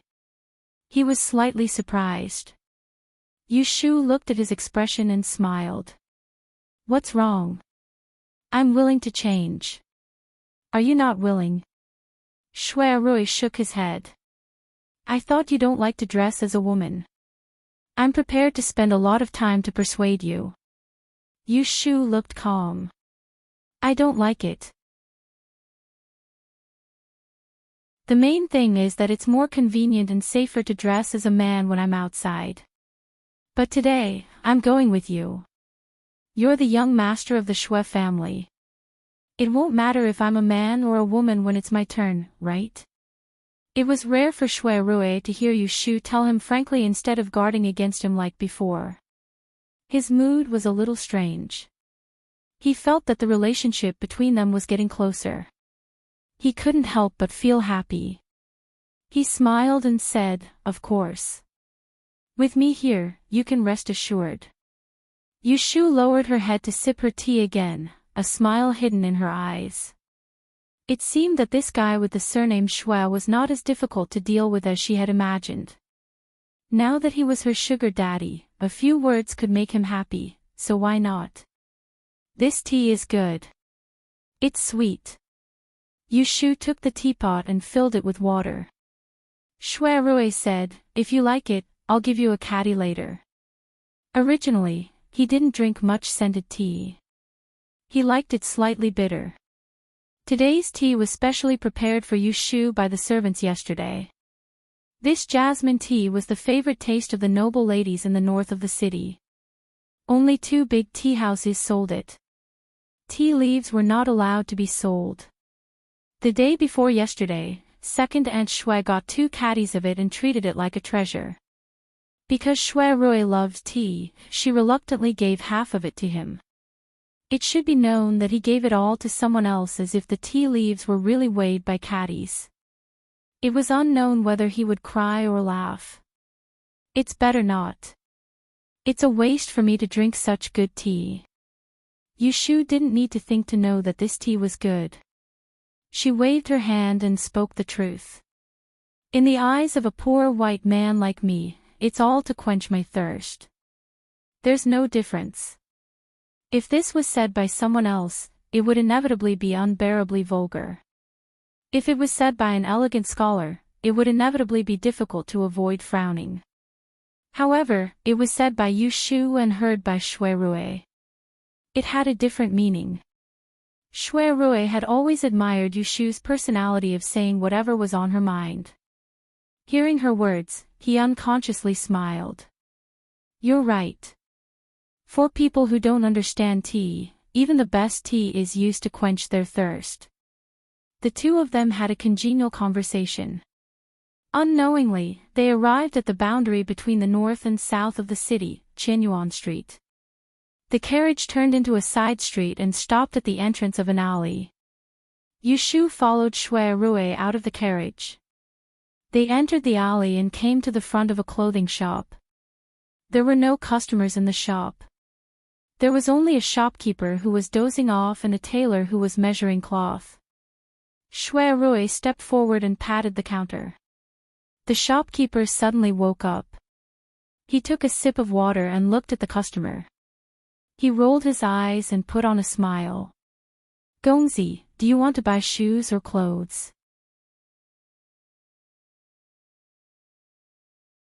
Yushu was still looking left and right at the silk hanging on the wall. Shuirue reached out and pointed at her.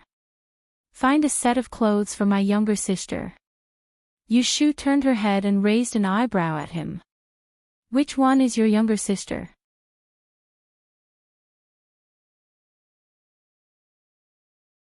Chapter 182.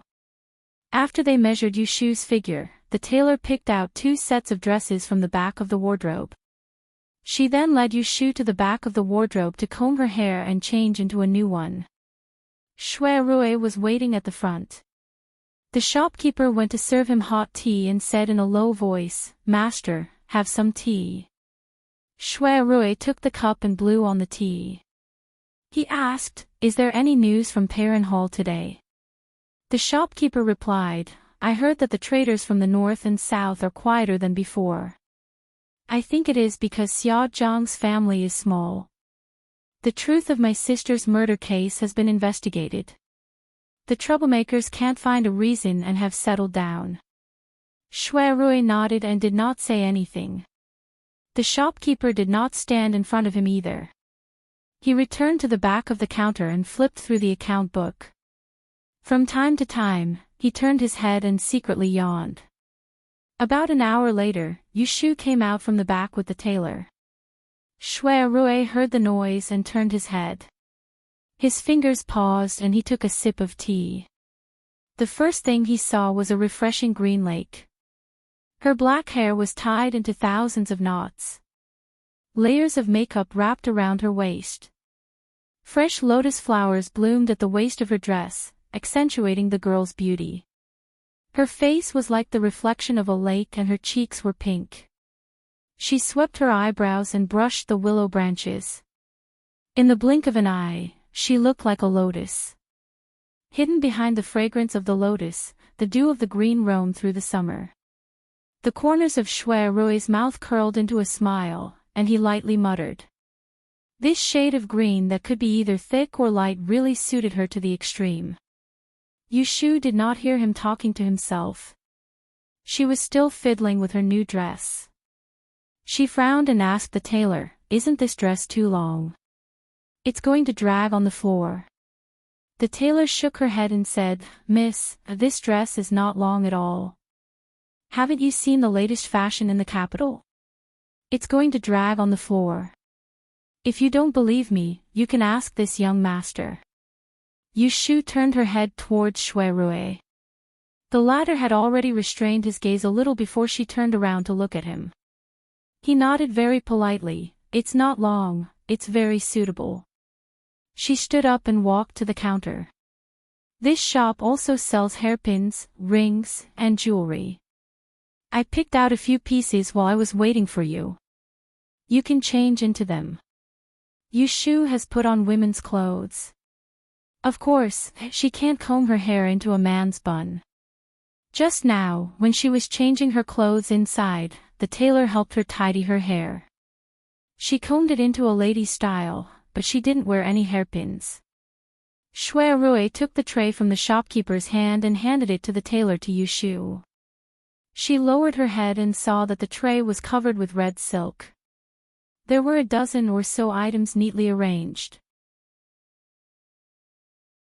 From hairpins and pearls to earrings and bracelets, not a single item was missing. Just by looking at the quality and workmanship, one could tell that the price was not cheap.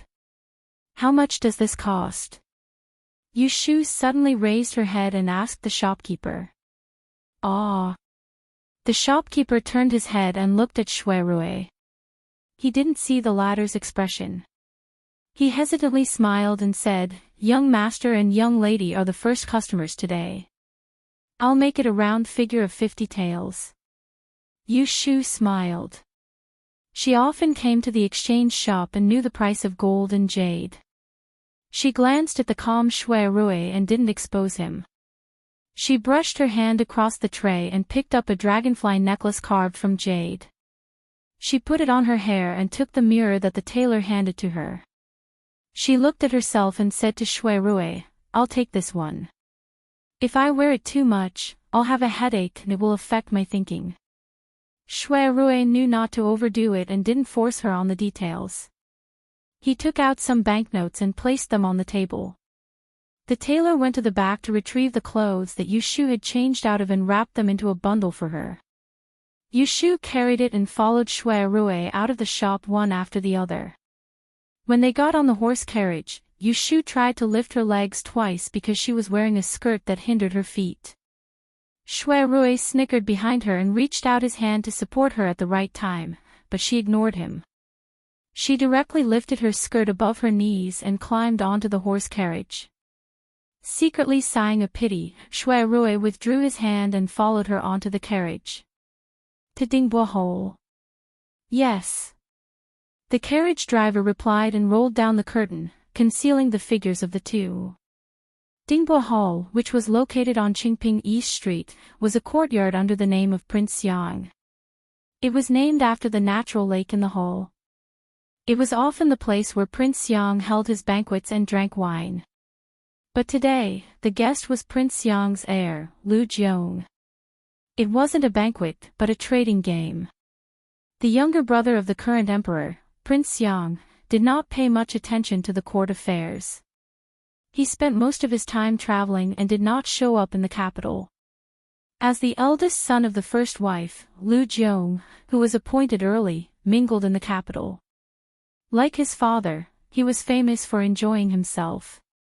On the way, Shuirui roughly explained the situation to Yushu.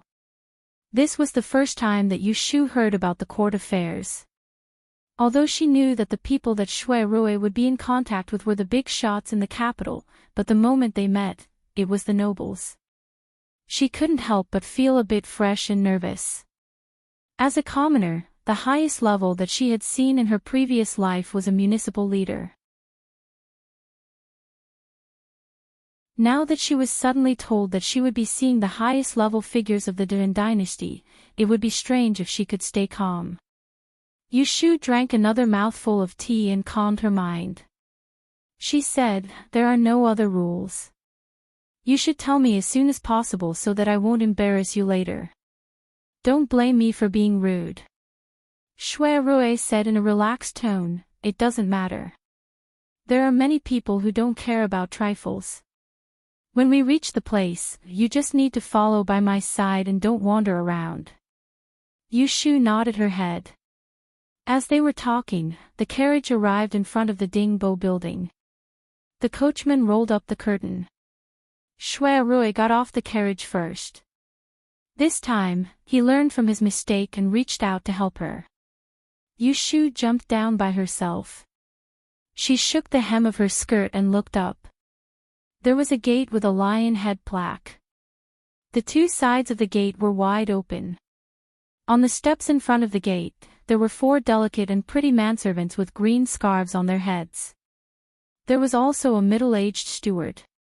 Seeing that there were carriages and horses waiting in front of the gate, he came forward to lead the way. The steward looked at Shui Rue and bowed, "Master Rue." He also bowed to Yu Shu at the side. Yu Shu didn't know the etiquette, so she simply nodded her head and didn't return the greeting. As Shui Rue led Yu Shu inside, he asked the steward who followed him, "Am I early? Why don't I see many people? Don't tell me that your heir hasn't woken up yet." Yu Shu and Shui Rue left early and were delayed on the road. It was still early in the morning and the sun had just risen. The steward pursed his lips and smiled. "The heir got up early and is waiting for guests in the Hui Xian Hall. Second Master Zhu and Master Rue are already here." Yu Shu listened to the tone in which Shui Rue spoke to the steward. She knew that he had a good relationship with the heir of Prince Xiang whom she hadn't met before. She then relaxed and had the leisure to look at the scenery of the garden along the way. Because the only mansion she had seen before was the Ji family in Yiyang. Comparing it to this place, she suddenly felt that she had been short-sighted before. If the Ji family could be said to be imposing, then this Dingbua mansion could be said to be unique everywhere, whether it's the feng shui or the scenery. The road surface was made of limestone slabs cut into squares. The sides of the road were planted neatly with unknown flowers and plants, giving off a fragrant scent. The green trees were high and low, arranged in picturesque disorder without a single dead branch or withered leaf. Under the eaves, there were colorful murals of auspicious carvings. Copper bells and fortune pouches hung from the corners. The lanterns hanging in the corridor were all white lanterns made of cursive script. Hanging from the walls were 7 colored silk tassels. It was unknown how quiet and beautiful it would be if they were lit at night. Shui Rue saw that Yu Shu was looking left and right with curiosity in her eyes. He slowed down by 2 steps and retreated to her side. He tilted his head and whispered, "There are more interesting places in the capital than here. I'll bring you to see them one by one another day." Yu Shu regained her senses from the enchanting courtyard. Hearing Shui Rue's suggestion, she did not reject or welcome it. She only replied nonchalantly, "If there's a chance." Since Shui Rue was aware of her temperament, he did not pursue the fact that her words were somewhat perfunctory. The 2 of them followed the steward through the corridor and exited through an arched door. Not more than 50 steps later, they saw a hall with a door of 8 blessings for good fortune. On the 2 pillars in front of the door hung a pair of chiseled couplets. The first couplet read, "Do not hide anything in your heart." The second couplet was, "Do not stop even half a step in front of the door." Not seeing the horizontal inscription, Yu Shu walked closer and looked at it. When she reached the door, she could not help but laugh secretly. Isn't this couplet hiding the 2 words Hui Xian? If the owner deliberately hung it, then this Prince of Xiang must be a smart person. The hall behind the door was very spacious. It was more than enough to seat 20 to 30 people. The floor was covered with velvet blankets and incense tables. There were already more than 10 people chatting inside. When they saw Shui Rue and Yu Shu coming in, one of them who was staring at the door clapped his hands and laughed, "He's here, he's here. Who was the one who said that Brother Rue will be absent again?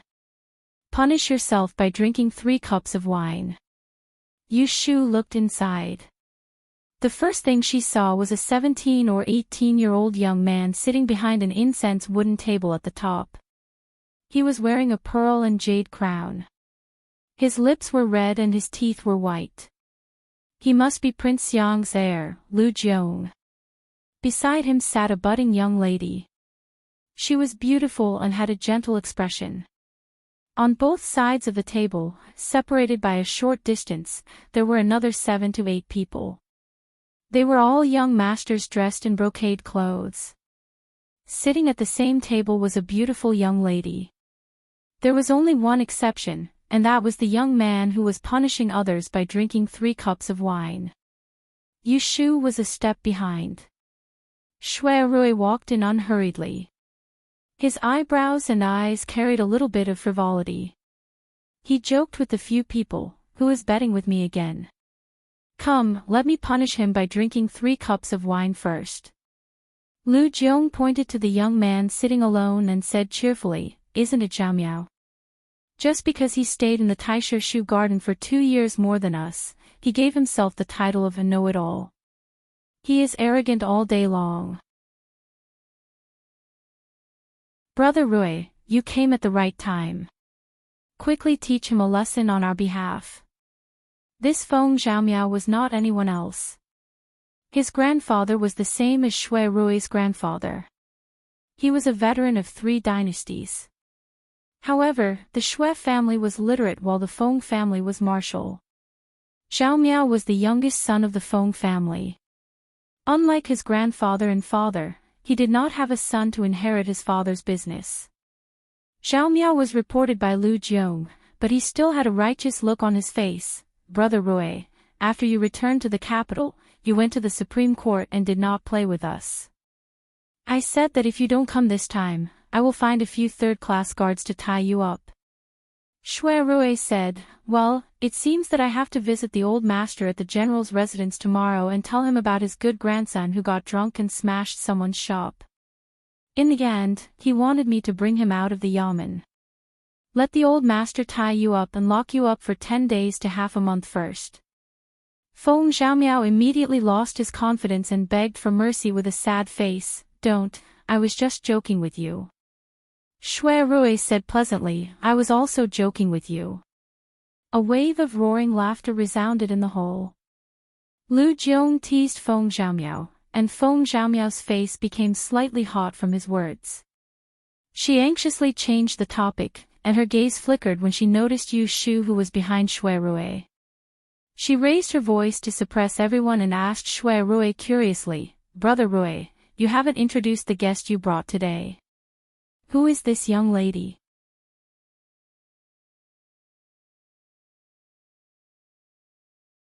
Chapter 183.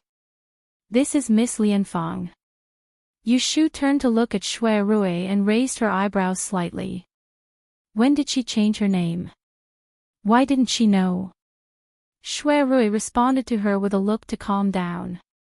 He pointed to the people in the hall and introduced them one by one on her behalf. "This is Prince Yang's heir. This is the youngest son of General Feng. This is the second son of Grand Secretary Qi of Hanlin Academy. And this is the only son of Earl of Loyalty and Bravery."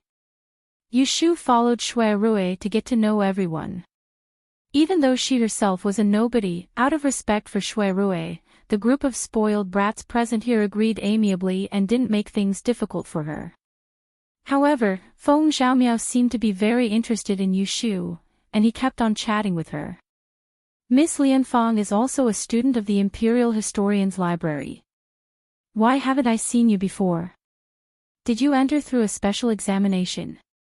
Yu Shu saw that Shui Rui did not intend to help her explain, so she answered honestly, "I am not a student of Taisha Library." The seating arrangement in this banquet was very spacious. Shui Rui led Yu Shu to sit behind a table that was close to them. Even though it was a neighboring table, they weren't on the same banquet. When she looked at the young masters and young mistresses in the hall, their actions were all natural and dignified, and they were well-mannered. "Since you are not a student of Taisha Library, you must be a disciple of a master. May I ask who your master is?" In Feng Zhaomiao's view, the female guest brought by Shui Rui must have some background. Yu Shu said, "I do have a shifu, but he's a very simple person and doesn't have a name." Feng Zhaomiao was a little surprised. She turned her head and bumped Shui Rui's arm. She asked anxiously in a low voice, "Brother Rui, where did you find this person to make up the number? Why didn't you invite the sisters from Taisha Library? Didn't I send someone to inform them yesterday? The Crown Prince and the others are waiting to catch you today and take advantage of you." Shui Rui looked over his shoulder at Yu Shu and said with a smile, "It's hard to say who will be the butcher." Yu Shu's ears are very sharp. She heard young Master Feng and Shui Rui's mutterings. She did not feel unhappy about being looked down upon. Having lived to her age, she would not be easily angered by a few words. Xiaoqing, what are you two whispering about? Tell us so that we can all hear it. Lu Jiong patted the table, and Feng Xiaoqing immediately sat up straight. What else can I say? I haven't seen Brother Rui for many days. Speaking of which, Crown Prince, who else did you invite today? It's already so late and they still haven't come yet. They're making us sit here and wait. They're really putting on airs. As soon as he finished speaking, they heard a loud laugh coming through the door. I'm just a little late, and I already heard Zhao Miao complaining.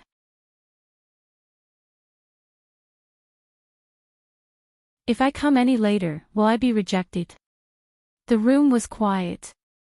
Yu Shu turned her head and saw several figures entering the door one after another. The young man at the front looked about 20 years old. He was wearing a smoky purple robe with a gold and jade hook on his head and a green longevity bead around his neck. His chest was bunched up and his eyebrows were raised, making him look like a jade tree. Just as Yu Shu was curious about this person's identity, her gaze shifted and fell on the graceful woman behind him with a green veil covering her face. She was slightly stunned for a moment before she subconsciously turned her head around and winked at Shui Rui, who was sitting at the next table. Why was Ji Xingxuan here? However, Shui Rui did not receive her question at the moment. He looked at the few people who came to the door. The smile on his face just now disappeared in an instant. At this time, everyone in the hall had come back to their senses. They all stood up and greetings to the seventh prince. Yu Shu was shocked when she heard this. She quickly stood up and greeted the others. The seventh prince. Why did the crown prince come? Lu Hao waved his hand and said casually, why are you so reserved? I'm here to play with you today. Are you treating me like an outsider? Sit down. He then turned his head and looked at Shui Rui. He smiled and said in an exceptionally kind voice, Qingbai, I've finally caught you. Qingbai. He's calling me so affectionately. Yu Shu silently thought. She turned her head and glanced at the expressionless Shui Rui. Is this his name or nickname? Yes, big brother. I haven't seen you since you returned to the capital. His Highness has invited you several times. If I didn't know that you were busy with official business, would have thought that you were hiding from us. Hearing this voice, Yu Shu noticed that there were other people standing on the right side of the seventh prince. The one who spoke was a young man of 16 or 17 years old. He was of medium height, had white skin, slender eyes, and an overly affectionate smile on his face. She didn't know why, but it made Yu Shu a little uncomfortable. He called Shui Rui big brother. Is he also a young master of the Shui family? Yu Shu was right. This young man was another young master of the Shui family. His name was Shui Guangxiu. He was the third son of Shangshu Shui. He was also the only son of the third branch. He was only younger than Shui Rui. These people that arrived abruptly caused the relaxed and cheerful atmosphere from before to imperceptibly become slightly tense, and the person with the most brilliant expression on his face was Feng Zhaomiao, who sat by Shui Rui's side. He looked at this and that, and he was at a loss for what to do, causing his face to flush slightly red. Yu Shu wasn't sure if Ji Xingxuan would recognize her because she was dressed as a woman, so she stood with her back facing Ji Xingxuan. On the contrary, she was facing Shui Rui, so she could clearly see the expression on his face. But when she saw his unusually silent appearance, she suddenly became suspicious. Why did he look a little strange? These people who were late suddenly made the scene awkward. Everyone seemed to be waiting for Shui Rui to speak. Yu Shu did not know what entanglement these people had. When she was thinking about how to get through today, she heard Shui Rui say, Your Highness, I forgot that I have something to deal with in the yamen. I won't stay for long today. At this moment, even Yu Shu was able to discern that Shui Rui didn't get along with the seventh prince and the other young master Shui. Could it be that he didn't know that these people would come today? After Shui Rui finished speaking, he did not stay any longer. He waved his hand to Yu Shu and was about to leave with her.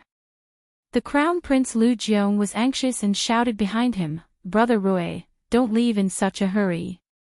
When someone shouted from behind, there was naturally someone in front of him to stop him. Shui Rui looked at Lu Hao's arm in front of him and stopped walking. He tilted his head to look at him with a bit of mockery in his eyes.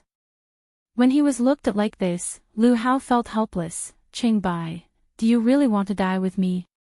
That day there is no need to mention the matter of that day. Shui Rui frowned as he interrupted Qin Shi, and then he turned around to say coldly to Lu Jiong who'd caught up to him. "Heir's arrangements today have truly taken great pains, yet I've never had the magnanimity to help others achieve their goals. I've made you waste your efforts." When Lu Jiong heard this, he knew that it was bad. Shui Rui had fallen out with him. In his heart, he suddenly regretted agreeing to Lu Hao and meddling in other people's business. What did the grudges between them have to do with him?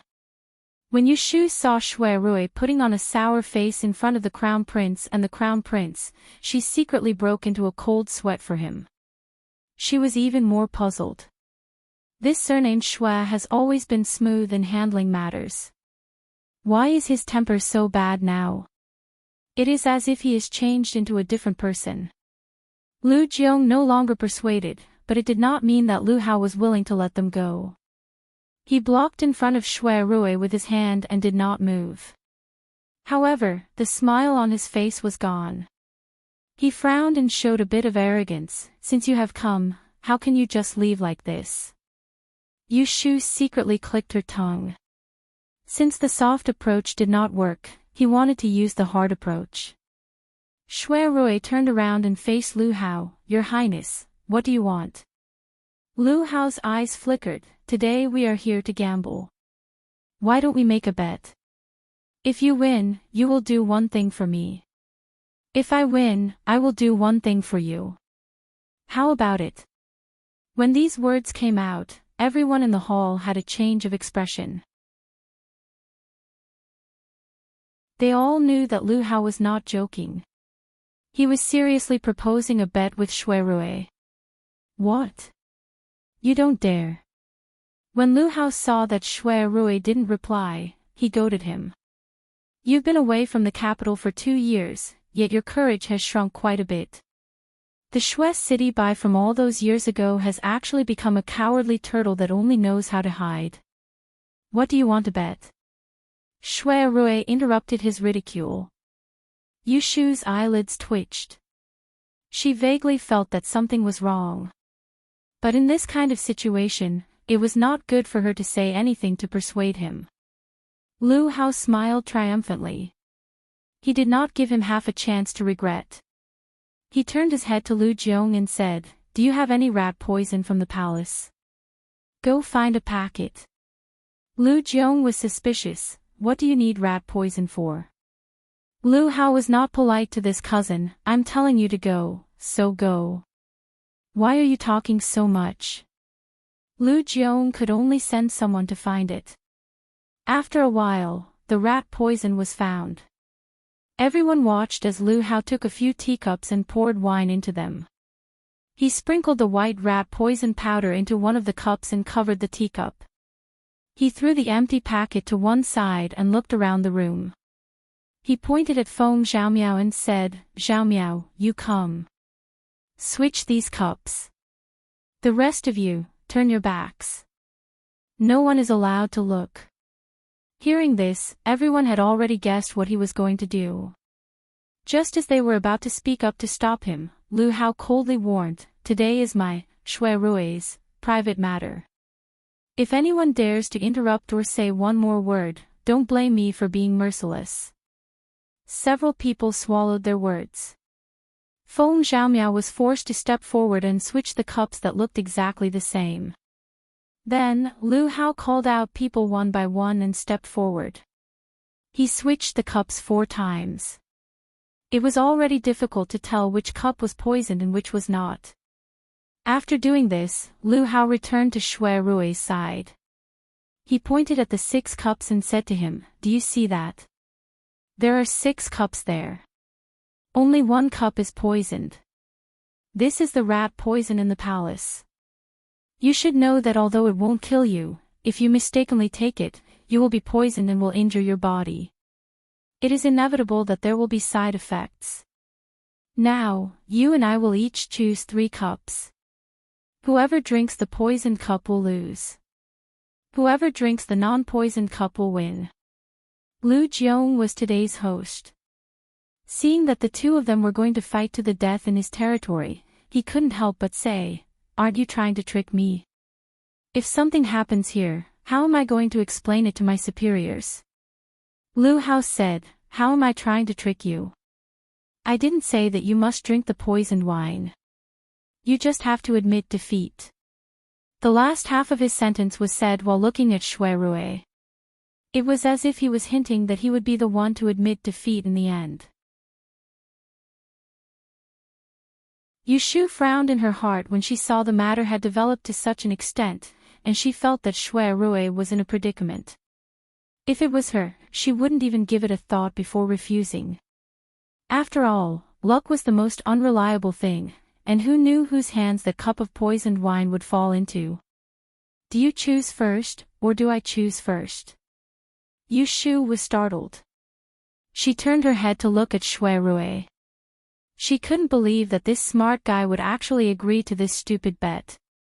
You're tuning into the LoveLore Library YouTube channel. We're so grateful for your support, and don't forget to subscribe to join us on this incredible journey through captivating stories. Your generosity through donations truly makes a world of difference, as it's the primary source of revenue that allows me to expand and enhance this channel for you. Thank you from the bottom of my heart for being a part of this adventure.